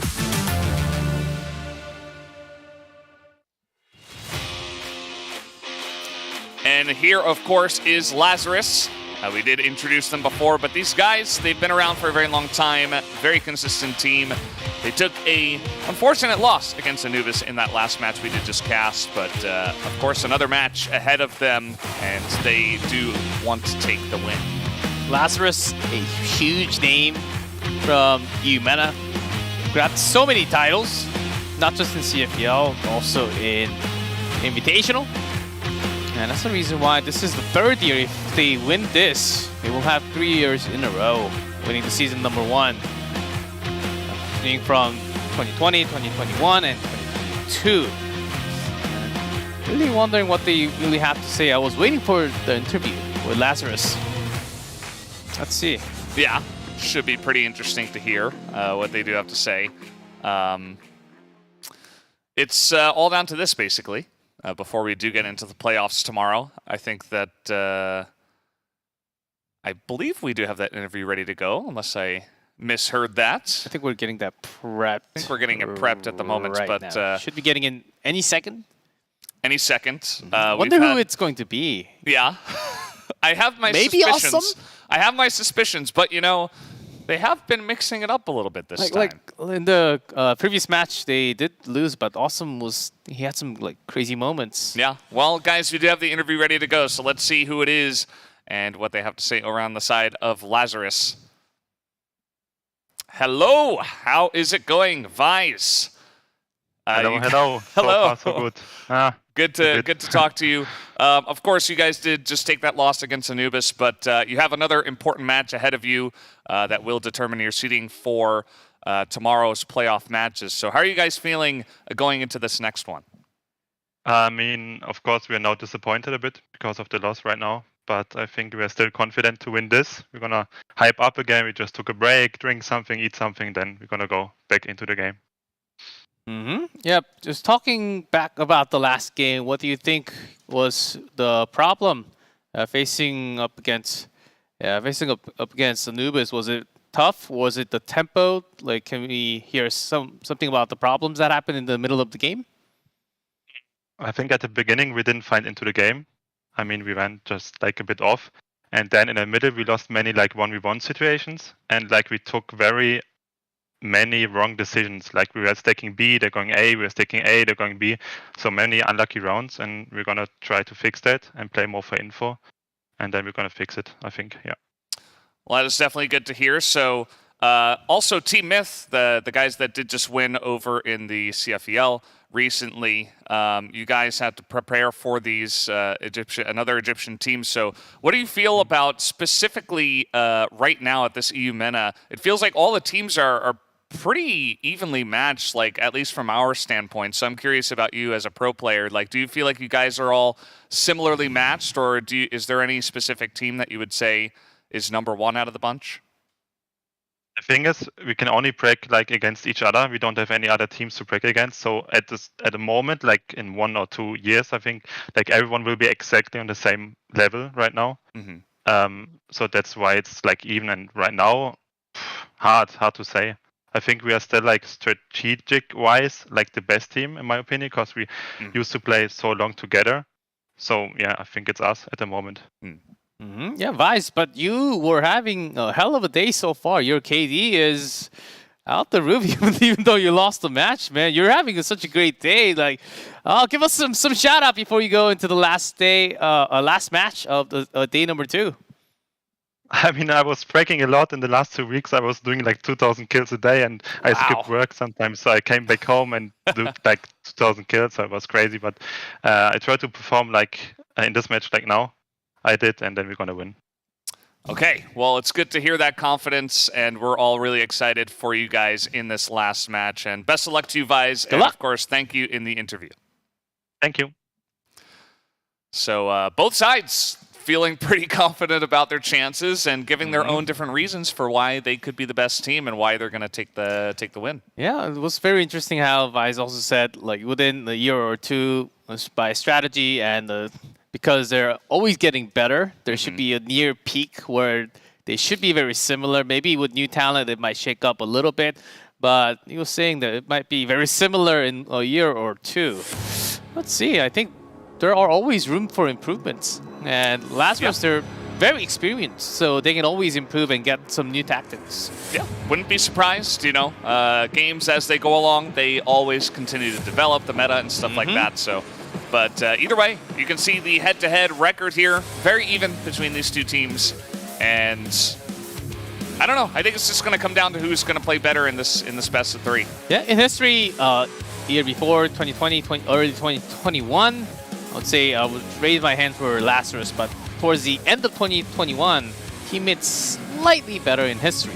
So back and forth, and now 2022. And the Lazarus did drop the last match, but I think this, I always come to say this, but because Lazarus has a lot more experience in terms of career-wise, I think they will benefit a lot more coming into this map.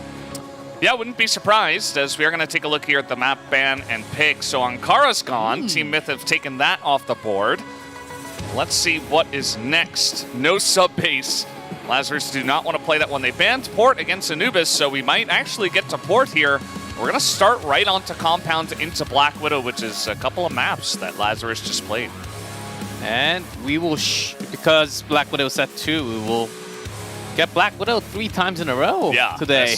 A big surprise. Yeah, it's pretty cool just to see the differences in terms of what the teams are prioritizing in the maps and how the meta develops between all of the teams. So I hope we get to Port. We haven't seen Port yet today.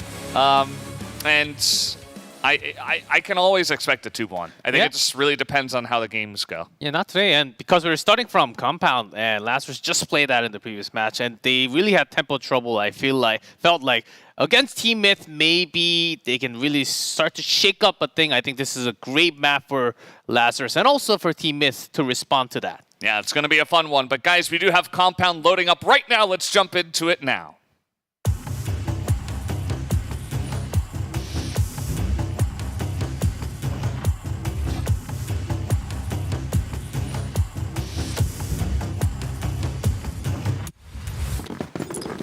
And here we go.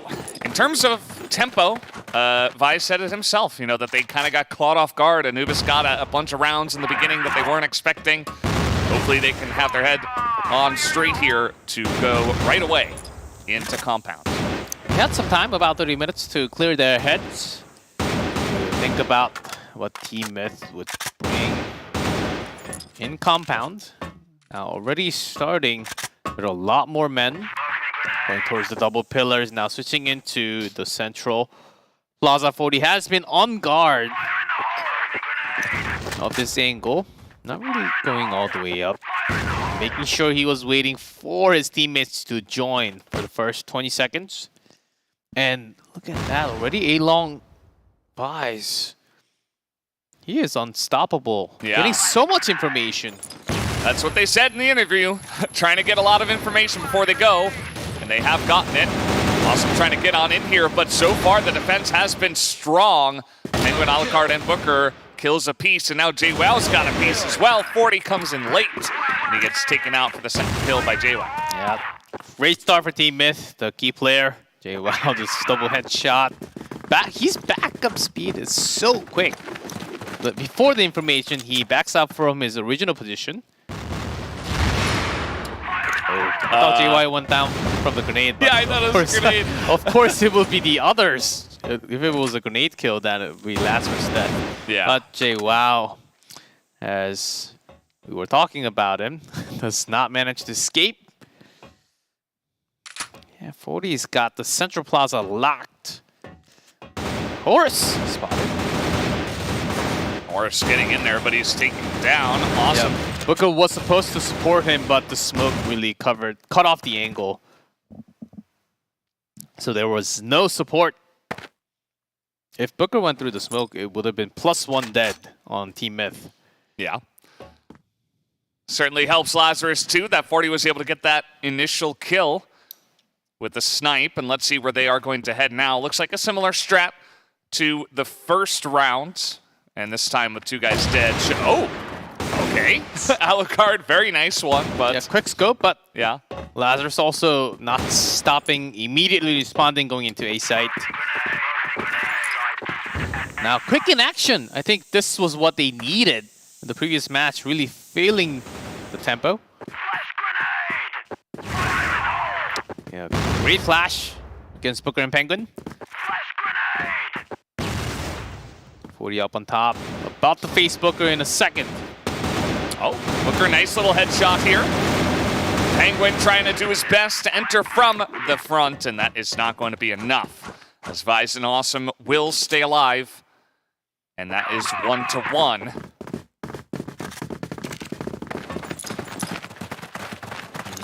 Still, the win rate, not as good for sure, Blacklist for Lazarus. I feel like after a close defeat, 10-7, 10-7, Lazarus really felt that they need to change up. Lazarus are in. They are on the site. They've just taken it here, although Niels went pretty far. JWoww able to take him down. Vise. Vise always winning that A-Long. That's Yeah. great, taking control of the other side at least.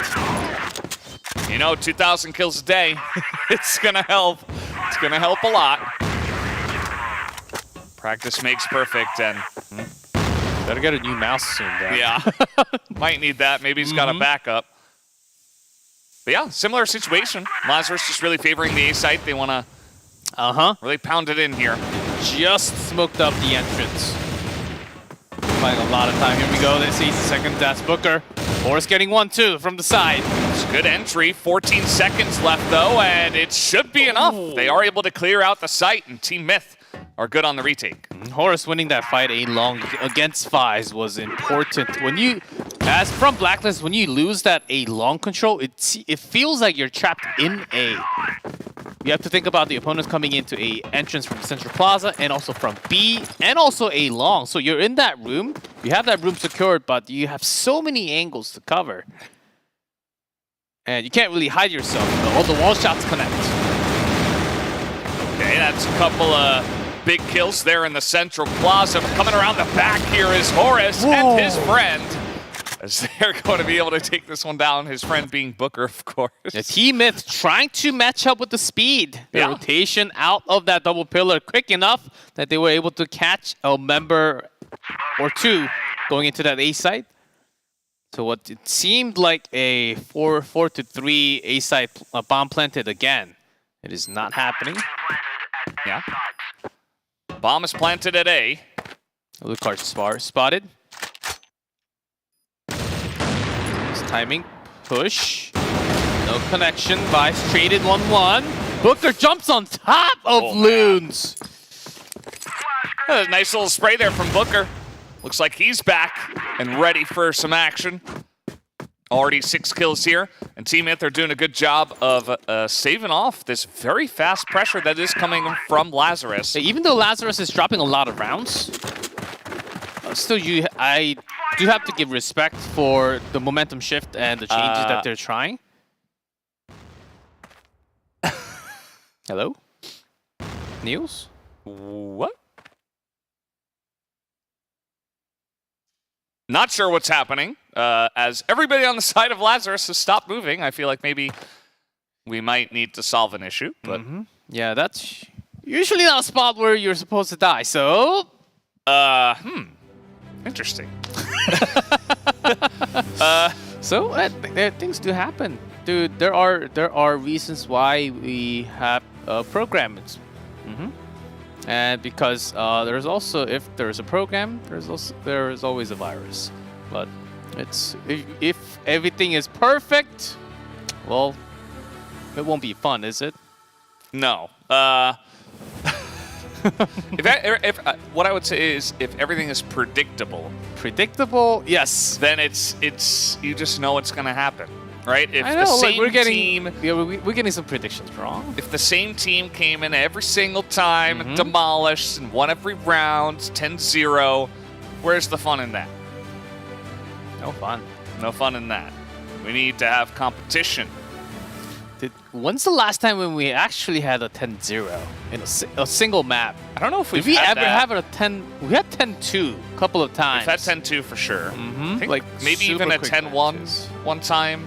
Although I'm not even sure about that, but 10-0, Not sure I don't if think we we've ever had a 10-0. I don't think we've ever had a 10-0. I don't think so. Not in our Crossfire careers. I've seen some 10-0 back in, was it last year or 2 years ago, China. So, yeah, seems like we have had a slight in-game issue, and so... Yeah, it was before any damage or shots fired, so I think we just remake the room and get back into the game. Yeah. As soon as it is ready. Yeah, for now, players still wandering around the map. Yeah. But they're going out now, so okay. Yeah. Should be remaking the room very soon. This is the way it goes. It's very unpredictable. I'm sure this is very interesting because nobody could have predicted this to happen. Of course not. But it was right in the middle, I think. Yeah, not a bad time for Lazarus to actually rethink their strategy. Okay, A site. 4. Was it 4 out of 4 or 3 out of 4? I think 4 out of 4. 4 out of 4. And then only worked once. Once it was a defuse, and a couple of times they rushed a little too quickly.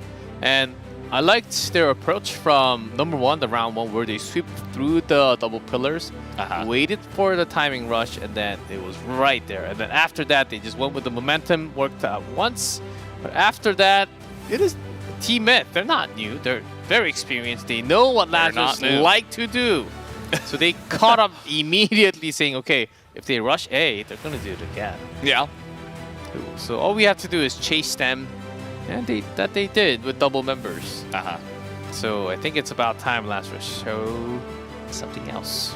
You know, a B site double pillar fight. Maybe this is the perfect moment, right? They take a little bit of time with the unfortunate issue in the game. They are like, now we're going to rush double pillars 5 times. 5 times? And then we go to good second strategy. Yeah. Yeah, B-side, Lazarus, B-side is actually, B-side through the double pillar, Lazarus, from my memory, doesn't really like to go that quickly because you do have to check so many spots. It delays you. So instead they do like to smoke up the central plaza and then go from there through the middle. I think we're going to be seeing a lot more of that instead, like pretend like it's a similar A attack, send Vise up on A long, but instead switch off to B site. Those are going to be the strategy that you see oftentimes by Lazarus. Yeah, and they did just play against Anubis and Snare, of course. So maybe they're not feeling the double pillars either, because he was always there, he was always sniping them, and it was really difficult to push into that. So maybe they feel like they can take better advantage of Team Myth and some of their defense, and maybe that'll be enough to find some confidence through the pillars. But yeah, still waiting on the room to load on up. Connecting. That's what we see on the screen, guys. Connecting.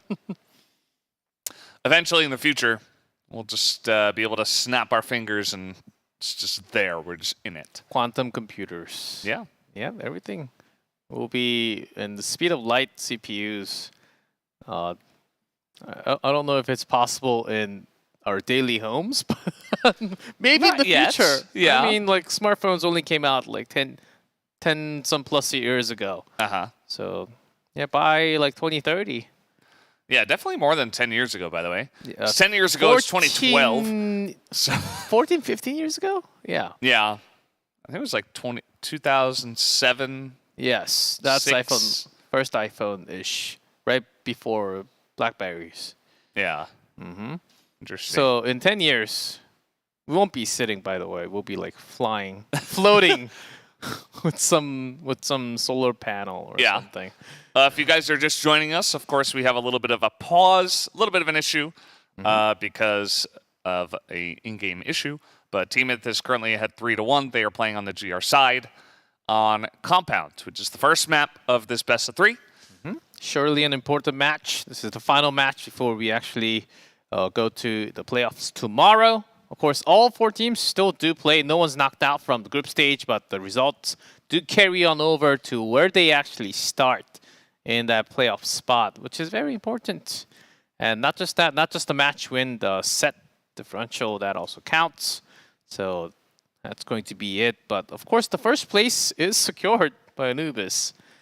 Very surprising. Yeah, Anubis is the one team that knows where they will finish by the end of it all. If Lazarus win, then they should be ahead of Penta Sports, and they'll get second, in which case we'll probably have to look at the differential. Oh, no, because Myth will be 0 wins, so...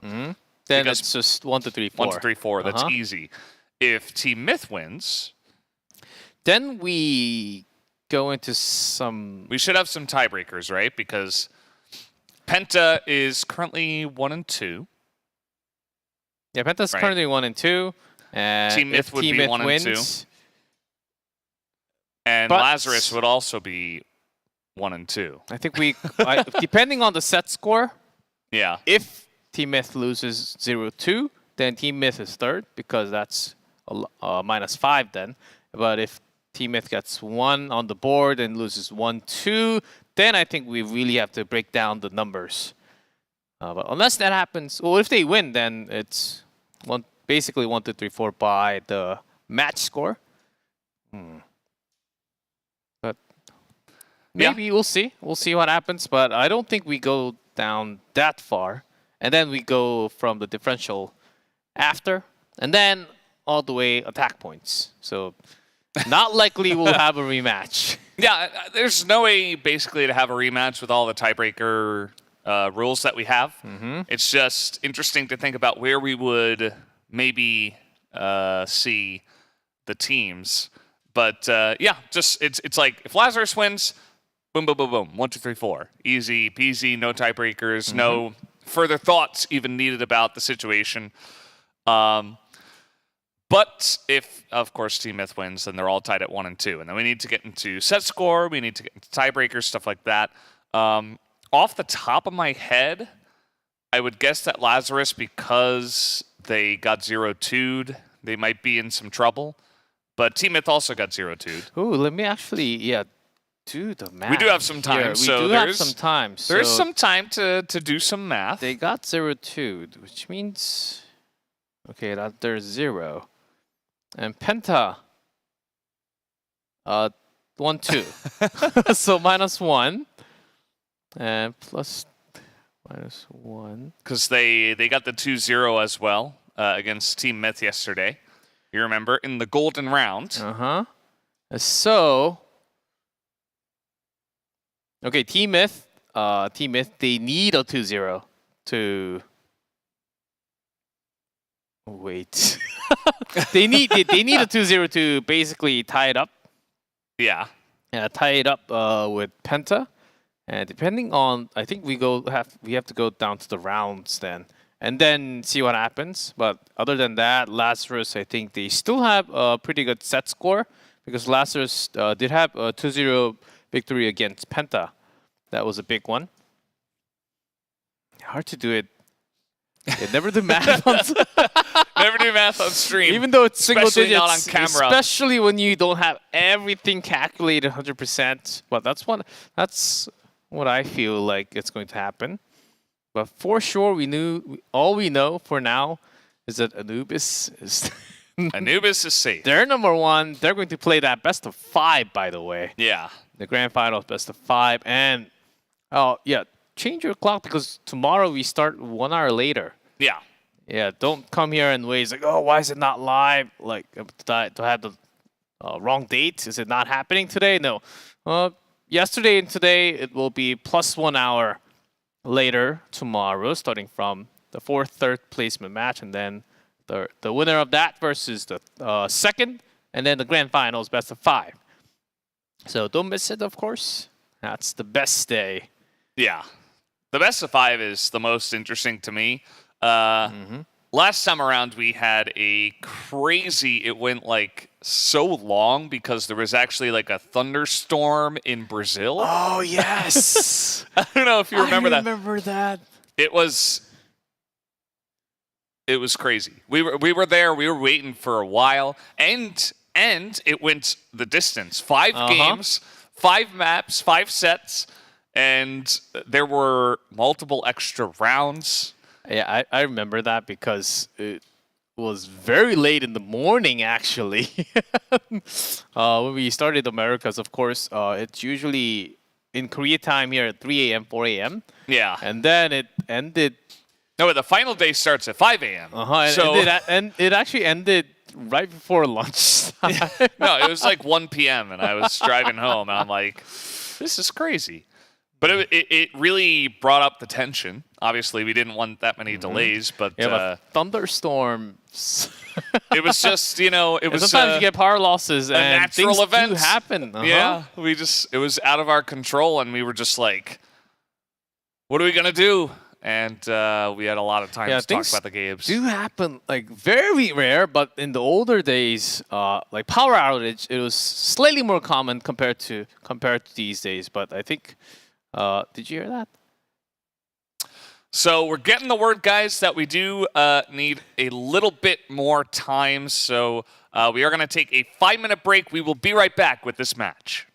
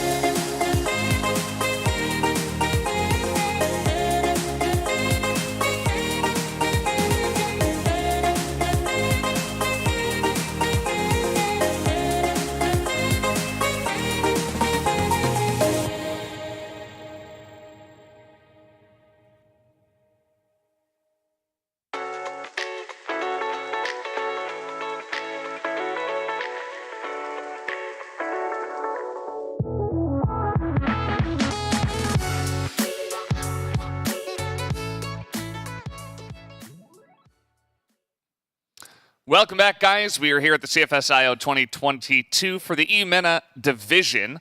And currently, we are waiting on this issue. And seems like it's just about ready to go. Currently 3-1 in the first map here of Compound for Team Myth versus Lazarus. Yeah, match number 6, the final match of the group stage. Yeah, just had a slight issue. Everyone's back on. We had the testing done, so it should be up, ready to go. Connecting into game currently. I'm watching the screen now. And yeah, it's like the moment of truth. Does it work? Again. Should be getting it real soon. We just had the testing couple of rounds. Just players running into each other in Central Plaza. That was fun. Shouldn't be any issue. And we have it, guys. Yeah. Seems like we have the game ready to go. So let's hop back into it. Yeah, Team Myth up 3. Lazarus. Ooh, double pillar. They're running in, and Alucard is taking names. Quick shot. And with the help of his teammates. A few more. Picked up a Booker JWoww. 40 was really caught off guard there. It seemed like he didn't know exactly where Booker was going to pop out of. As now Vice is alone again. I feel like we've seen this before. Mm-hmm. The one-man army of Lazarus. Super confident Penguin comes along from the side. Sprays. Gets the job done. Yep. And Vice. Yeah, if you're the lone man to the side, guys, you guys are supposed to do something else on the side so I can actually, you know, like, kind of work here. Again, a huge challenge.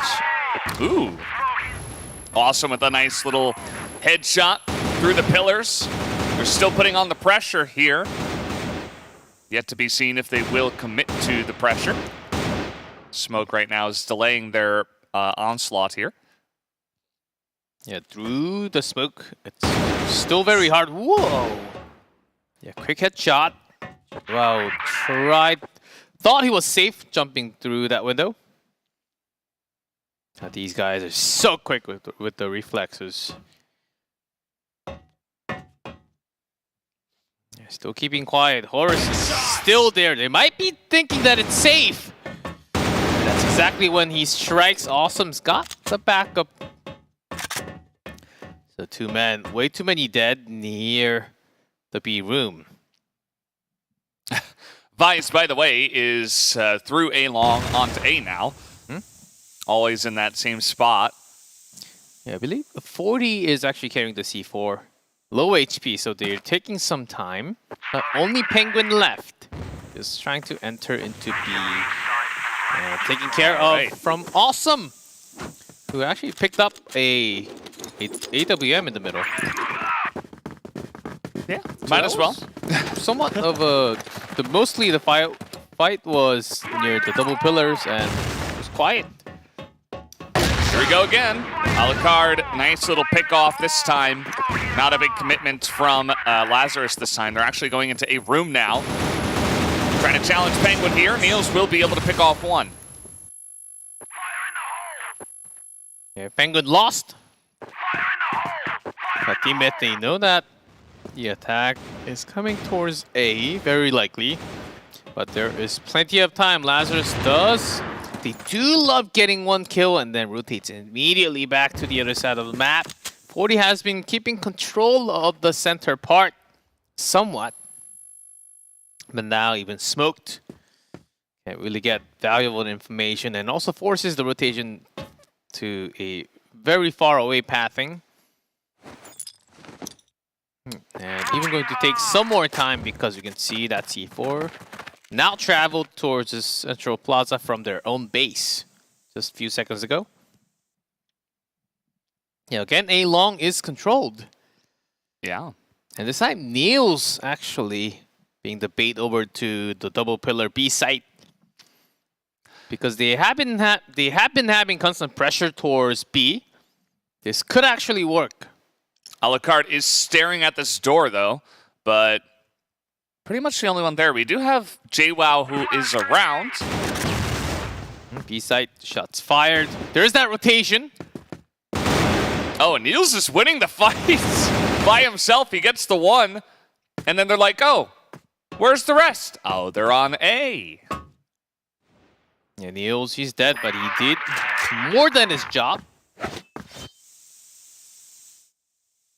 The card nearby, near the connector. Right in between. Now going to poke out, waiting for his allies to come join the fight. Some shots from afar here, but there's really not much time. They gotta go. JWoww did rotate around A long. 40 finds a Lucard. Just JWoww left.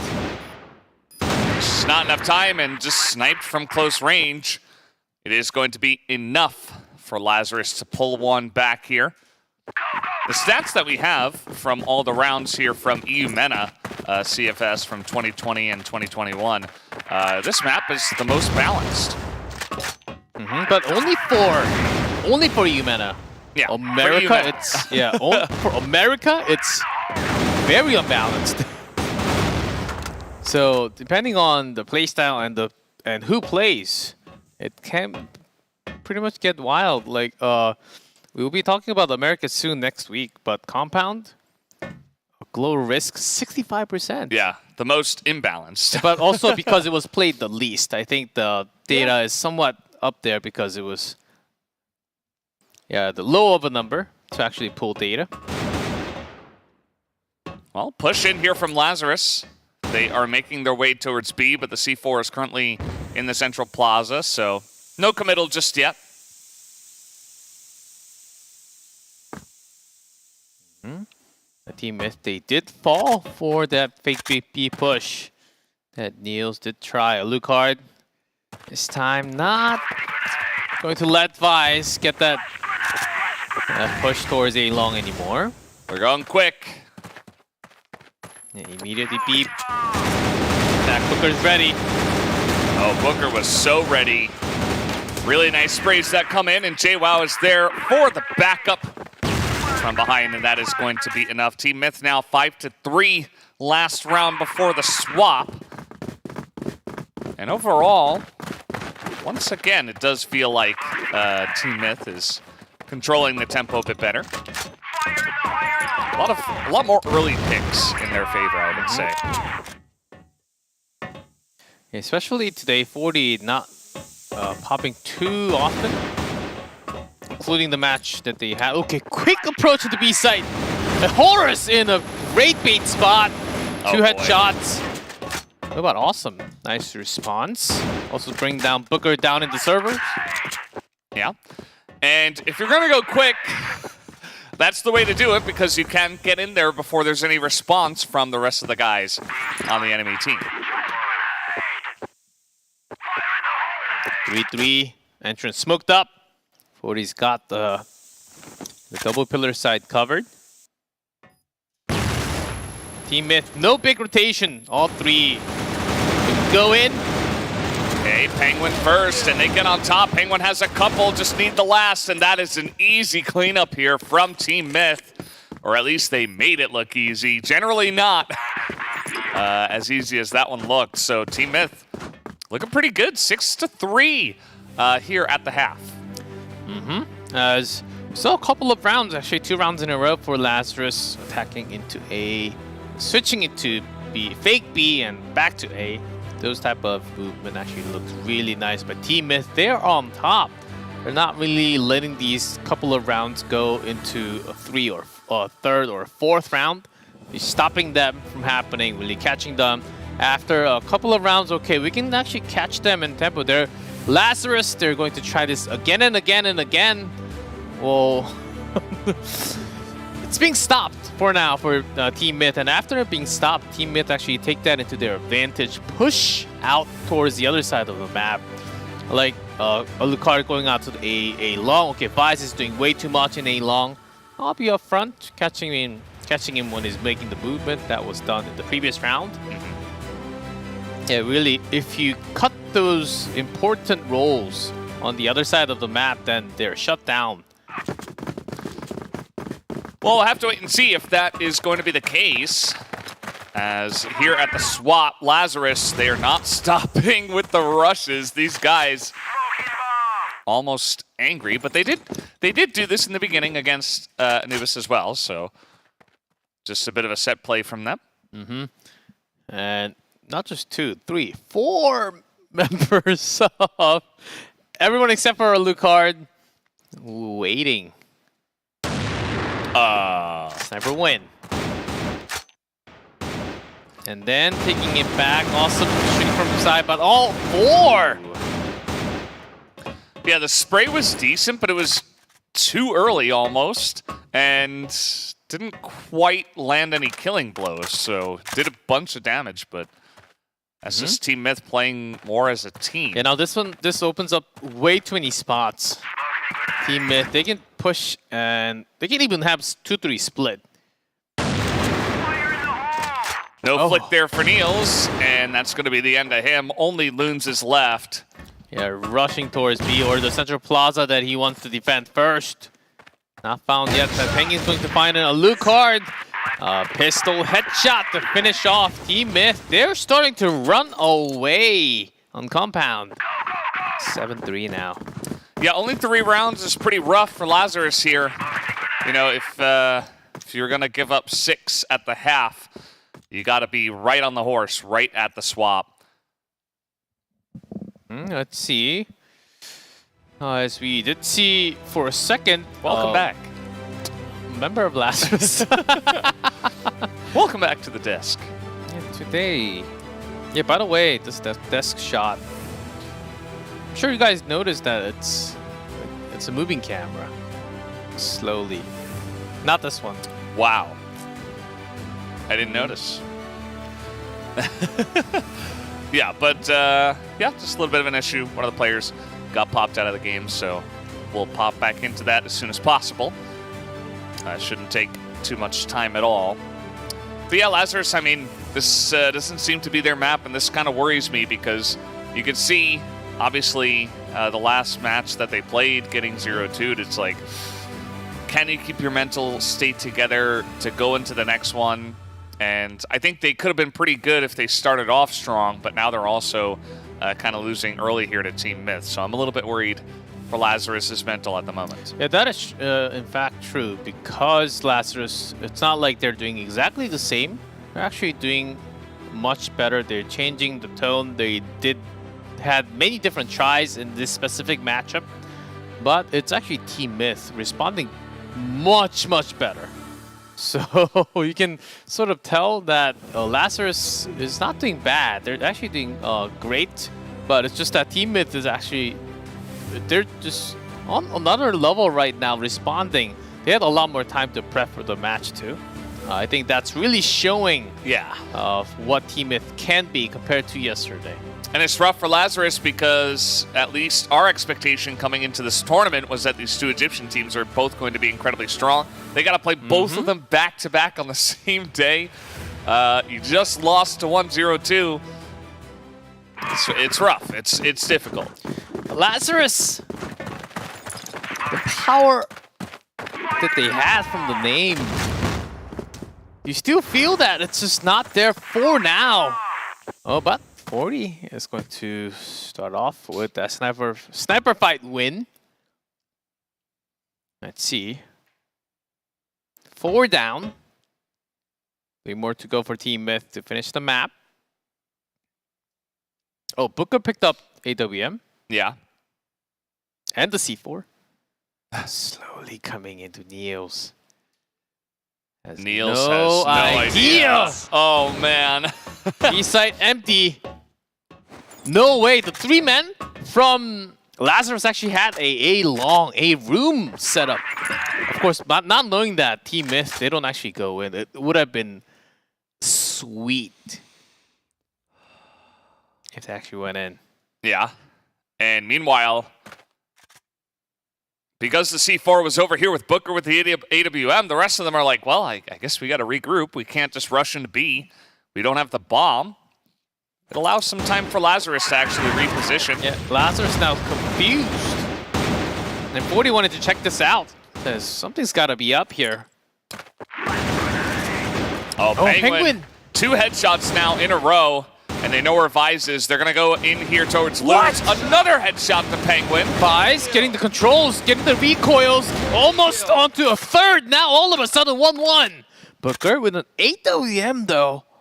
Will this pay off? He is going to get the plant if he wants to. Might just hold on to it.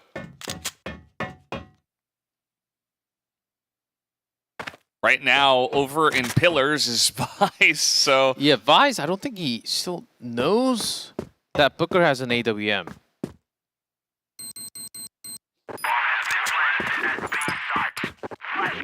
So Vise actually checking out A side for a couple of seconds. Now soon he will know. Okay, it is now B.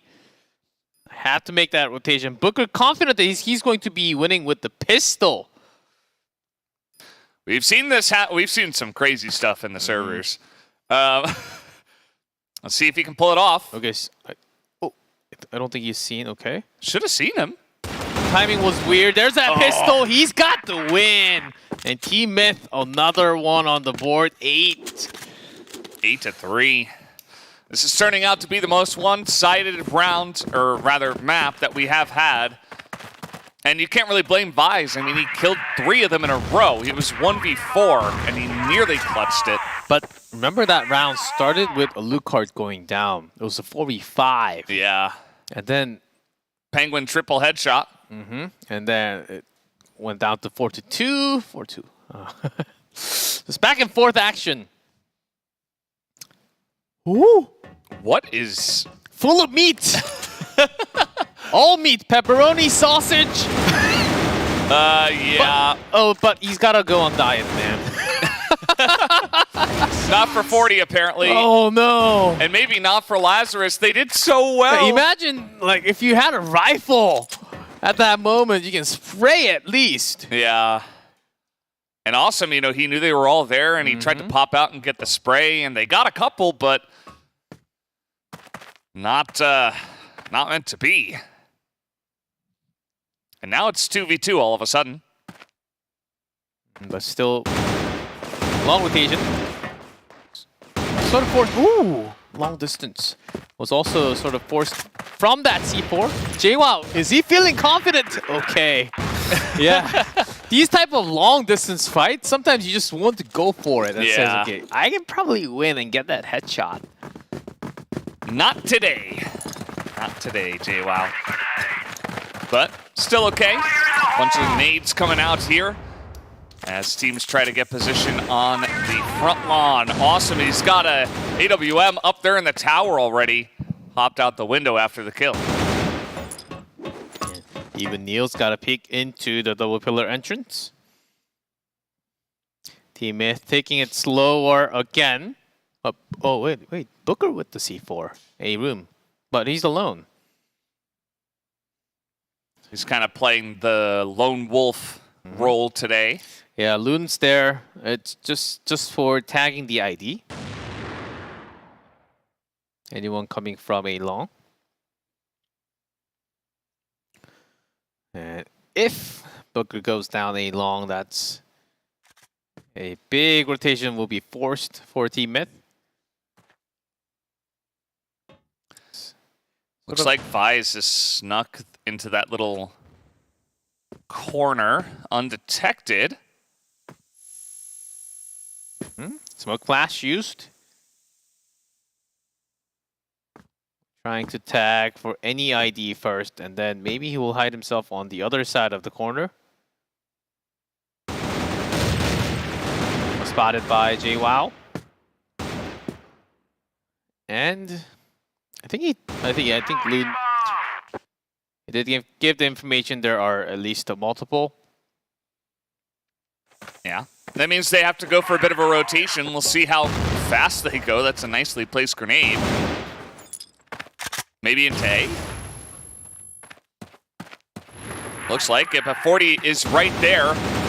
He's getting sprayed down as we speak, and Booker's able to take him down, so the site is taken, but hard to cover all the flanks when you come in this quickly. Yep, Vise was already looping around. Booker with the big headshot, making a 2v3. 15 seconds. Taurus! And an A-long plant here. Here comes Niels. Is able to get one. It's 1v1 now. And Loons, he's able to pick up that last second headshot from the side. Came in quick enough. If he had gone missing, because this bomb is A-long, I think Loons was about to go into A-long and then take a lot of time. It could have been a lot worse of a situation, but that was quick enough that to finish the round. So Lazarus picking up one more. That's important. Closing the gap every single round.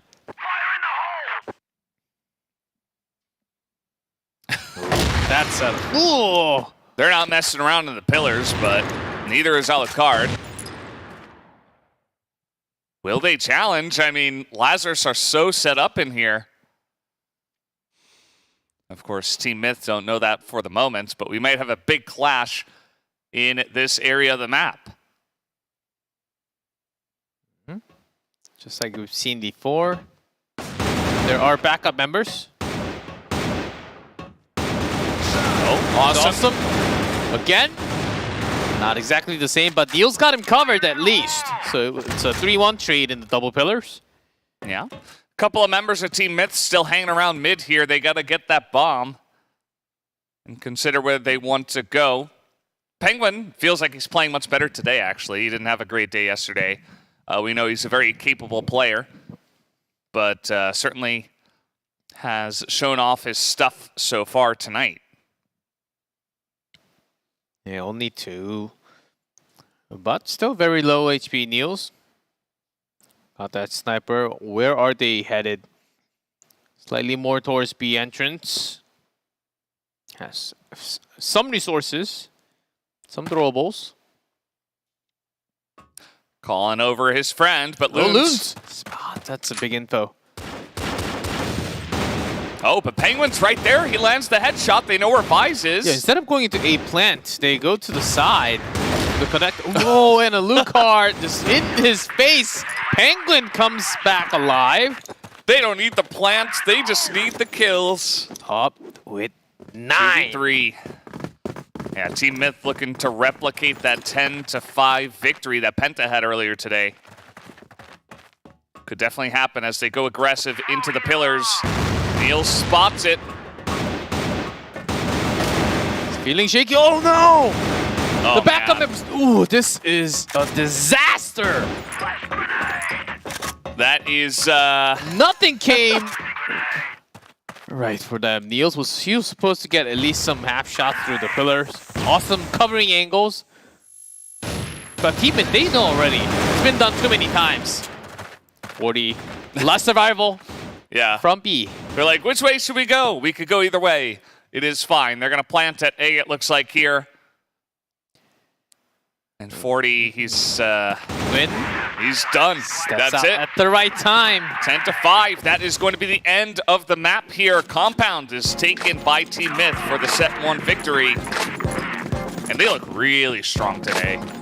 Yeah, totally different compared to yesterday. And also, Lazarus still having a very tough time transitioning from team to team, from map to map. Really, they are trying to, you could understand at the beginning of the map, they were from Blacklist, really trying to control the tempo, having quick attacks like what they're good at, what they excel at. And they were only able to grab 1 round out of the 4 really quick rushes that they tried. Bunch of cool highlights in this one. I feel like the snipers were really on point, especially Alucard. Couple of cool sprays and nice rotations that you really like to see on compounds. I feel like this is one of those maps where if you're not covering every flank, you can really just get out-rotated. Yeah, a couple of strategies already revealed from the previous match, and also trying that exactly the same twice in a row. Was not a pretty sight to see. And here the B rush was sort of stopped by Horus. The bait spot was good. That's what happens when you, especially when you go to B too quick. Let's see, Vise tried his best, got a 3rd. His best was pretty good. Nice angle there from Booker. Yeah, Booker. I picked up a sniper gun, but I'll just pistol this one out.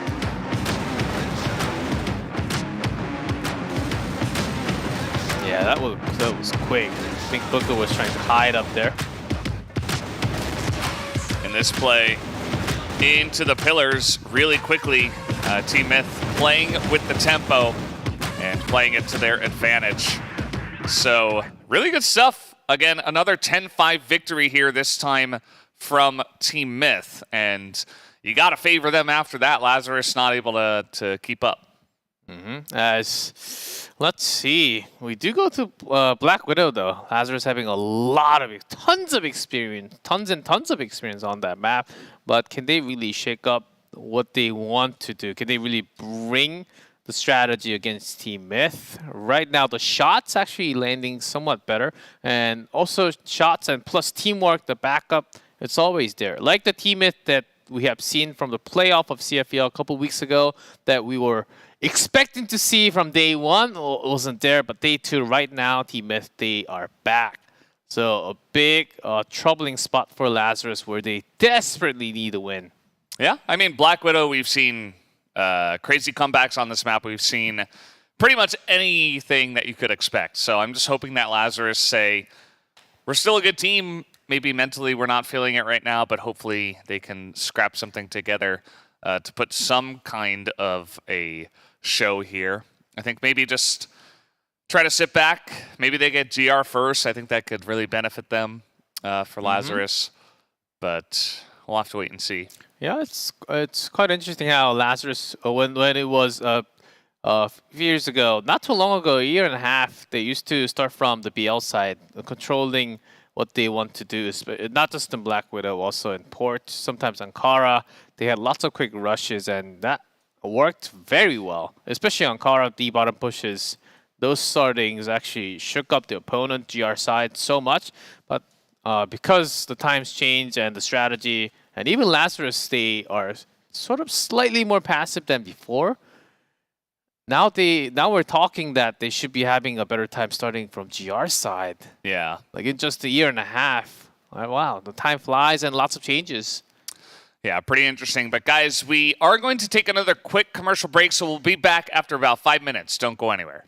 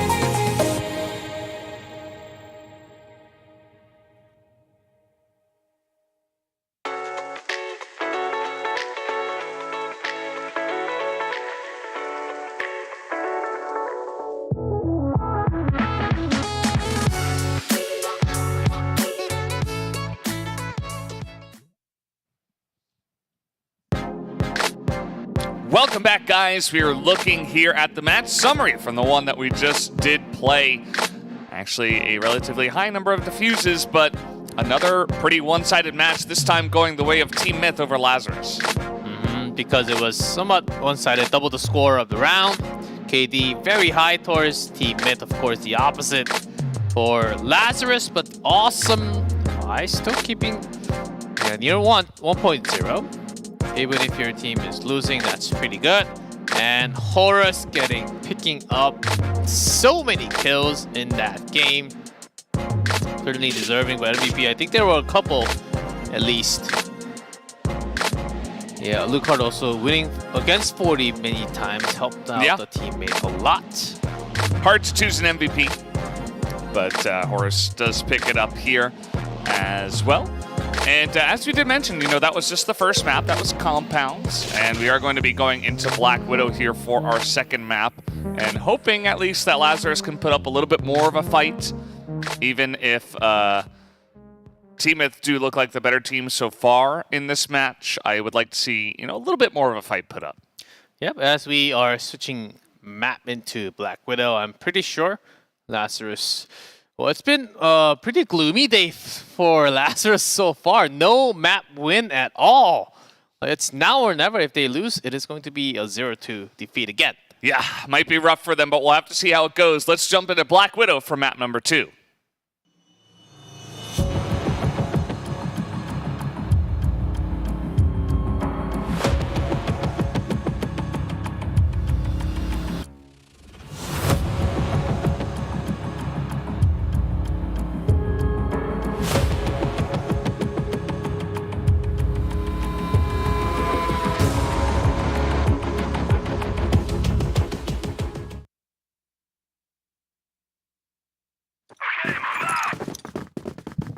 And welcome to the battlefield. To the show.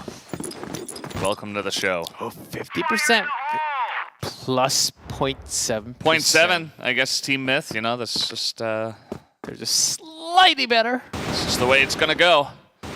Let's see if Lazarus can flip the tape. But again, Lazarus starting blacklist. I think that's an important part that we have to point out. And they're starting slower. I think this can actually benefit them a lot more. And triple A short. Horus takes some damage, but there's also Booker. Ooh. Niels with and three. A Lucard. Yeah, just able to spray them all down just like There's that. one more at the bottom, JWoww. They all came one by one, and there goes another. Awesome. At least Penguin puts one on the board. As Loons is staring at the smoke. Yep, and right now, Penguin going around the map, but the rest of the members saying, what exactly happened at A short? We also had 3 members. 0-3 right there. So Lazarus really controlling the pace for now. Had a good read that it might be a short pressure. This time though, a long. Total control from Team Myth. No one in the waterway. And a quick rush again. Here we go. Team Myth looks much better prepared for this one. Oh. Only Loons is here on long by himself. He's like, Booker playing with his food. Yeah. Not going to work this time. And so 1 for 1. Team Myth able to trade that one back with a nice preparation once again here from Team Myth. At least able to land their shots this time. Aha.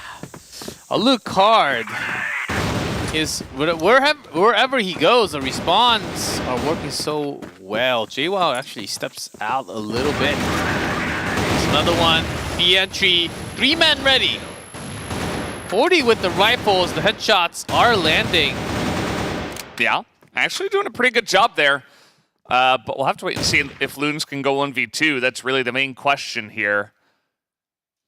Booker pretty low, but Alucard still with the rifle in the window.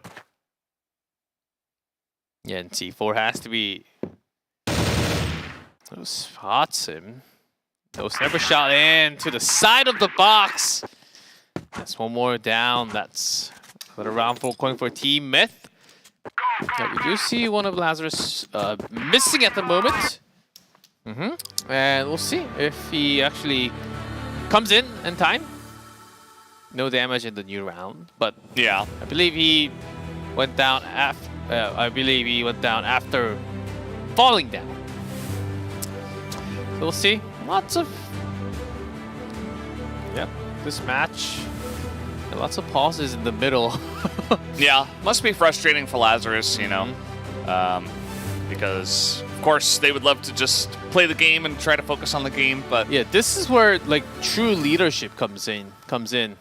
Guys, just take your hands off the keyboard and mouse. Go wash your face or something. Open up your refrigerator, microwave something, and come back. I used to just have some weird shot calls like that. Really? Yeah, if you just go get an ice cream or something, we're gonna wait a while. Okay, sure, why not? Yeah, the sugar usually helps. Yeah, sugar's good. I think that a banana is a healthy snack that we often see. Potassium plus, yes. Yeah, it's a pretty good one if you're looking for a quick burst. Also, I find that people underestimate the value of being well hydrated. Oh, water, yes, H2O. Yeah. If you are feeling a little bit sleepy, quick glass of cold water, that's actually really good. Back in my day, if I was trying to stay up really, really late for like a long period of time, just take a huge cup of cold water and just chug the whole thing. It actually helps a lot. Instead of drinking, if you pour that on the face, that works too. I was never a fan of that, actually. Really? Yeah. I don't know. I just felt like the overall discomfort of the, you know, obviously the water being everywhere, kind of, I don't know, kind of took me out of my element. Yeah.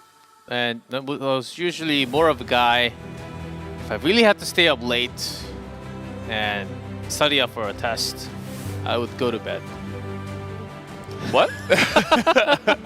That's not a thing. And think about another option. Like go to bed for like an hour, like quick sleep, like 1 hour, one and a half. Because if you're super sleepy, like studying for 3-4 hours doesn't really help you too much. Why not sleep first and then wake up? Well, the wake up part usually doesn't happen though. That's the issue. That's the issue. I tried that many times back in like high school, and it was just like, no. But if you wake up on time, instead of studying for 4 hours at night, you sleep 2 hours, study for 2 hours. That actually works better. That sounds like it would work better. Yeah.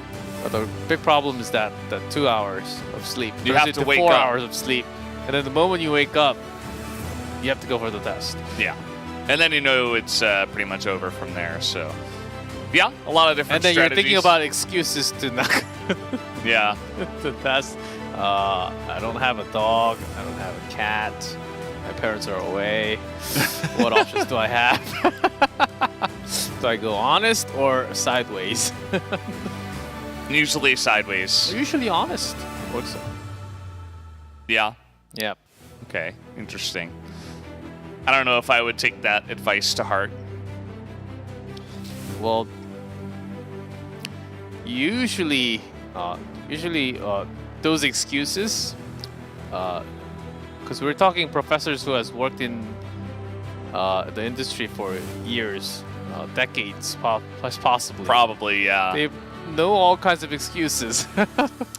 they can Yeah. probably write a book about excuses. It's true. I mean, yeah, I wonder what other job would have somebody that feels like that.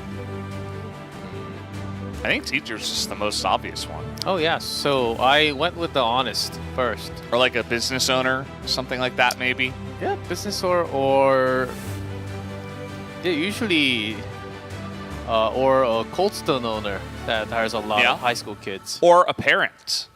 A parent would be like, oh, like, my kid is saying, you know, Depending on the sick kid. again. No. Depending on the kid, if you have a good kid.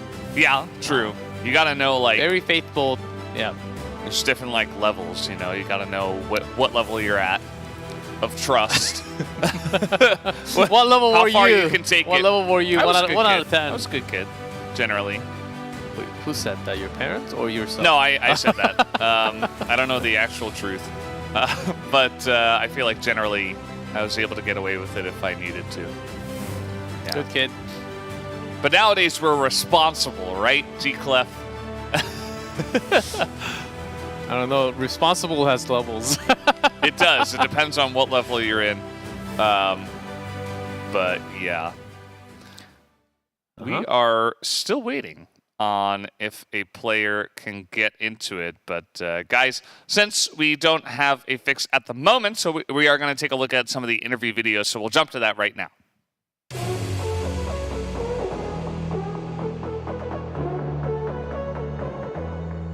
I've been playing Crossfire for like 10 years now. I'm 26 years old. Penguin sneaks through the smoke. A collateral spray down. Penguin, he didn't even mean to get the second one there. Yeah, CFS is actually important as a title for this year. We need to win this one. It's pretty important for us. On mid as well, but look at this trade on long. It's going to be up to JWoww, who gets the first. JWoww gets the second. I have a lot of scenes that, like, we all played insane, so like we all were crazy. V2 has to swing quickly. Horse, good for a first. Can he be 17-8 with the round victory for his team? He's played the timer perfectly. Horse, he's going to be able to do it. Horse, 17-8. To be honest, I want to win all the teams. I want to take first place. So there is no specific team. I want to win all.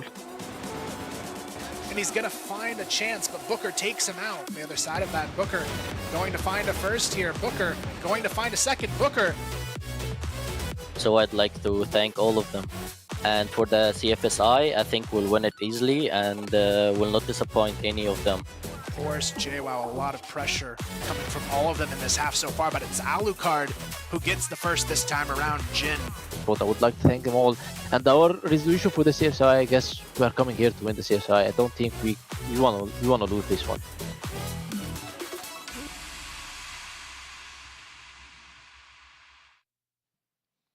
We are back from that very short video, and we are going to try once again to get into this one.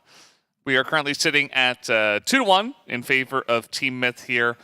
They are on the GR side of Black Widow. Yeah, just slightly. It was going somewhat back and forth, but some really one-sided round that we saw as we Lazarus seemed to really change up the pace. Black Widow first starting really slow and then jumping into a very hot, like quick rush into a short or a B-side was about to happen, and then a quick pause. Let's see what they want to do. Still in the very early rounds of the first half, so they still can control from Blacklist. Of course, their win rate's slightly lower compared to the other teams, but let's see. We are back in the game. Always really good news. And just curious to see what is going to be the strategy here for Lazarus on the Blacklist side. And Team Myth, how far do they want to push the envelope? It's always a good question, Team Myth. And lots of teams against Lazarus. Oh, notice that 45 rifles. Yeah, once again.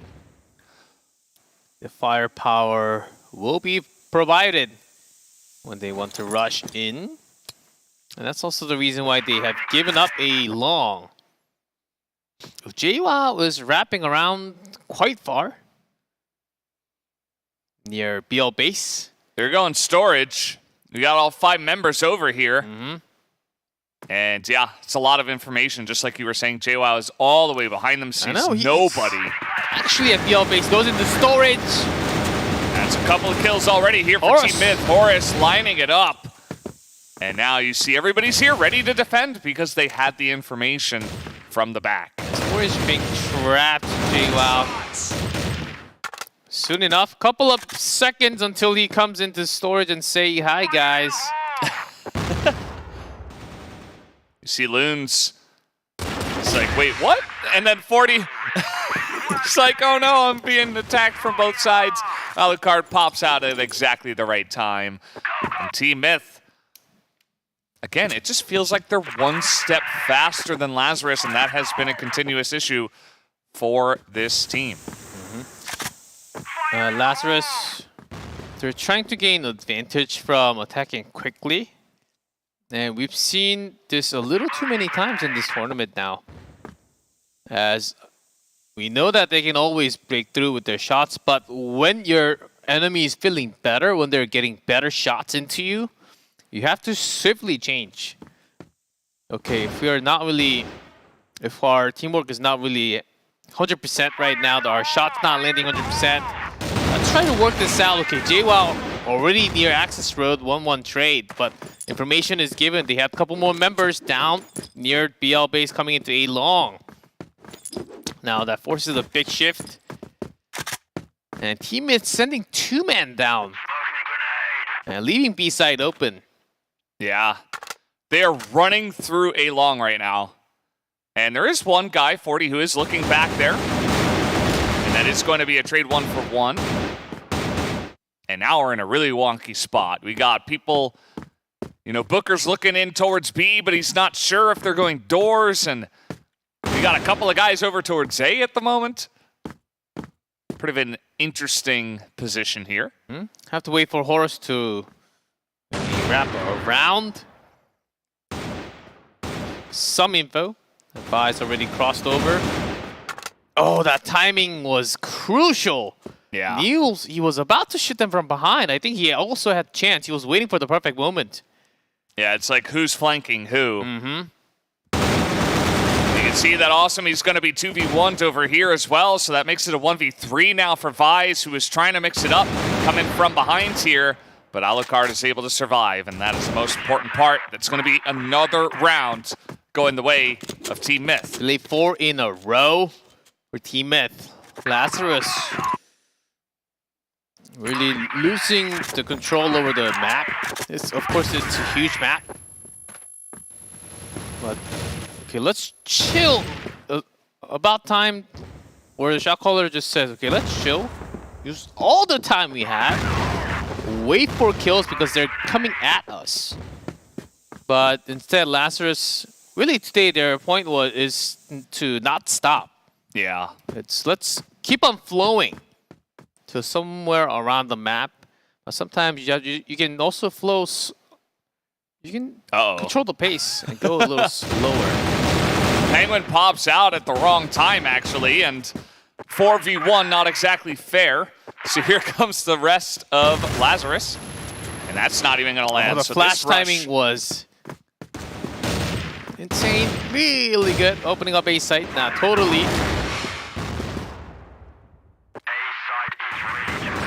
All right. Well, this is looking pretty good for Lazarus. They get the bomb down here.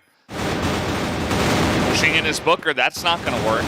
And by himself, Horus will be attacked by Vise, who picks up the headshot. So Lazarus pick up their second round. Not bad. Yeah, their Penguin going down early wasn't the big issue. It was Alucard actually being flashed. Such a great attack by Lazarus. Very likely Sniper will be there. Again, 5 rifles.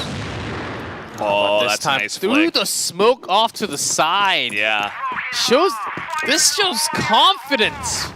You're no match for me at the moment. Yeah, and Alucard's done that before too. It's definitely again one of his and again. things. Yeah, he just loves to pop out there and challenge. It feels more, I don't know, planned compared to someone like Snare. As they push through, Alucard is going to pick up yet another snipe. Here comes the rest of Lazarus very quickly into the B site. Ha! He says, "No way, you're going to come on top of me. I'm still keeping the boxes." Yeah. And he'll just hold on to that here. 40 is spotted. And yeah, Booker just running on through. Loon's in a nice little nook here. He is going to pick up 2. 25 seconds. He's surviving for quite a long time. But at the end of the day, he is going to be taken out, and that should be enough time for the defuse. So nicely retaken here by Team Myth. If he had enough bullets, I think something crazy could have happened. But cannot accomplish more than what we had. They're now 5-2. Only 2 more to go before we finish the first half. And now Lazarus keeping taking a short, really taking the second round seriously, where Team Myth actually pushed out towards a short. It was a big fail for Team Myth, but still Lazarus respecting that type of play. Pushing through the doors now. Woo. That's a grenade. Yeah, we're stopped at 4 for the day.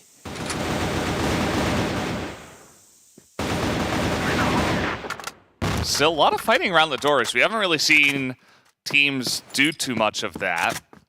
We've seen Niels pop his head through a couple times, but... Again, Vise near the water alone. Fake attention into B storage. Alucard actually out all the way in the A long, looking into a slight angle of access road box. He's been waiting for such a long time, about 40 seconds here. Okay, this could get wild. A lot more attention towards B. Alucard, he's got to run. Oh, he does. Get one at least. He got 40, but this push through the short is actually really nice, but JWoww's got the long angle. Horus was in transition towards the double door and then back into A, so that spot was sort of weird for him to respond. Yeah, but bombs down. Booker already in position. Oh, could not really get the kill.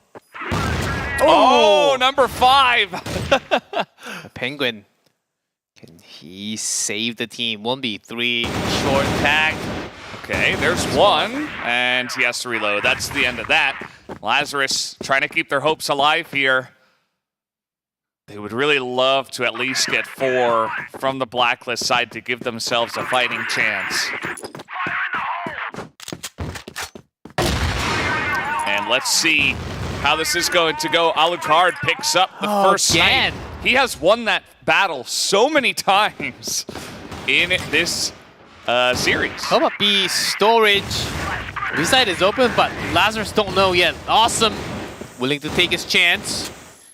Jumping through the smoke into the bomb site. He does have that C4. Booker picked up the AWM. Horus not expecting, but still winning the fight. Yeah, double sniper.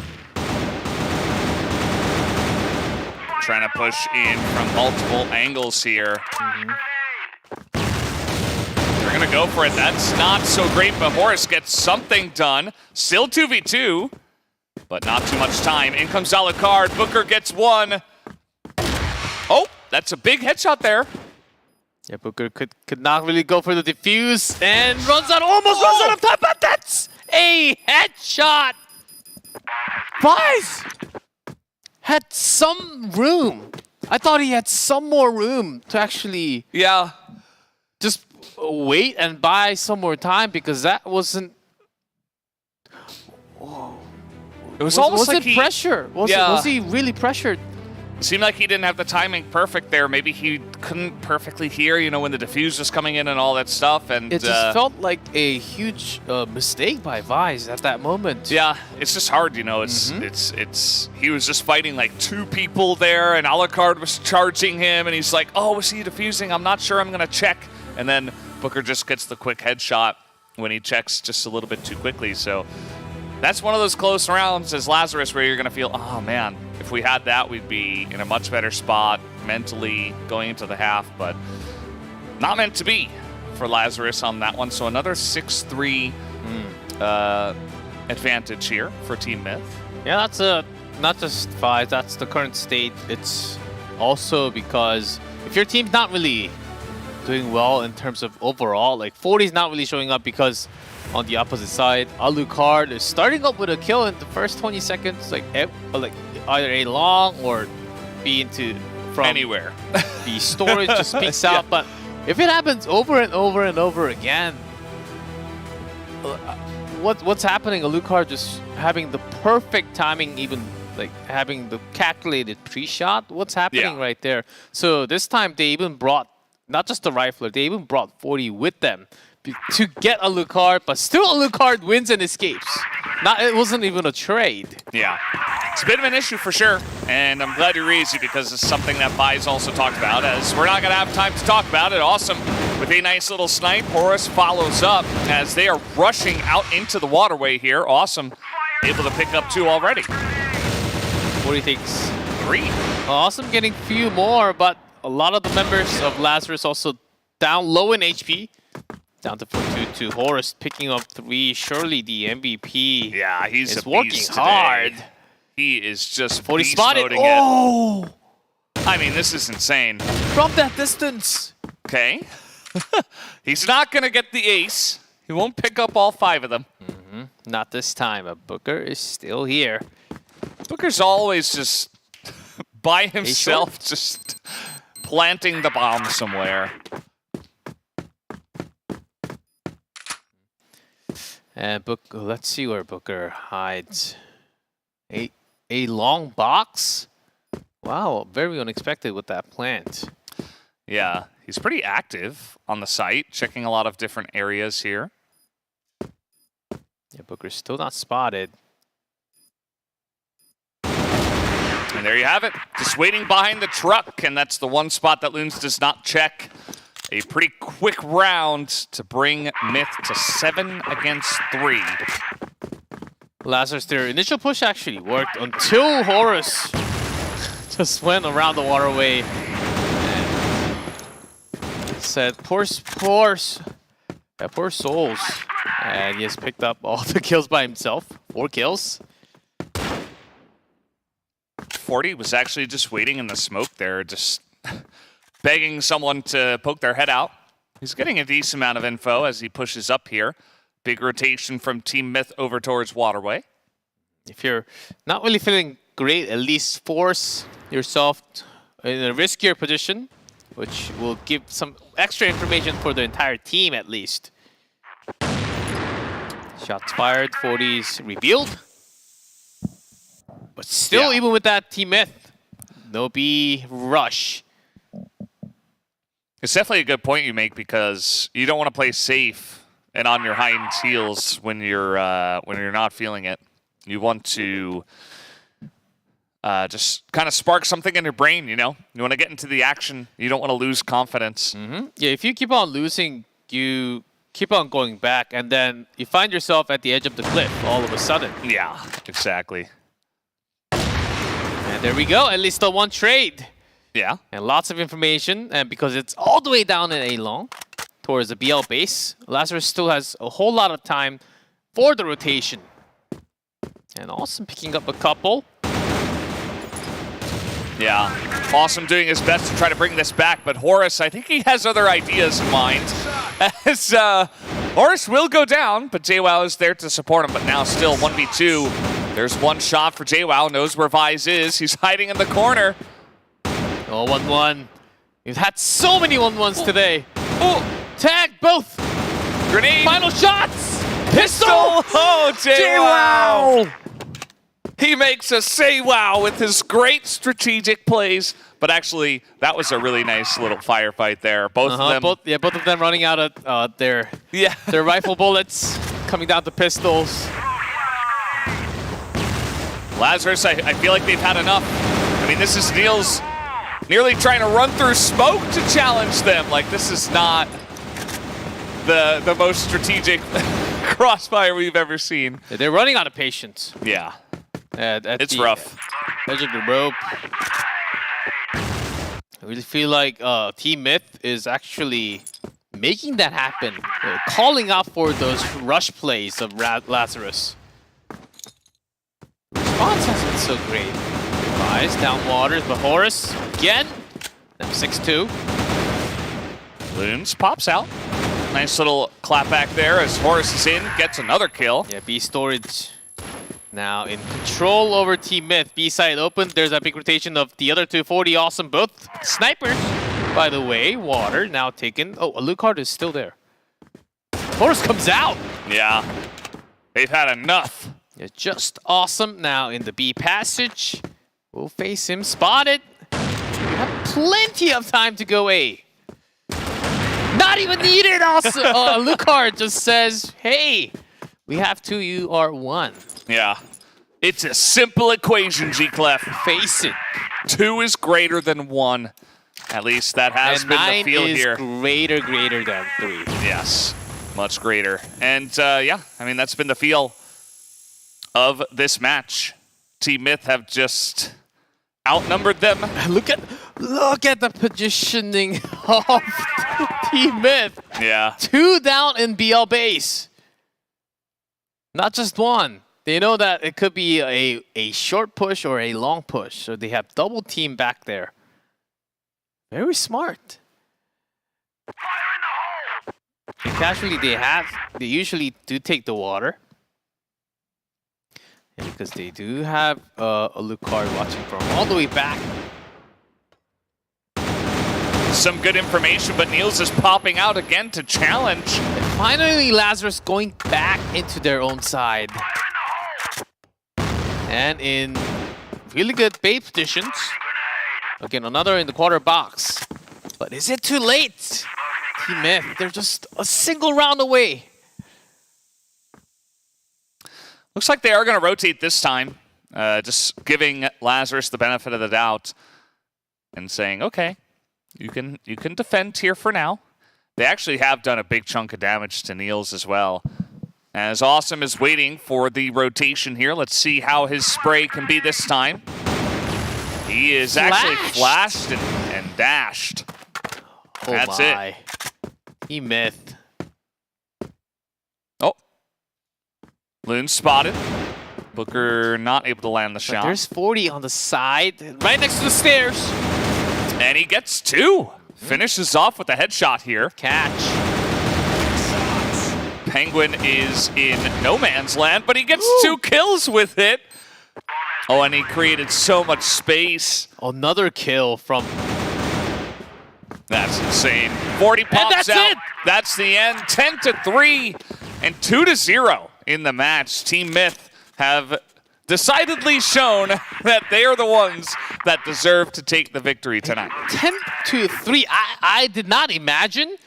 Of course, Team Myth, I did go for the vote, but I did not imagine that Lazarus would go down with this low of a score in a single map.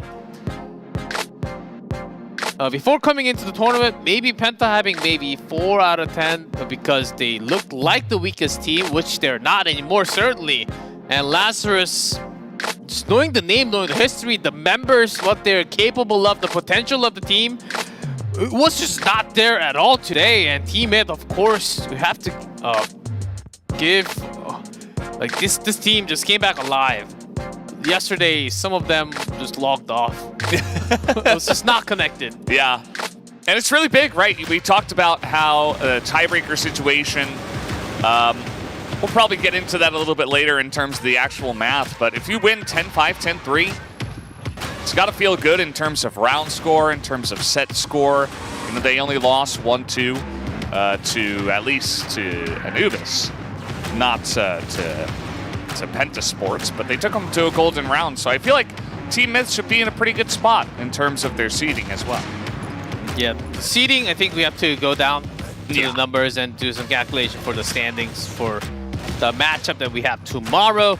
But to continue to see with the highlight and to talk about Team Myth, they seem like, but still, on the playoff, where they had the amazing run from the bottom to top, winning the grand finals of CFPL, they were even better than this. Yeah. That's the scary part. Yeah. This is not 100%.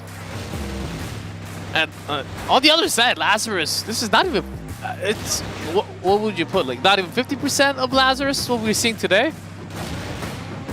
Yeah, I mean, maybe this they definitely looked better yesterday. We talked to Vice, and he did say that nothing was really working out. The early tries that they tried in their matches against Anubis didn't really work. Maybe they didn't have too much time to fix it. The momentum, the negative synergy really kicked in. Yeah. It just felt pretty rough. You could feel the frustration, I think, in their play because nothing was going right. Yeah, right? even 40 just holding the rifle for the last 4 or 5 rounds. It was just desperate.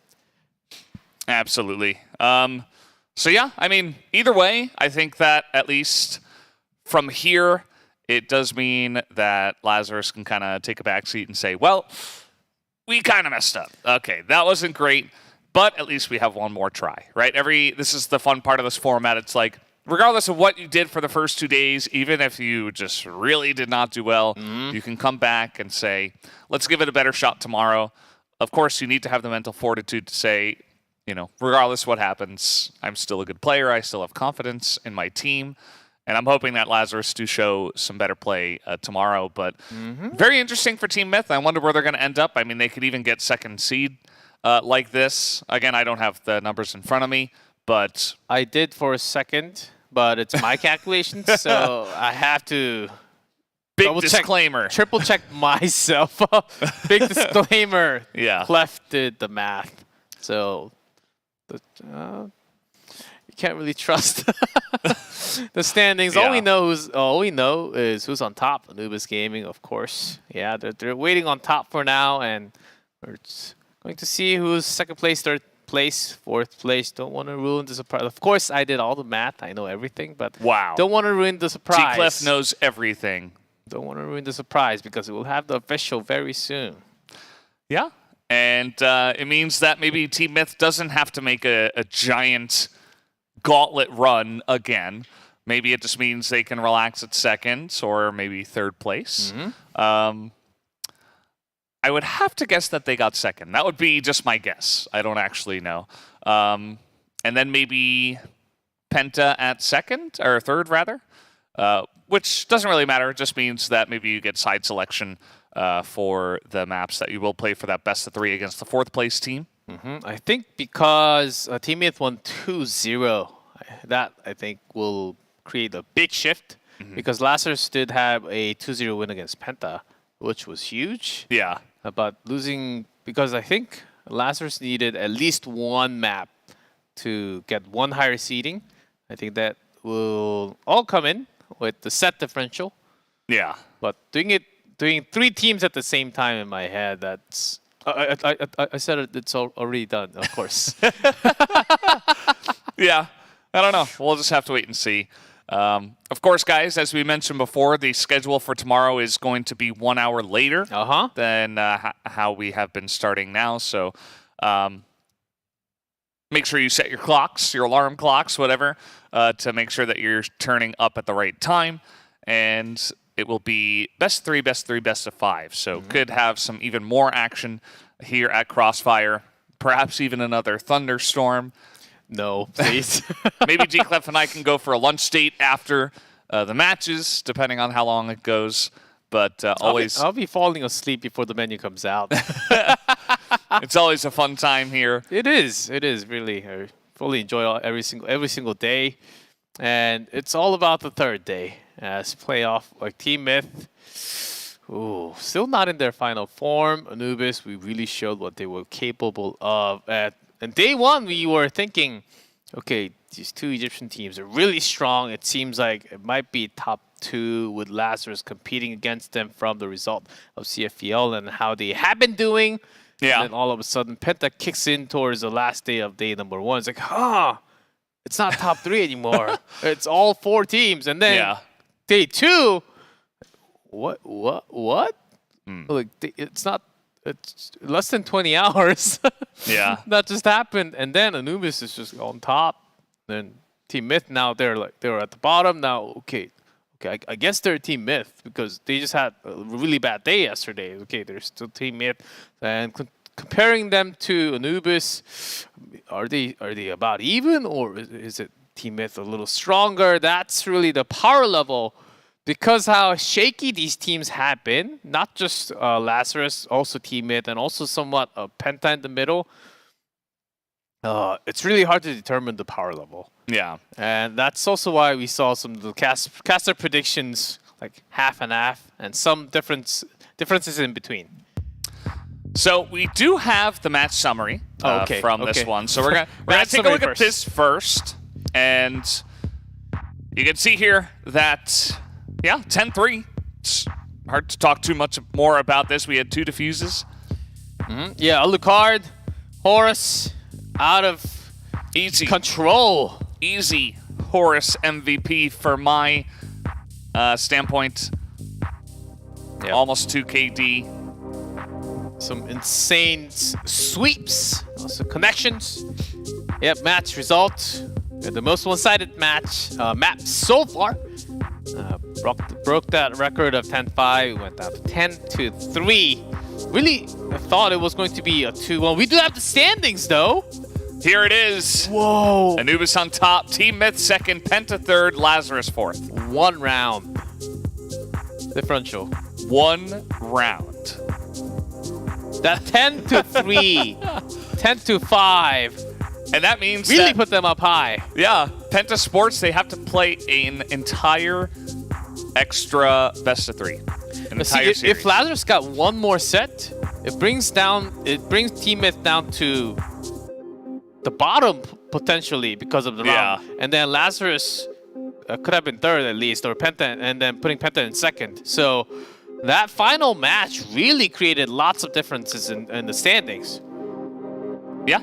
And here is the match schedule for the playoffs. Lazarus versus Penta is first, and the winner of that faces Team Myth. And the winner of that second match will face Anubis. Well, after lots of drama and upsets, it is the top 2 Egyptian teams, surprisingly. But there's not a big of a gap, I feel like. It's a big contest. Lazarus, Penta, they can still climb up, and very excited to see what's going to happen tomorrow. It is the playoff, the final day. Yeah, the final day. I hope you guys all join us for that. But that's going to do it for us here on the desk. I hope that you did enjoy that. Do we have anything else to go over, G-Clef, or are we good to go? No, I'm very excited, and Eumena, it just gets better and better every single time. The story continues. Is it going to be the domination of the Egyptians, or is it going to be the Penta and Lazarus striking back? That will be the answer that we find out at the end of tomorrow. Yeah, we'll have to wait and see for that gauntlet for tomorrow. Hope you guys do join us for that, but that's going to do it for us, and we hope to see you tomorrow, and we'll see you then.